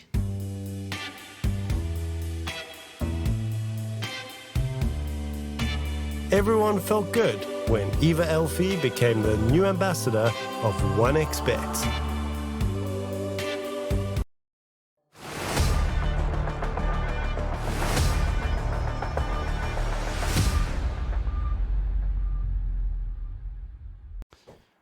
Last game of the group stages is upon us, and it's Talon versus Manta to finally close out the group stages here for Group B and Group A. Then we know every team that is going to the playoffs. Well, we already know the teams going into the playoffs, but who's going up against who is still open, because we have a chance to tie up the group here if Talon wins. If they lose, they stay third. If they tie, we have another tiebreaker to tie it up with Team Tough for second place. So a lot of variables still up in the mix here, with Bleed leading the group, and Talon can catch up to them. They tie up with Team Tough. With a loss, well, you can see the points are 8, 7, 6. They stay exactly where they are, Kips. They stay exactly where they are, and it is where I am expecting Talon to go to that top spot, get a 2-0 right now. Manta Esports have a surprising amount of individual firepower on their side. They've looked really coordinated in the times that You know, when you have a draft that you went through the laning stage sort of well, and then your timings match up and everything flows really smoothly from one play into another, they are actually very good at riding that momentum, and they are good at taking setbacks during that momentum in stride. If they are in the right mood to do so, because we saw them do really well early in the group stage, and then once they hit Bleed Esports, it was like hitting a brick wall. They were bleeding instead. I am hoping to see them mentally recovered, ready to take a beating and take it all in stride, instead of the train wreck that we saw there, which was just a very unfortunate game all around. Yeah, they were a bit lost in that previous series that they played. So hopefully, whatever Gibbs has just mentioned here, they're able to back up and get back to the form that they were. This is going to be, again, another raid boss. It is Talon. Hungry for points. Know that they have still something on the line for this one. Of course, Manta's already out, but Talon, as mentioned, still have a lot to play for. And, of course, with the draft already looming upon us as well, ready to go for game number 1 with Manta versus Talon. Let's see how this one breaks up. Or at least we are going to start breaking up the draft for all of you folks out there. Comes out of this game. We see the Witch Doctor is out. The CK that's also been getting a lot of love lately. Same with the DK, also taken away by both teams. That does leave us with a little bit of a different opener here. Oh yeah, very much, right? Because Storm Spirit is through. Witch Doctor is the only one who's been taken out from the normal. But yeah, I was actually gonna bring up Jokam and his Bat Rider on Talon Esports, because this man has been doing incredible work over on this team, and the fact is that if his team gets through the laning stage well and even one tower goes down, Jokam is going to be farming all the way forward on that. He's going to have a super early Blink Dagger, and then your game becomes so hard because you're up for 4 cores instead of 3. That is their first Bat Rider of this entire tournament, but of course known for his good Bat Rider plays from the support position. Should be nothing new if you're a Talon fan out there. If you're not, that doesn't mean that Jokum's never played this Bat before. So he's completely comfortable with this. We could also maybe see WS pick it up for the off lane if they want to keep that flex open. It is the first pick after all, which you're going to have to release on the 18th. No real big point holding on to your last pick, unless you're having 23rd, which they do. Then they can still keep that as an option. Meanwhile, the Storm Spirit picked up for Manta in their mid lane. They played it once, lost to IHC with that. Their only 2 wins were versus Salvation, which was with an Earth Spirit mid. And is there something else actually? Oh, 2 Earth Spirit wins out of the 3. Yes. Yeah, didn't they take a game off of Team Tough? Was that the one? Probably, yep. Team Tough, Manta. Team Tough, Salvation, and Salvation. So those are the 3 games it's played in. Yeah. Exactly. So that is, I mean, he is the kind of player that, you know, Earth Spirit, he seems to be, it's like his mind melded with that hero when he's playing. Him and his keyboard are one. And of course, Storm Spirit, maybe not as easy for a team that seems to really rely on Key to get things going. I want to say maybe even sometimes at the cost of his own well-being, but we've seen him play really well on all these Spirit heroes, and I do think that the Storm is right up that alley. And you know what? Storm is, if you get yourself a better game, the kind of hero that you can dictate the pace with more than with an Earth Spirit or with an Ember. Currently, Bat is sitting at 6-2. 75% win rate for the hero. Storm Spirit not so high, which I'm a bit surprised about. 17 picks, 41% win rate. Hasn't had that much success. I think it's pretty simple. I think Storm Spirit is a little overpicked, and that means that teams of all levels are going to be taking him, whereas Bat Rider is only going to get taken by the teams that feel really confident with it and have a really good role for it. And you see that more often with like the really, I don't even want to say like the meta picks, but like the fashionable picks, like the ones you got to be playing Storm Spirit right now, honey. It's older age, you know. That's everybody's going to be taking it, including the people who maybe should not have because they're not ready for skill disparity. Yeah, exactly, or for the amount of counters that they're going to get thrown into their face. So Manta are going to bring up the Tiny here, which at least is very durable versus the Bat Rider here. Still could potentially think about your off lane with a couple answers to this Tiny, because Storm going into the mid lane means Tiny is either support or carry, very likely to be the carry position, so Slardar likes. And of course this one is a good one here. The Undying also makes Tiny's laning stage that much harder. Though it could be a 5 Undying and they just don't face up in the lane at all.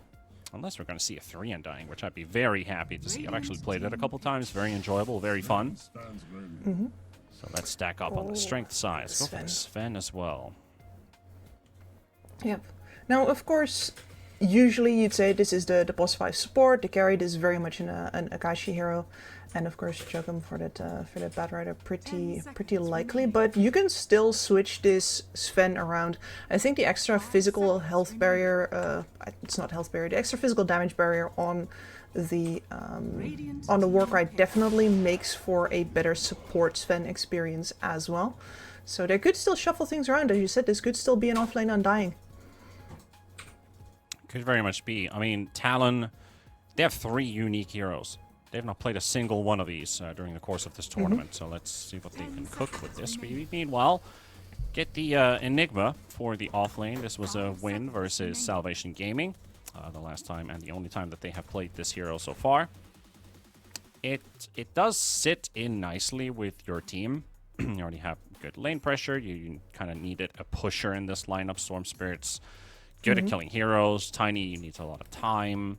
It's somebody who fills in that void of actually pushing objectives and tier 1 towers.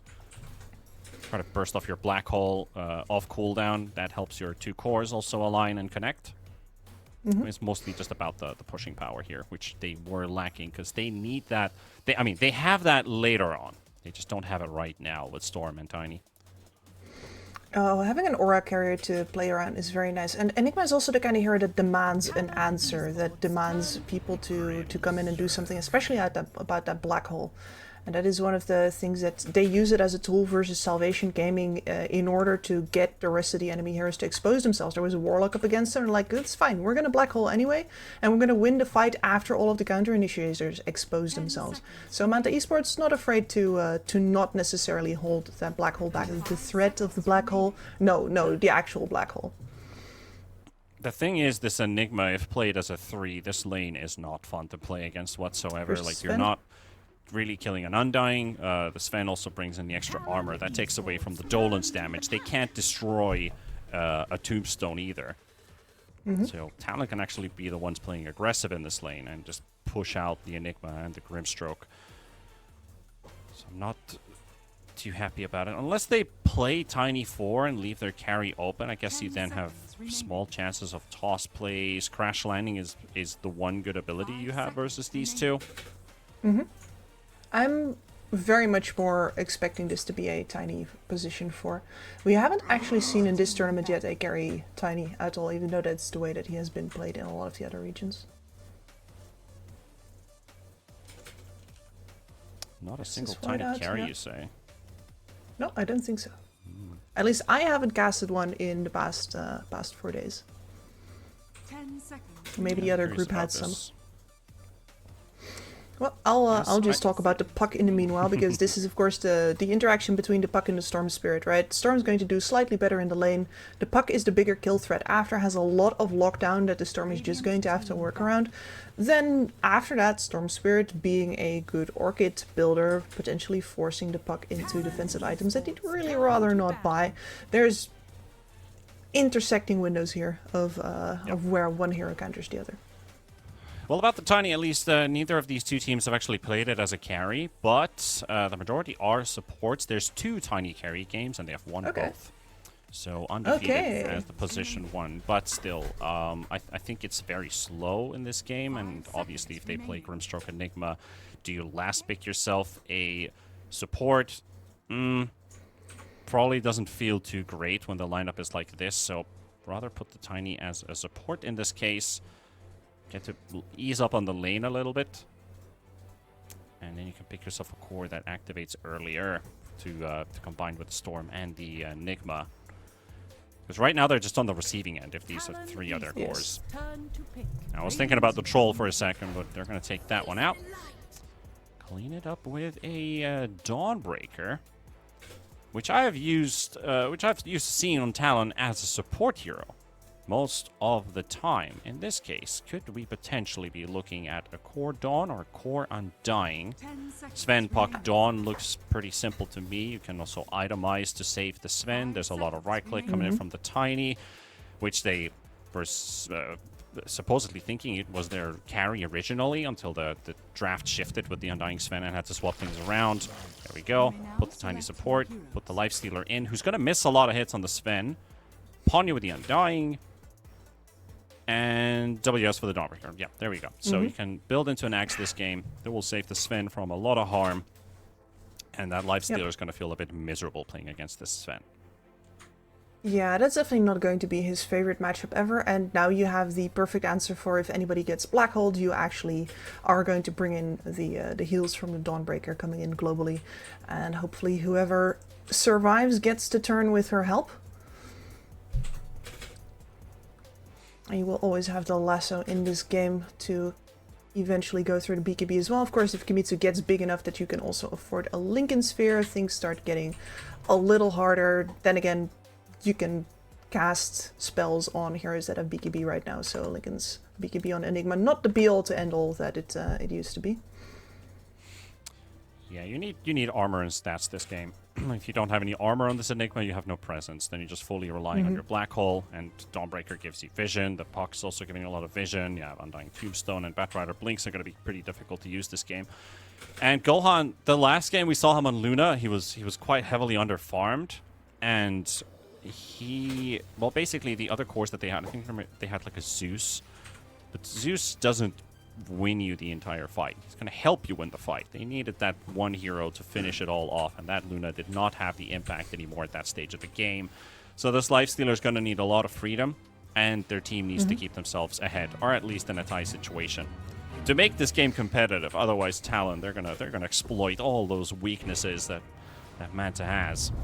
Yes, For an early victory. This is a very early game lineup. You could look at a 20-minute GG with the heroes that they have. It's true. With the armor from the Sven especially, it's one of the best ways to just walk high ground with your entire lineup if you're just that far ahead. One of those heroes that will finish games early for sure. And the player that I'm going to be looking at on Manta, yeah? No, I was just saying, like, you have Dawn and Undying. These are lane winners. Yep, absolutely. This could get very ugly for Manta very quickly, especially in the side lanes. So the hero that I will be looking at this game, the player that I will be looking at is Ki. This man has played, I think, the most interesting games. Like, he has had the most insight in these games. I feel like he has a good instinct for what needs to happen on the field, and he has the most agency on the field as well. He has the playmaker in his hands this time again as well. He has a Grimstroke behind him with the Inkstigate, so the Inkswell can be detonated manually. And I am looking forward to seeing them leverage that in, well, whatever kind of mid-game they get. At the very least, they will have a play to make. Highlighting a bit the Solar Charge, or the Dawnbreaker, which is the Luminosity cooldown reduction. You can get some nice spins off with your Starbreaker a couple times in team fights. Of course, the Dawnbreaker has the best, the best innate ability in the entire game. The best? Yes. You're looking at Storm. You're looking at Storm on the other end. I still think Galvanized is the best out there, but my dude, it's definitely. Dear viewers, I got him. No, it's ass, dude. You get 5 seconds. Every other hero gets something that's relevant the entire match. You get 5 seconds every 10 minutes. Solid. You gotta use those seconds wisely, you know. Talking. If I said that, every male in chat is gonna agree with that. Like, yep, those are gonna be the best 5 seconds of my entire life. But is that good? You know how it is. The best 30 seconds of my life. I know a lot of people who feel that way about Dawnbreaker. Not all men, by the way. But you can make some good plays happen with that. I've seen that used very nicely for pre-smokes. Also, the absolutely best reason I've seen for it is you know, calling a pause and Discord lag just before 20 minutes. So you take a good look at the map and you're like, okay, go, and then just you know, Take some notes, draw some circles on your whiteboard, connect some cardboards with some red string. Yep. Always got to call a reason for the pause, of course. So you know, you say something like you know, disk, lag, Kale, mic, whatever. Take a quick look at the map and then go. Let us hope not. Yeah, so you're the Enigma player here. I definitely understand why this is going to be a tough lane for the Enigma in general. Is there any like micro adjustments that you can make to make a lane versus a Sven better? I mean, it's more about the Undying, really. Like, he can't do anything to this Sven. Like, he basically just soaks up so much damage. He has decent armor when it comes to getting points in Warcry. Already that first point, 6 armor. It's like, yeah, we're tickling this guy. You can just throw in a Stormhammer and throw in 1 or 2 right clicks and my entire Dolan army is gone. But the one you can punish is the Undying. Open up the lane so that the Sven can't be aggressive in this lane against you. Force him into the jungle. Enigma still gets his farm in the lane, and you're happy with it. You basically tie the lane. Just keep the Undying busy, as you can see. So, Kimitsu, they have to focus down that Tombstone first. And, of course, with the Warcry, they're not doing any damage, really. The Undying does drop low, but Sven also pushes the Enigma down to less than 200. And remember, Demonic Summoning does cost 75 HP for every single cast. So you're always going to be on the downside of the trade. Yep, that ticks up. Sven, by the way, does have the Wrath of God, so we will see extra damage come out from him during the God Strength, but right now, hitting a little less hard than he normally does. Yep, so Sven in training. Gonna finish his boot camp soon. Padawan. See if he goes full on Anakin Skywalker and just kills everybody later on or not. Yeah, I mean, he Kashi, starts with his own good. side. Not advisable.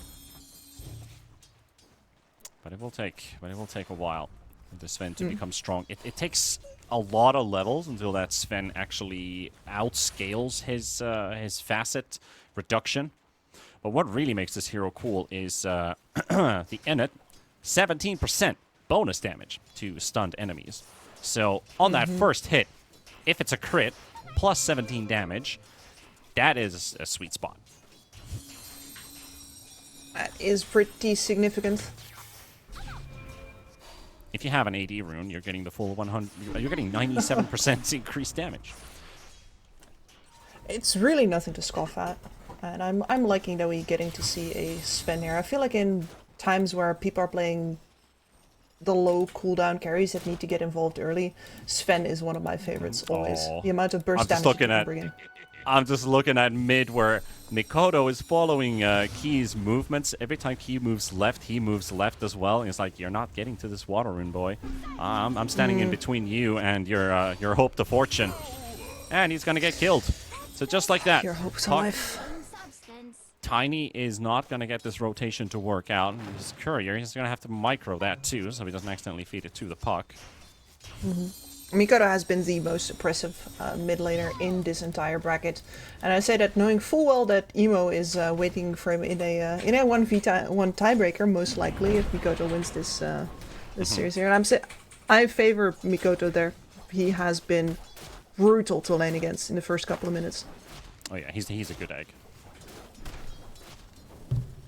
And talked about Vlads, you're getting it this game. It is the Enigma. So options are drums, Vlads. Those are the two things you consider. I think you're getting a lot more out of the Vlads because they needed that lane pusher. Lifestealer has the same issue as the Tiny carry would have. He takes a lot of time until he starts to be active around the map, so you need somebody to fill in that void. Vlad's Enigma does the trick. Need somebody to gather around. I do think that aura items are a little underbought at the moment, especially with how early we see some of these lineups group and dive. Extra. I know you're a big Chen enjoyer. You love your auras. Oh yeah. Last pick Chen. If anybody ends up drafting against me, if I go back to the pro scene, do be wary. That's my trick. Freebie here. Grimm's actually portaled up to top, but Sven already was chasing him for a bit. He even dropped in the casual scan just to check up on him. Meanwhile, he leaves that camp soft. Grimm was soaking up his experience. He'll just yoink 1 CS for himself, and now looking for attempt on a dive. Akashi is going to need some backup here, and we have Ponyo running straight back to the Sven. They're going to get their initial burst in. The Inkswell's also out. Here comes Jokum, nicely zoning him out, and actually does not connect the Inkswell stun, which would have been needed to kill this Sven. Going to get hit by a thrown tree, and he will live. Meanwhile, Jokum burning it up, just burning this Grimstroke, and Aris goes down to Ponyo. And that's how you salvage the situation of a 3v1 gank. One good flame break. That hurts so much. Manta invests a lot into that rotation as well. And all you get in return for it is 2 kills. Well, for the enemy, nothing for your Enigma. You get bodies. Bodies hitting the floor. And this is the most sensitive time in a draft like this. If you're up versus a better team, you're really going to get punished once the lanes start moving. You can't just rest on your laurels and say, right, our CS has been better. They will make faster rotations and they will open up the floor better than you do. So an attempt like this going wrong, where you could have been dealing a ton of damage to that tower with the Enigma, maybe even get it down at level 5, that would have given you such a head start on the tempo that's going to come your way soon. Yep. It was a kill that Enigma definitely needed if it was an opportunity. Now it's been delayed by a lot, and Akashi, he's still going to move away from this lane. Still behind farm compared to the Enigma because of all the moves that's going on, and Gohan's going down. Oh boy. Jokum, WS, you know, they're getting a punishment out there, and there's no response coming out from Manta. They're trying to initiate on an Undying. He has Tombstone ready. He's going to drop it. It's right between Aris and Grimm's. With the Eidolons flowing, and that Tombstone does not last for very long. But a Black Hole, there's also the Storm Spirit, so Key moving in, but WS interrupts it with the Dawnbreaker. That's your answer versus the Enigma all game long. And Akashi will go down to Key, and here comes Puck. He's going to clean it all up. Mikoto gets 1, WS gets 1. Now Key is also in trouble. There's the toss coming out from from Aris. He's still dead, and now they can just chase Aris if they wanted to, but they're just going to let him walk out of this one. So, you know, that disaster strikes. It's a 3 for 2. They got the Sven. Sven's already in a rough position, but these kills are going for the Puck. And the Puck was the one that's going to set the tempo of this game. And he's already 4,600 gold in net worth. That's over 1,000 to the Storm. And you're 5k at almost 9 minutes. Like, this is a really scary Puck game. And it's not even, this is not even a 3v1, by the way. This is a 4 for 1 because you did lose your life stealer on bot because you didn't want to react to the kill going on him. So you sacrifice your life stealer in order to be able to make that play, and it barely pays off for you. Maybe now, since the Sven has backed off, you're going to get to shove down this top tower. You're going to get a little bit of breathing room there, get the first tower of the game down. That would be nice. But honestly, I feel like they shouldn't overdo it. I think if you're Manta, you try to just push this tower down with only Enigma, and Talon's not going to come for you. If you keep on bringing heroes, then they will happily rotate in defensive support. Yeah, this was much better. Well, now it took them a bit of time, but they finally finished off the tower in top. That's going to open up the map a bit for the life stealers, potentially just move right away to the top half of the map. He's going to continue farming bottom for now. Slowly, you know, farm camps towards the top half. Doesn't have to straight up teleport there. Enigma's still going to stick around for a bit. He has the Vlad, so he wants to at least try to poke that tier 2 tower, which he still can do for the next 3-4 minutes. But after that, you're going to have to move away. You've got to have your items to clump up with the rest of the pack. And they're going to go on the puck here. This is a good play here. There's the heal coming in from WS, and it's going to be enough. Mikoto turning it around, and look at the damage output right there. WS for the double kill, now 402 on the Dawn, and maybe even a triple with Grimm's being chased up here with Jokum just burning it up. And Ponyo, he'll squeeze in a decay for the kill for himself, and there we go. 3 kills going straight for Talon. And it's the right move. It's the right move to try and kill the Puck there, but Dawnbreaker too strong. That heal, the follow-up stun when everybody's still nearby. Like, how do look if you look at the draft on paper for Manta, how many heroes do you count in melee range when they're trying to get a kill? All of them except for the Grimstroke. Yeah. That's a lot. So Dawnbreaker, prime hero this game. Huge. And really the only option that you have as Manta is to back off when it happens. And man, it hurts when you invested so much in making that play happen, but instead you're just going to have to be satisfied with the fact that you burned the Dawnbreaker ult, that you forced enemy heroes to rotate, and you gotta back off. And that is how you would see a higher tier team play this against Talon. They're not going to get their surprised Pikachu face on when they play a gank like that and they get turned on. They know it's going to happen, they're ready to back off, and they're ready to just take the economy win and the fact that if they get an opportunity for another kill, the Dawn cannot come in. Also, what sucks for the team right now is Manta, they've got 2 neutral items out of 5. 2 arcane rings. It's already 11 minutes in and you're missing out on a lot of jungling at this point because they've been so occupied with their lanes, with fighting against the Puck, trying to kill the Sven. Grims. It's Grims for a Grim. On the Grim stroke. Very grim situation for him. Easy kill. Just drop the tombstone down for good measure. Radiant's bottom tower is under attack. Also, you know what makes Sven and Undying such a good combo? I guess you can see where I'm going with this. It is the ripped facet on the Undying, which increases their strength gain, which increases Sven's god strength damage and his HP. Yep. Especially since we do have the passive, or like the facet, excuse me, of the Wrath of God. Yeah. Oh, this Sven's gonna be a problem.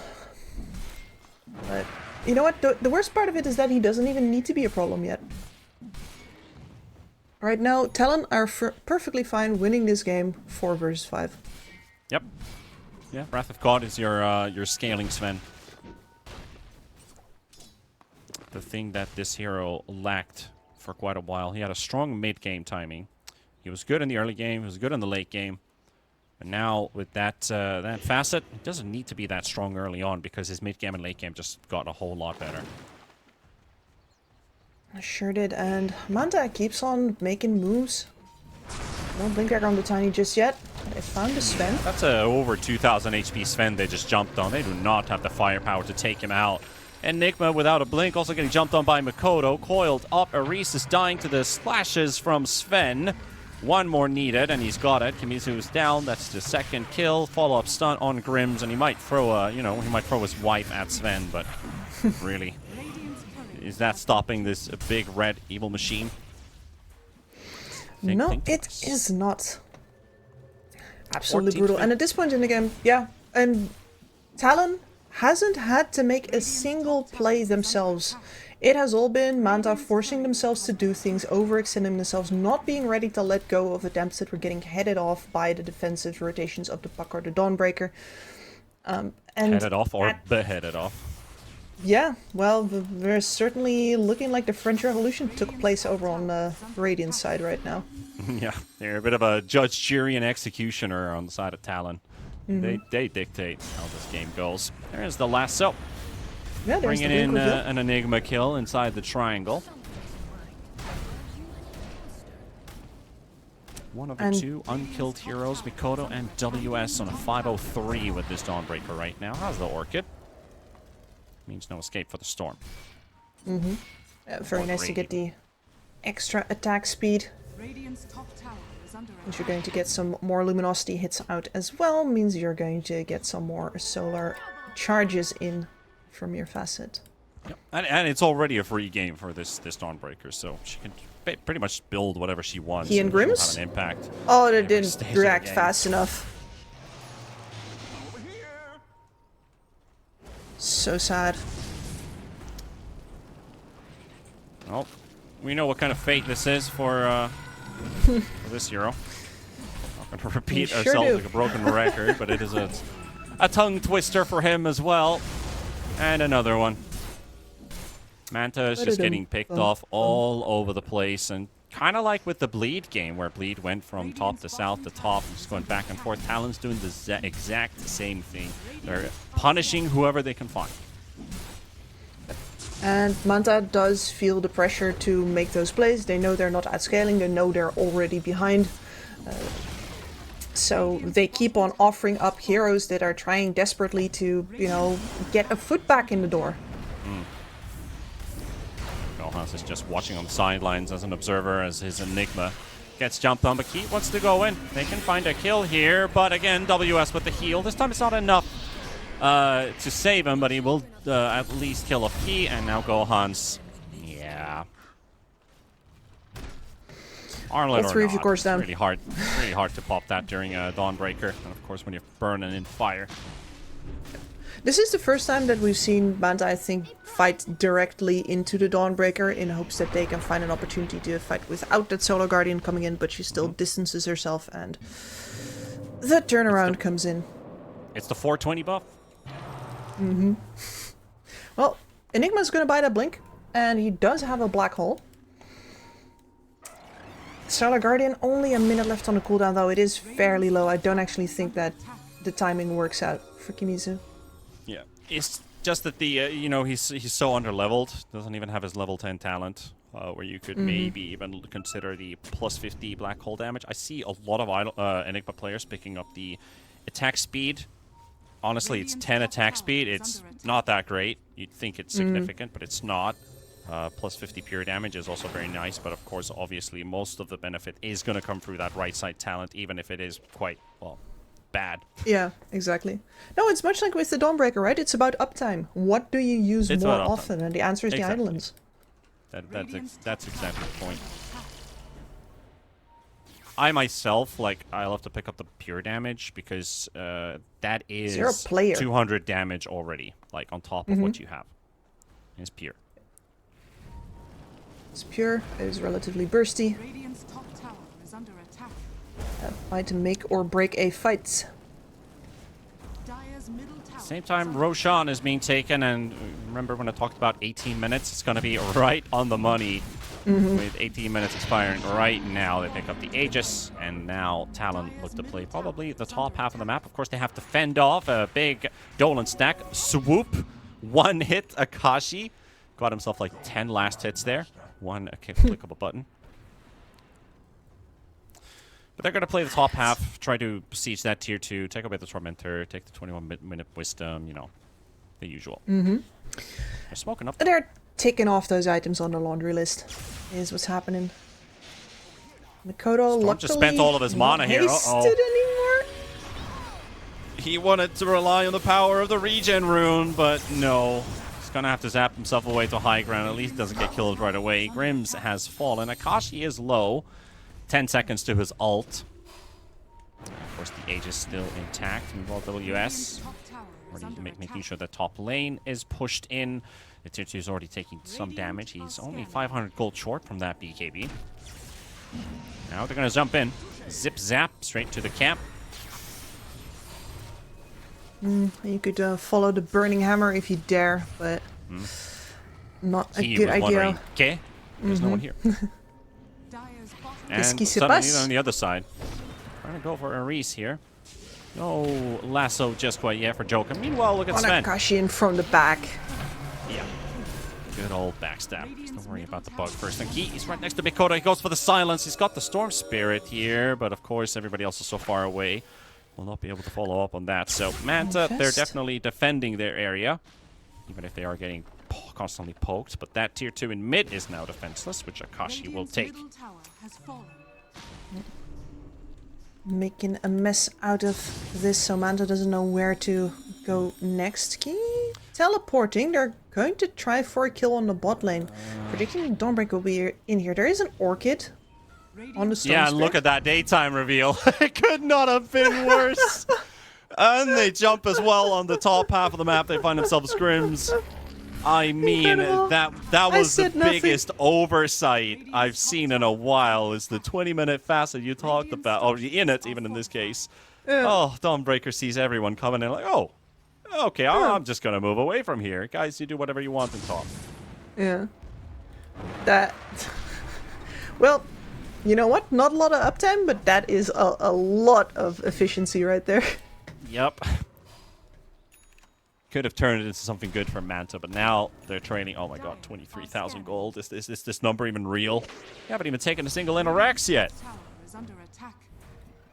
No, Manta has been running around, grouping up, trying to desperately claw their way out of the hole and just sinking deeper. So all of that holding hands in search for kill opportunities just automatically gives more gold to the enemy team, who has not been pressuring themselves so hard to do all of that. Yep. They got a kill on Maurice with the lasso while Sven was doing the holy trinity of the top lane. With the help of the Undying, also finishing off the Tormentor with just 2 heroes and taking the Wisdom Rune. Now they're chasing an Enigma here by Mikoto, coiling him up. He's got Black Hole, but no damage follow-up to it, so he's also very squishy. Not a lot of armor, not a lot of HP, easy to hunt down. And he Even needs to hold the Batrider Black now Hole in is- reserve.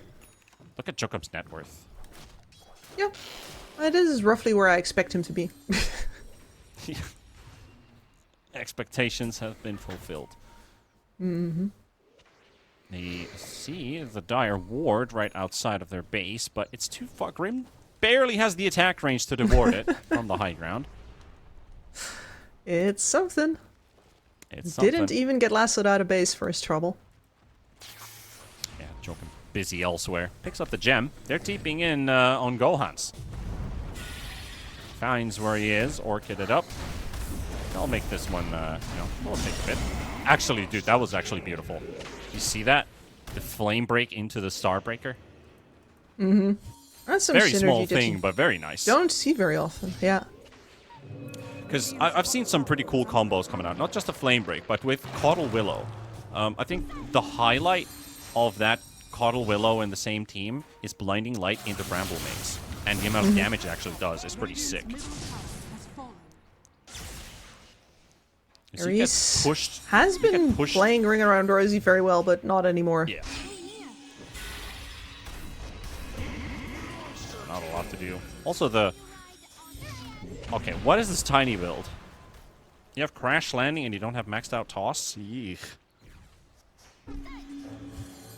Yeah.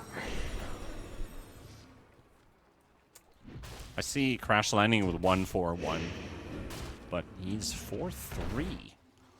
Maxed out Avalanche before the toss. I mean, your one way of finding early kills is Soulbind and Toss combo with Crash Landing, which does, by the way, a crazy amount of damage. Your Toss does 320, and in an Avalanche and with Crash Landing, I think it's roughly like 500 to 550 damage, depending on your magic resistance, but over 500. And if you have Phylactery, obviously you're not getting Phylactery, but no, like 650-ish damage with that combo. Then you multiply it by twice because of the Soulbind. So really, I think they're missing out on a big combination. Their spells is literally just a skill build. Would they really have gotten to use it, though? Maybe. No. They have gap closers, but at least that one toss. It literally just Absolutely. maxing out the toss gives them a chance. No, I'm messing with you, but it's really true. I know. Just because a misplay doesn't make a difference in this case doesn't mean it's not a misplay. Yeah, I just like my point. I know you're messing with me. It's just that why are they picking a facet which they're not using? They're supposed to. Something to look at the same time. It is a bit too much to deal with for Manta right now, so they're trying to mount a defense. Black Hole comes out. Nice Black level Hole. 2. They will do some damage with it, but it is interrupted, and WS, I think he's already healing more at this point. As, level 2 Black Hole without the talent is 150 damage, and Dawnbreaker's healing for 90 already because he already hit the level 3 ultimate. So counteracting the effect of that. But Talon, 24 minutes and almost 25 minutes into the game, 32-4, take the first game win over Manta. It was kind of what we expected, free Dawnbreaker game. Good picks. The second phase, most importantly, the Sven Undying was, I think, the real clutch in the draft here for Talon. Absolutely. Made it very hard for Manta to find a way to already start off picking for those lanes, and you could see I keep coming back to it, but the pressure that Manta feels to move and to make things happen, because they know they don't want to go late game versus this Sven. They know that the entire lineup is going to outfarm them, and Talon just gives them a couple of inches of rope, and Manta basically proceed to hang themselves with it by being so pressured and really playing into the hands of that Dawnbreaker pick. So I gotta say that the relaxed attitude that Talon has here towards the correct way to win a game fast is really, it is something to behold. It certainly is. And with this win, it means we have a guaranteed tiebreaker, but who's it going to be with? Is it Team Tough or is it Bleed? We'll find out after the break.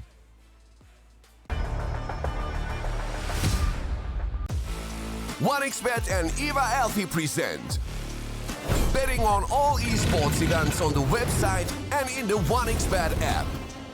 OneXBet. Play with Eva.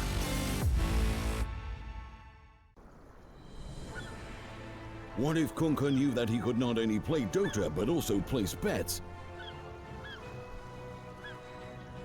Better the best black hole.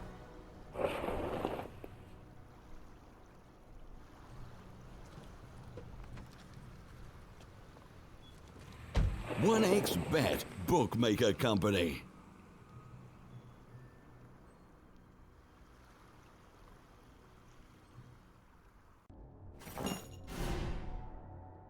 Chances of breaking items in a tournament match are non-existent.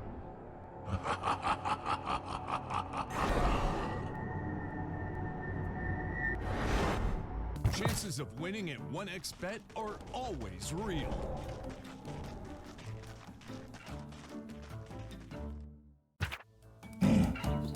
Join with me. At your service. Stealing Aegis from Roshan is very difficult.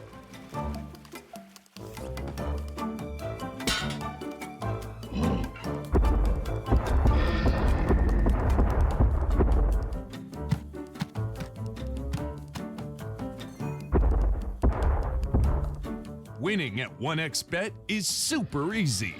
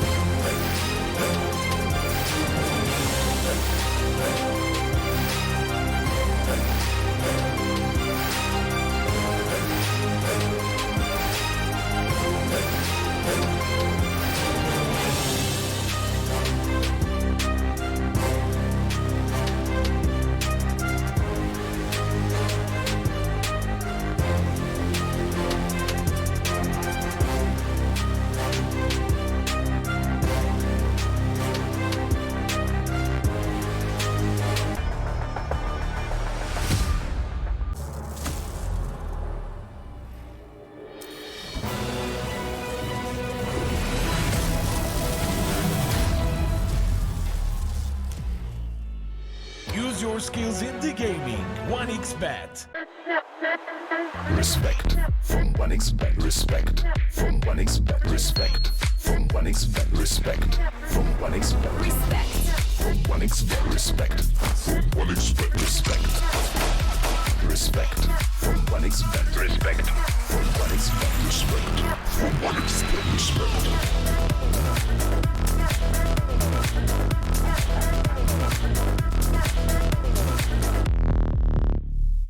Hello, son. Hi, Mom. Pretty girl. This is Eva. Nice to meet you. Thank you very much. Your dad's just making his favourite dinner. It's duck. Come on inside. They're all probably too gruesome to tell you while you're eating at the table. How's your food? Is everything okay? Good, good.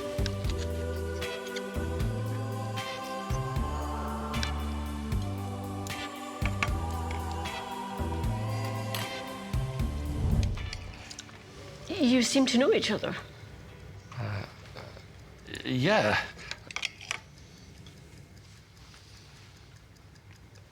This is the new ambassador for 1xBet.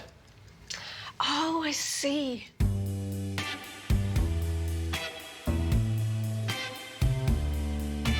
Everyone felt good when Eva Elfie became the new ambassador of 1xBet.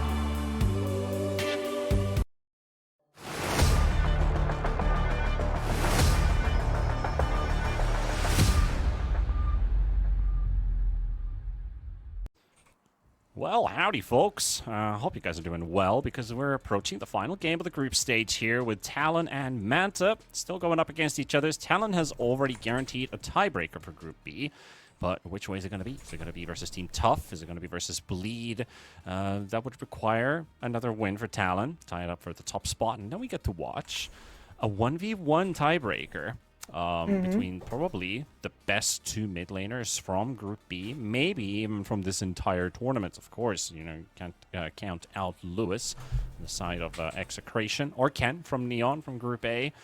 They've already locked in their spots for the playoffs. Of course, Execration, Yangon still playing a tiebreaker, but Kips, is there going to be some spark of life coming out from Manta? The draft was pretty rough. The gameplay was really rough for them. The tiny build was... I would say unacceptable, the way that he built it. But, you know, a lot of errors need to be corrected for them to make Game 2 a bit more competitive.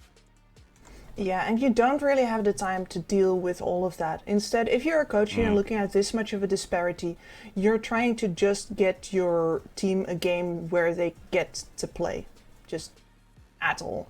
And that means really simply making things a lot simpler. Like, you can indeed draft a lot more for the early game. Make sure that you don't have a life stealer that you have to wait a little bit for example. Make sure that you don't have any big ultimates that you need to wait for, like that black hole, and that can get countered out by clever picks like this. So that you get multiple attempts and you can hopefully get yourself at least a game where you're going to, you know, be kicking the ball back and forth a couple of times before they score too many goals and it's basically over. I want to throw in a quick pop quiz question for you as we're still loading up for game number 2. How many times did Talon stack that last game? Ooh, Talon normally one of the higher stacking teams in this qualifier for sure, but they've been really quite far. Well, they weren't even that far forward during that game. I'm gonna say 20, 25? Not too far off. I mean, considering the tempo that they had that game, you'd be considering, did they even have time to stack? They stacked 23 times versus the 4 on Manta Esports in that previous game. So that also explains a big source of gold going in for one team, also been taken away from the other. It does, and the reason why I get so close on that guess is because Talon, most of the plays that they made, yeah, they were very fast, but they were reactive. They were fast because they knew what was going to come out from Manta Esports. It was completely anticipated, and they were just sitting there waiting to press the button. We did not see a single Solar Guardian come out that game that was not in reaction to a black hole, I don't think. Maybe there was the one in the mid, actually, where the black hole was either already down or the Enigma absolutely nowhere to be seen. But the point remains, the plans are already in place. Talon doesn't even have to think about it anymore. They're sitting there, they're playing their game, farming their stacks, and then Manta eventually starts making the play that Talon expects, and they're like, okay, now we do the thing. You want to know also a fun statistic from that last game? When I was bringing out during halfway in the draft, Talon, when they had 3 unique heroes, they actually had 5. They had all 5 unique heroes, and in the course of their 8 games, they have a total of 40 different heroes. They have 100% hero diversity, which is 20% higher to the next team, which is IHC. We have played 28 heroes in 8 games. So Talon, every single game, it's a new hero. Is this the first time we're going to get to see them play some of the same heroes? We'll have to see and wait if that actually happens. But that is a pretty wild number thrown out there. All games, unique heroes. Is really quite well. I picked up on the fact that they were really trying to challenge themselves in the matchup versus... It was just the one versus IHC, wasn't it? No, Salvation, because it was a Naga draft who had an Alchemist support giving the bottle to the Lina mid, that sort of thing. It was really quite far off the meta. And I was... it definitely did look like Talon was deliberately challenging themselves. But now that you bring that up, I wonder if the challenge is also literally... Yeah, the challenge might literally be... no similar heroes for this tournament, which I really respect, because if you outrank everybody else this much, then the best thing you can do is find alternate challenges for yourself. Learn the most that you can, be creative, you know, use the breadth of your hero pools, and picking up a immediate first pick OD after your enemy opens up with SF. Now that tastes like it. Yeah, experimentation time, surely. Talon also, well, that is hero number 41. I actually do have to triple check this, that this actually is the case, because I'm looking at them playing 8 matches, but this is their 9th. Oh, sorry, this currently one is their 10th. They just played their 9th game. So there's a game that is missing from this list, so I'm just skimming through what kind of drafts have Talon been playing, and have they really just gone with unique heroes all the way through? And it does really look like it, so there's just a game missing from the statistic board. But OD, they've not played so far, so that would be 46. Let's see if everybody up until 50 wants to make an appearance here, because that puts the draft into a really interesting position now, where if the only heroes that they can pick up are the ones that they haven't picked yet, they're working from a fairly slim pool here. Centaur. Centaur's not there. No, indeed. They're doing it. They're doing the all hero challenge. I need to check up. I need to check up with the team. Like, honestly, is this really the strat that they're doing? Because this is pretty wild. I love that they're doing it. Yeah, we're also getting confirmation that it's the first OD pick in the entire group stage. So I'm pretty sure we're gonna see. What else do we have actually in the uncontested hero pool? I think honestly, I think I'm just looking at that now. So we got 22 different uncontested heroes. We got Techies. We got for mid we got OD. So no Tinker. There is Riki. You could pick Sand King. You can make Sand King still work. Post nerfs. That's fine. Is all right. Yeah, Sand King is available. I think it'll take a while before we see Bristle back. True. Bristol's in a weird place right now. He's either hot or not. I mean, I think you get the choice between not or not, but that's just me. I mean, not too long ago, Bristle was the most broken hero. Most picked one as well. You see, that's one that deserves the nerfs, not Sand King, who gets to be relevant for roughly 5 days every 2 years. It's like Dawnbreaker. You get 5 seconds every 10 minutes. And an Ice Frog says, okay, that's it. Everybody else gets to have fun again, not you. Silencer? Still unique. Another? Still unique? No, I put you and everybody else over on my secondary monitor, and I just have the entire page of Talon's drafts in this tournament in front of me, and none of these heroes have appeared yet. Silencer in general, 2-0 in the tournament. Still unbeaten. 100% win rate for the hero. And the next one is going to be an Enigma. And that is also a unique hero for the team. Enigma currently at 1-3. So Talon wants to turn the tide. I'm gonna have to. For the Enigma win rates. Can make it happen This here. is Show how the heroes one played out. hell of a defensive lineup once again, by the way. Like, if you go in on Manta Esports, there is going to be global silence waiting for you. There is going to be saves from that OD or delays on whichever heroes went in first. And then if you ever decide to get on top of each other to focus fire somebody, you're inviting that black hole on top of you. This is quite the difficult hurdle to take already. Alright, well, you've got a potential support Centaur or a support Enigma coming out from Talon. I know Talon can also play Enigma as a support. Is this Silencer going to be your other support? Are we watching Centaur Enigma double supports? And finally, getting that Silencer core, the Silencer who cannot be silenced, going for Mask of Madness. Guess it's doable. You can also play it in the mid lane if they want to shuffle the OD around. I've seen some OD 3s.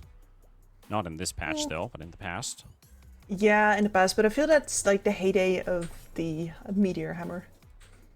And really not anywhere else. And I do also think that the OD is a very good laning matchup versus the SF. It's like, okay, I'm done being raised. You go sit in a corner now.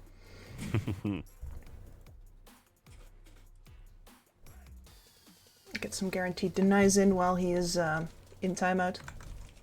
It works. Time is running out from Manta here. They are baffled by this draft and like, what are we bringing out here, boys?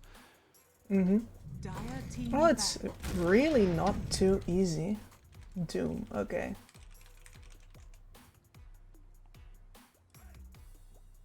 Sure thing. I do think that Talon Esports have a definite problem in shorter fights here, which is something where you can... If you get to leverage the SF in this game, this could be a really good time for the amount of physical burst that you get out of that man. But in the longer fights, Doom is definitely better in the mid to longer fights. Same goes for the Earth Spirit as well, and that is where Talon shines as well. So I'm not sure if I enjoy the Doom pickup in that particular context. The Doom is very good versus the OD. That takes away his pure damage, which is always an issue for this Shadow Fiend to stay alive. Like, he builds up a lot of armor, he has his tools to stay away, but pure damage is really what wrecks them up completely. Also the I mean, Centaur's not really that great Doom target, but if he pre-stampede, if he hasn't used it, that is something that works. Enigma, probably not your best. They still have team fight even without him.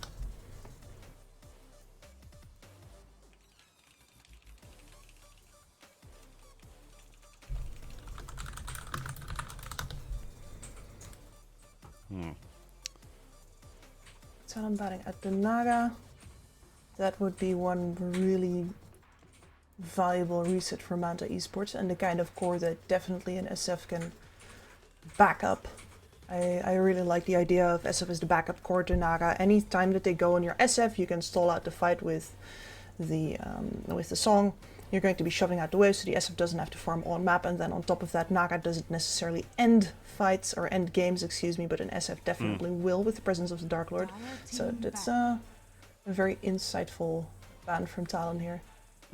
Right, so that they would Kips do with their SF. and all of you viewers out there, I did actually check up with Talon's manager during this, and if this really is an all-hero challenge, and I can confirm, yes, it is. Like, somebody noticed. Yep, we definitely noticed this one out here. So we can guarantee it's going to be a new hero for Talon in the final pick, but whatever it's going to be, let's see what Manta's going to be bringing out first. I'm really happy that they do something like this. You know, this is all team-wise stuff. Obviously can't disclose everything, even as casters, but all hero challenge, that is commendable. They're gonna bring out the Lycan, so that was, I think, one of the uncontested heroes on the hero pool. So yeah, let's roll this one out. Let us roll this one out, exactly. And this is one of the heroes that I've been saying that has been unrightfully ignored. I think this Lycan is absolutely busted. And I think that as a couple of people tried him out at the start of the patch, right? Didn't always work out too well and that they left him by the wayside. But you don't really have to have that much farm in order to deal stupid amounts of damage. And the fact that you scale into the late game by simply making a second one of you is still nuts as well. So, you think Talon's going to take it with this draft? They got some deadly power coming in early here. Akashi with the Lycan can snowball early. Echo Saber is also going to be deadly versus a couple of these heroes. SF can't run away from the Lycan. No. This is going to be super hard for Gohans. This is, you can build a Hurricane Pike and it's going to give you, well, at least 2 seconds. Maybe 3 if you staffed yourselves up or down a cliff, but that's about it. Yep, Stampede still runs you down. Absolutely. I mean, listen, in these longer fights, I said before, not that big of a fan of Mount Esports deciding to, go on to those. But if you get a Doom here, then your damage output in the longer fights actually looks really good compared to theirs, between the Earth Spirit as well as you having a support Zeus here. That definitely puts a foot on the scale as well. You have a steroid for your SF with the Ogre being picked up. And that is a learning curve, Ogre, by the way. Very happy that we don't just get to see some treats from Talon here. Manta is also definitely trying some new stuff. Oh, they are. Even with the Twilight Effigy set on the Shadow Fiend, you might be looking at him smoked right now, but he's a burning treant. Very nice. Let us see. So the facet from the Lycan is he's going for the pack leader actually, so not for the invulnerable wolves. Interesting. Yeah, because that is. You see the ghost wolves basically just buffing up the Lycan. You can just build stat items on the hero. You get damage as a universal. You get a nice amount of HP from your wolves. At level 15, you get an extra. But they are the vision providers this time around. Not just buffing up the Lycan directly.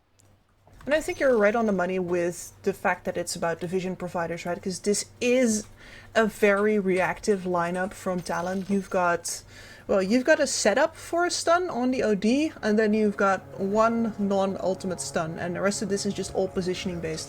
You really need to know where they're going to be coming from and how they're going to be approaching you if you want to use your positioning and the few stuns that you do have correctly.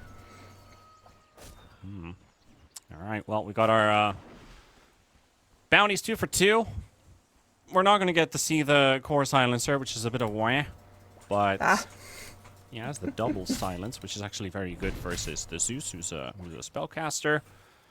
Same thing for the Ogre, for the Earth Spirit. He can't roll out if he ends up being the first target hit by the silence. So you get a second silence right after.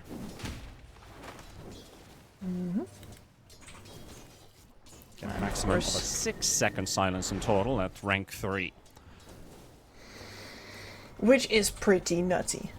There's It's a lot of fights that are time. over in less. A very long time just being able to cast spells. Shadow Fiend silencer. getting already poked in the top lane. Same thing with the silencer in the bot. The Zeus in the bot lane. Yeah. And interesting to see that they did indeed go for the lane switch up here, not putting the SF versus the OD, instead putting the hero down here that, well, Key is definitely better on, which is his Earth Spirit. Do enjoy him getting that, and of course Earth Spirit suffers less from getting his economy ruined a little bit. It's something that Mikoto will in fact do to him. Love the triple mango queued up on the SF. Plus the null. Yep. Gonna need a plenty of that in the safe lane, because you are gonna get poked and pummeled. Not like the mid lane where you'd have at least a bit more mana regen to go along with. You don't have that much to hurt your opponent unless he's making mistakes. Here it's you're kind of forced to use your raises. Exactly, and so one of the reasons that I don't really like safe lane SF is because you need your raises more and you get less regen, so you're going to have to fly all of it in, and safe lane bottle is just not something we do anymore. Those runes are not within easy reach. Nope. No, no shrines, no runes. Exactly, and the safe lane SF is an invention from that time. You are right about it, actually. Yeah. No, he came into fashion for a reason, and there's a reason why I liked it more back then than I do now. He stayed because people love the idea of getting away with SF. Something like, I'm literally just gonna say that is a little bit of vanity. And if you have yourself a good support, right, the fact is that SF can totally be played like a safe laner, skill like a safe laner. If you give him time to catch up, he will catch up. He's just got two very tanky boys against him, and you can see that SF has only got 6 last hits to the 13 of the Enigma. As those raises ain't just doing enough damage at level 1 to keep these two heroes at bay, especially with WS going for the early bracer and magic wand, plus the branches, so he's got a really high HP pool. Can't be shoved out of the lane just like that. Yep. But going... Oh, actually with the Zeus almost dropping there in the bottom lane, the Wolves are chewing it away, and Akashi will get a kill for himself. That's the first blood, and Reese does get the trade back onto Ponyo with the help of Kimazu. Kimazu has the heal in his pocket, but very short range. No way for him back to the do anything. SF carry, one where I love to play it is when it's paired up with a Marcy. Yes. Yeah, I can see that's that. where your right click really starts to pack a punch, and you just can't trade against them in the lane.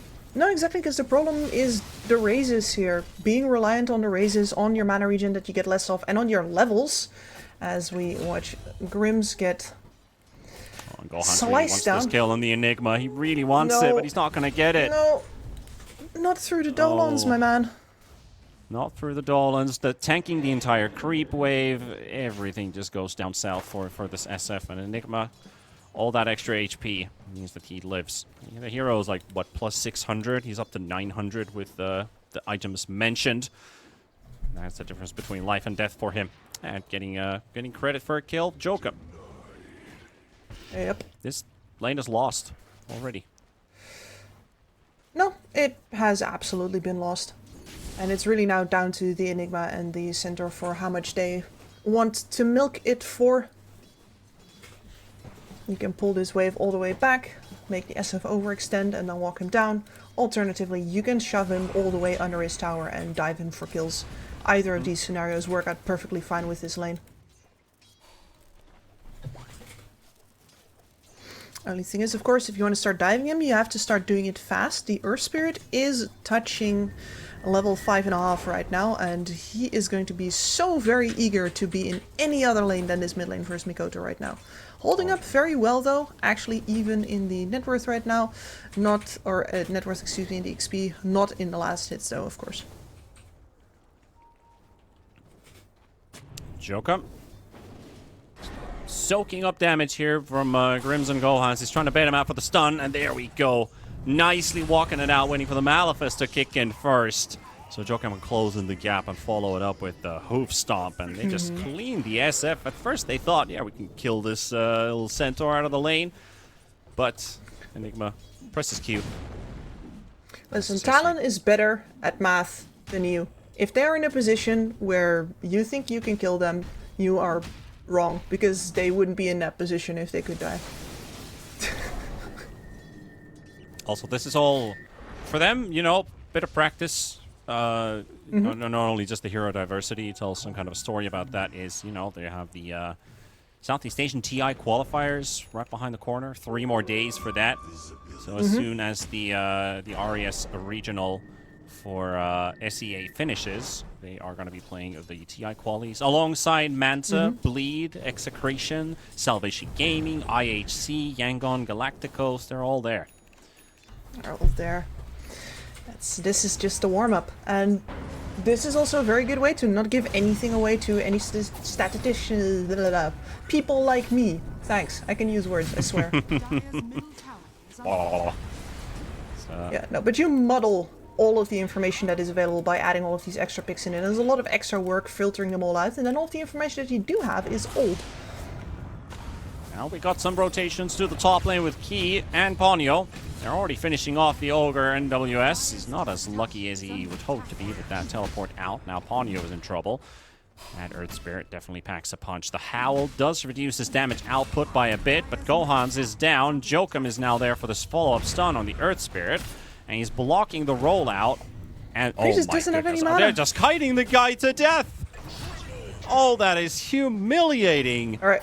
Grims has already Double kill for respawned Ogre. back, and maybe he can get himself 2 kills with the Ignite, but Jokum's TPing out the Fire Blast. He got silenced. Everything's going down the drain. He's gonna get the kill on Ponyo. All right, and Reese is also here for that. They did lose the Doom at the same time. Oh my goodness, that was welcome to the School of Talent. And Kimazu just They're better at TP'd, math. and he might just die right away. He's shapeshift, you know, the Lycan shapeshift just chasing him around. You And can't do that. that's going to be a walk of shame to the lane. They're just too good. Yep. I mean, that last one is utterly avoidable as well, just because you can't show yourself for a while after you come to that lane, just because it is super clear that Ares walked his way all the way top and that, in fact, the other supports used their TP scrolls as well. So you are completely helpless as soon as they know you're there. Now the chasing key. 2 more seconds for Astral Imprisonment. Still on cooldown, so the Earth Spirit manages to hide inside the trees. Now Ponyo walks into Grims. I love how Silencer is the new Abaddon. Mm-hmm. Slap, Yeah, slap, the old- slap. Quiet. Quiet. Silence, Ogre. Mm-hmm. He didn't have much useful things to say anyway. Dire's top tower is under attack. But what a disaster of a laning stage again. Radiant are scanning. Yeah, it certainly is. They're falling behind rapidly, and that just goes into the playbook of this Talon lineup. You know, the Lycan activates early. He's gone for Dominator. I was talking about the Echo Saber for a bit. Hey, who cares about a Echo Saber Harpoon at this point when you can just push down towers, bring in the rest of the bunch with you. Odie does the killing. Enigma does the setting up. Dire's top tower Supports Stampede. Global Silence. How can you fight back when they're ahead? Gosh, she gets rotated on by the supports, or by Grims here, I should say. Ooh, might do just they get a have to kill. damage here? Kick him into the Doom. Clever. Actually, there's one thing they can do is kill the Lycan with sheer numbers. Kimizu dies after. Looked like he died first. Kashi will miss gets out on blocked. the speed. He gets blocked, exactly. Nice cancel on the black hole. Still won't change the story. Key will still fall. And now the boys are onto a Grimm's kill. They did force the Zeus all the way back to the fountain when they were fighting in the mid lane at the same time. You've got Eidolons blocking one escape route. The creeps are also moving in between. He's a bit too fast for them to catch. But as soon as he turns around for the Ignite, that might have just sealed his fate. Yeah. He thought he was smart enough with the slow, but I think the Ogre would have been just fine, just walking away. Oh, well. Oh, I've always well, drum indeed. charged up because WS does have that in his inventory. Yeah, like I said, the other option for an Enigma. No need for Vlads. You can also go for the drums. Keep up the tempo. On banging that drum. Akashi is now shifted over to the top-sided map. Tower there is already down. Very hard for Manta Esports to make plays into him. And with the helm of the Dominator finished, he can from time to time, if say a big clash happens on the bottom, press the tier 2 tower. Yep, already suffering casualties here with the Doom falling early. Key forced away. Jokum is following him around as a mango for the stun. He gets kicked under the tower. Key's looking for a kill for himself with the help of the T2. He'll get it. It is a split, as it is the tower that finishes him off. So Kimizu and Key both get a share. But the bottom tower is defenses. They're trying to kill the Zoo with the Enigma. The Zeus ult dropped on top of him. The Magnetize is still on him, so he will die during that. By the looks of it, man, let's needs get the one more mechanism stone. just in time. Gohans is there to help him out. Gohans will get a kill, but now he TP'd in. He's got no way out. In this case, Odie- there's no utility left on the enemy side. Yeah. Dire's middle tower. Odie was low, so he didn't want to walk in. Throw the And they're Astral actually Imprisonment. going to punish Ponyo for his greed. Yep. Punished for his aggressions. Manta already almost doubling up the kills from the last game, so they are getting kills. It's not. I mean, the laning stage was horrible. We both agree on that. But if they're covering slowly, is also a sign that they have heroes that are capable of fighting back at this stage of the game. I mean, it's not going to get that much better for Manta right now, though. They really desperately need defensive items over on their SF, so Manta style still quite a ways off for him, but you need to take the silences off in this game, and you're going to get silenced a second time, depending on what, if it was a global that you were trying to take off. Actually, SNK for the Earth Spirit. I was thinking BKB for him, but it's really just all about reducing the amount of time that you spend in things like the astral imprisonment.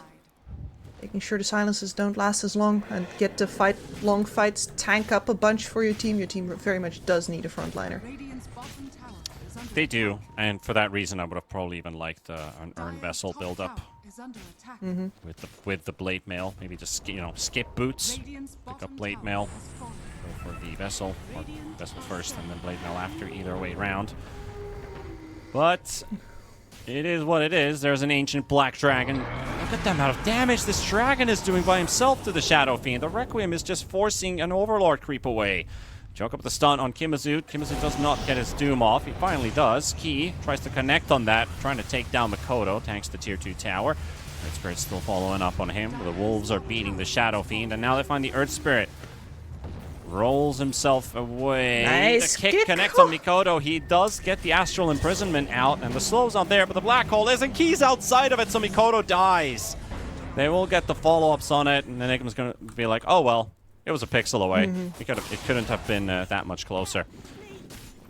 Oh, well, and the tower already fallen. This is the most aggressive that I've seen Talon play all qualifier, by the way. Yeah, look, pushing close a things tier out. 2. At this amount of time. And Valiant's defense put up there as well. I just want to point out that Key is definitely still the standout player for Manta. Even in as desperate of a game as this, you can see how well he flows with that Earth Spirit. How well he understands where he has to be. So Yeah, following him through the back lines here. Nice little flow. Perfectly on the money with the kick and pull here as well. Just gets anticipated by a better opponent. As Jokum gets found, but... or is it Kimitsu? Yeah, who finds who? There's how the map. Yeah, he did actually switch into the BKB here. I don't think he likes having to take this decision either, but right now it's about getting to stay in the game at all, not what kind of build would you want to have if this game went on.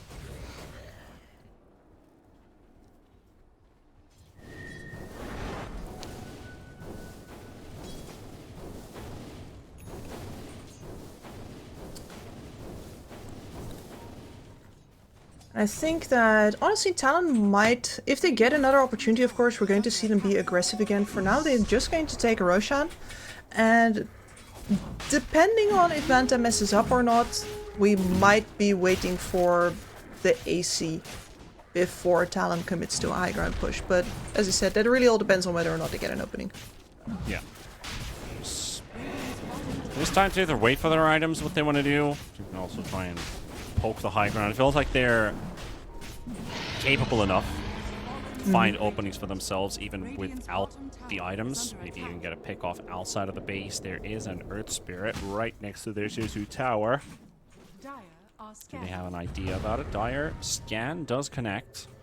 WS is already pinging out the position, but I'm suspecting that nobody's going to stick around for that long, so he's already TP'd away. Look at the wait to push in. They could get Eris on mid here. That's just a support who knows that he's most likely going to die for his transgressions anyway. Somebody has to take that wave. Someone's got to do it. If it is a support dying out that deep, they'll take the sacrifice. Whatever seconds you can muster, you'll take. There's a shapeshift popped, and Kimazu is scouted out by a lone wolf. Hanyo walks in for the slow. Jokum in for the follow-up stun. Level 9 Doom does not stand a chance. And Akashi, he's already ready to dive the high ground here. The creep wave is really far away, though.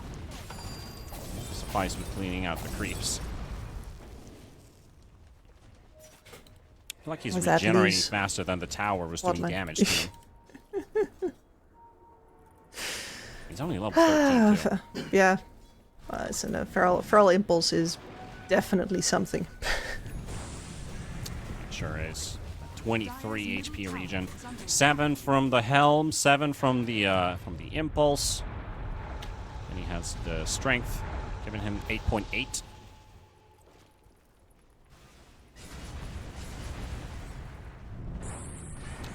Time to siege another tower with the impeding. I always thought it was impending corruption, but it's impeding corruption. The Orb of Destruction. You have OD nice and little OOD. extra bonus. Ominous, Discernment, Overwhelming, Devourer. Outhouse Decorator. Yeah. Oh, I saw a screenshot of the kind of options that you can get for those those abilities. They had a lot of fun with their ODs. Oh yeah. Everybody's loved a hero with the world's weirdest taunt, which actually makes it pretty difficult to click an OD. He has the Scarab taunt, which we have not actually seen a lot of players use. And he doesn't even actually have it on his OD. I just looked that he has an empty taunt slot. What a peasant. Yeah, who wants a dung beetle? I mean, the weirder the better, honestly, in games like this. Like, you know, Valve desperately trying to make sure this does not become a circus, while also tempting people with as circus-like outfits as they can possibly get in, because those do sell. I mean, they made a joke on themselves, right? Because of the whole Ringmaster setup was built around the circus. Uh-huh. This patch being what it is. I say, see, your sarcasm is... You know, I'm a Finn, but it's also hard for me to catch up. Joker. Nice man. Nice little dodge. Gohans. All the little things that count at this point. It is making them difficult to just siege that high ground. The Granite Golem has to be saved by a bubble. Don't give away free gold for the Shadow Fiend. He does actually have a lot of farm. He has 11,000 gold on this SF. Just lacking the damage items. That's all. Going for the survivability at first. You talked about the Hurricane Pikes. They'll have to play against Jab, Shapeshift, and Stampede. But SF does pack a punch. Yep, very good at clearing out the waves as well. If this game was any better for the SF, the Necromastery in it, where you can just increase your max souls for every time they get a kill, it increases it. I had a pup game with a Shadow Fiend with 43 souls. You can tell that Requiem is pretty scary. It's a wall of abyss. There's only darkness. Yes. That sounds about right. We have been seeing some pretty good SFs in these qualifiers as well. Oh, now he stepped forward. Off on Mikoto right away. Get poked a bit. Mantis still on cooldown too. Very Just lucky that there was casual. not a blink stunning centaur left to punish you on the mid lane, and instead it's just going to be your tormentor that gets punished. I love how the Eidolons don't actually take any damage there. It just expired. Aegis expires as well. So Mikoto can move his Null Talisman back into his active inventory. Plus 5 damage. Very nice. 4 more minutes. Yep. Suddenly the item is worth 1,000 gold. Not bad. It's just a return on investment, right? You show some loyalty to your items and they show it back. Yeah. Materialism happiness. Which is a very interesting word in Finnish, by the way. Alright, We actually smoke had a- out. They find Mikoto. Yep. No Aegis, no teammates. Good timing. Time to Very hunt well for done. more. Key going in first, but just get hit by the Arcane Curse. He's still going in, though. Spots Ponyo. Ponyo also spots Key. The rest of the squad's just moving away. Also, the outpost taken, so there can be no backstab. Pretty solid setup. Just picked up the 15 aura talent for the Shadow Fiend, so that tower melts very quickly. That's a little bit more space to breathe, and they didn't even have, because what they were doing there is they were going out on the BKB timing for their Earth Spirit, but they didn't even have to pop it, so they still have that in the pocket for a next possible engagement, and do think that Talon is going to be exacting revenge for the fact that they just let themselves slip a little bit. Yep. Yeah, I mean, Manta, I love how they get a kill and they get a tower. They just doubled their win probability. Oh, it's... Yeah, it's... Well, I said it was gone wait again, for it to halve again. We'll see what happens out of this team fight. If it's gonna drop once again. Joker on top of Ares. Mikoto does not have vision on the high ground. Cannot throw in the Astral Imprisonment for the rest of the squad to follow. Also, Shapeshift was still on cooldown for 10 seconds. It's coming off now. And Gohan's using that Hurricane Pike to get his teammate out of dodge. Not bad. Oh, Money Ball for the Ogre. There we go. It's on now. Just you wait for that Aghanim Scepter. Yeah, so we're gonna have like a 6-slotted Ogre. Bouncing Absolutely. from 3.7k net worth to the top of the chart. That's the dream for Grims. One day. One day. I wanna see core Ogre again some days. That would be nice. I mean, why do you want to see it? Because I feel like when you're playing with a core Ogre, you feel like it's the most useless piece of ever. It does nothing. No, it's for the simple reason that it's funny. Like, and it's extra funny because it's useless. Like, okay, Kips. Your humor is twisted. Oh, yes, it is. And it's extra twisted because I don't get my Dota experience from playing. I get it from watching. So watching other people suffer is definitely my bread and butter. Now give me that core Ogre. Thanks a lot, Kips. You're welcome. As unfortunately, this smoke chasing butterflies. Yeah, there's nobody around this area, but it's an idea for a smoke to try and catch somebody off guard. The waves are pushing in, which they also need to protect. It's a bit of an issue for Manta. They don't exactly have the highest split push capability in their lineup. So with one singular Blink Dagger, it's also up on the Doom. We've got a Hitch a Ride online here as well for Mr. Jokum. So let's bring in the Odia board. By the way, I saw a funny video. I saw a funny cat video. I saw a funny video on Instagram Dota videos, where there's a guy who's installed a spinning chair that is connected to his tractor. And he's spinning on the chair, and then it transitions into Centaur pulling a spinning Juggernaut. And it's kind of like, well, what the heck's happening here? But at the same time, it's a good chuckle. I need to send it to you. That is quite fantastic, actually. You could do that with like a, I don't know, Doom with the AoE Doom self-cast. Just drag them into people. Yeah. But I do love the Centaur. You got workhorse. You have horsepower. So you have work horsepower. Power horse work. Power word horse? Thunder horse. Some say death clock. Oh, dang. I'm getting out of my wheelhouse now. Yeah, our thoughts are basically just floating in a universe where there's an enigma showing up for a black hole, and they're gonna be finished off inside of that. Mikoto, Jokum getting a kill for themselves, and Akashi, it is time to end it. Thunderhide finishing off Ares, and even a crits as well. Oh, that is dirty. Thunderhide just crit for 400 damage. Disgusting. Wow. Disgusting. Worth for says Akashi. And I love the instant reaction as they saw Doom, the Stampede, every single hero moved at the same time. That is a hive mind called Talon. so very now you much on the just have same to page. You have to fight 5 more Magnetize procs here. Does he Yeah, I let think it- they're gonna be oh, alright. Oh, he let it run out. Oh no. No, like he was getting too low. I have to go back to the fountain. It's like, I can't actually keep this up, boys. And you know, workhorse. So, we're staffed around. It's so buggy. No, like that's what I was giggling about as you were watching the Ancient Thunderhide go into the base. I was watching Mikoto getting driven around like the king he is. His chariot.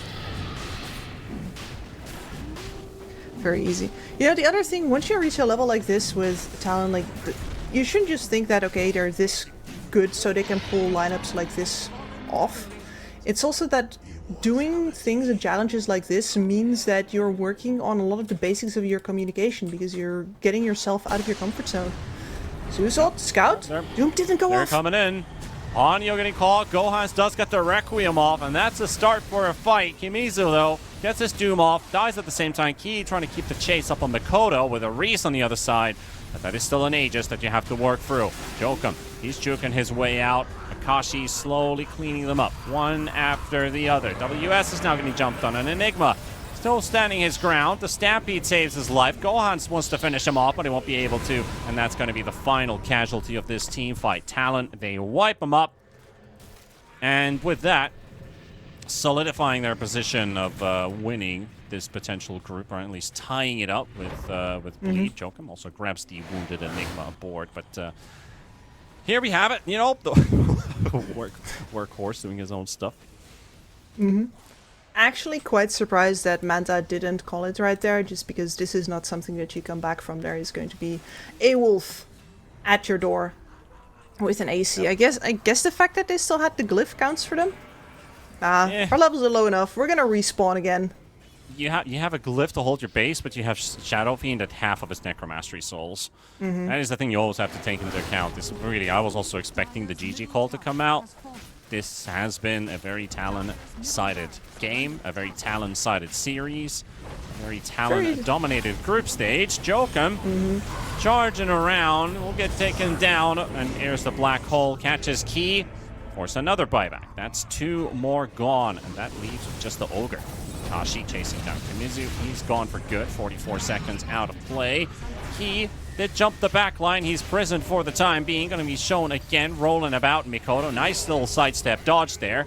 WS, the help of Akashi, keeping the rest of them at bay and going to the fountain. Force staff into the Astral. Ki has one more roll. Can he catch him? There's a bunch of bodyguards in between. Hanyo is the one to catch this one this time. He's healed up and he's ready to go back in. Hurricane Pike comes out from the SF, but he's going to get chased down by the OD. And Ki, he will also go down. That is it. Our group stage is done with the 2-0 coming out from Talon. Tie up the group stage with Bleed. And they're going to have to play a 1v1 tiebreaker for the winner of Group B. They will. And I am, I mean, of course, the 1v1 tiebreaker is a little bit of a meme. Like, you never quite know what's going to come out of that. But I am very excited to just see Emo and Mikoto go at it like men, mano a mano, and see who comes out on top. That's always, you know, maybe it doesn't matter that much in the long run, but getting yourselves into the quarterfinals immediately for the top spot does save you a bunch of busy work, and if you're talented, it might save you a couple of hero picks if you're looking to make it to the finals of this tournament and you don't want to have everything used up by the point you get there.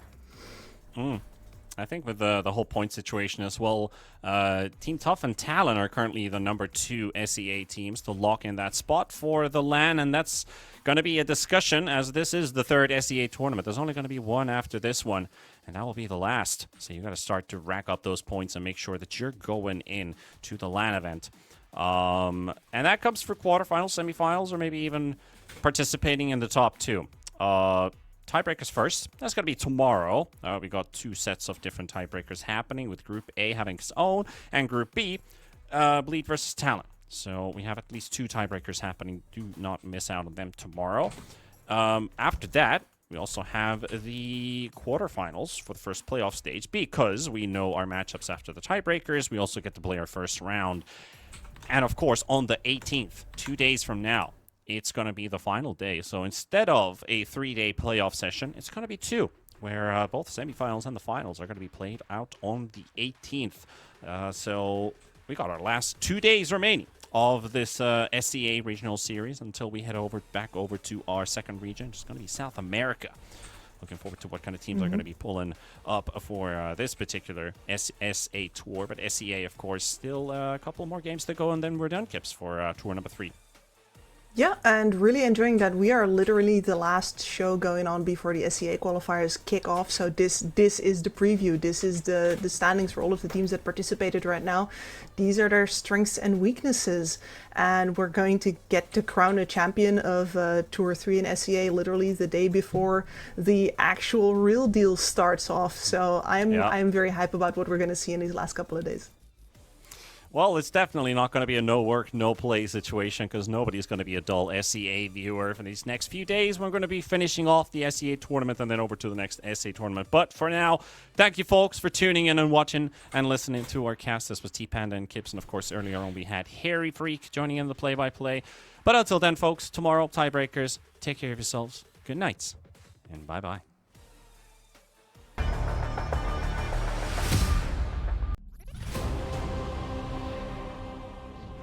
It's hard to imagine a match without first blood. Drink it in. Check it out.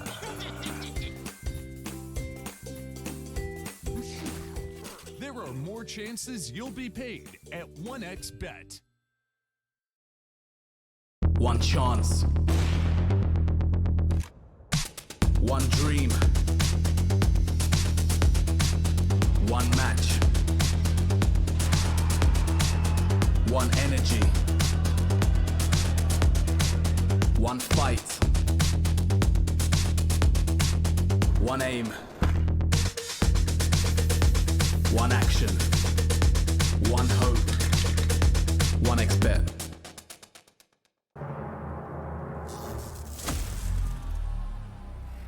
Fuck.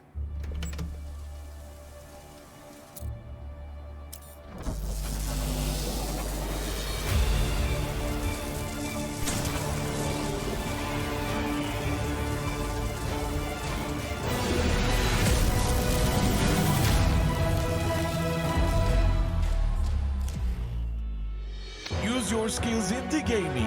1xBet.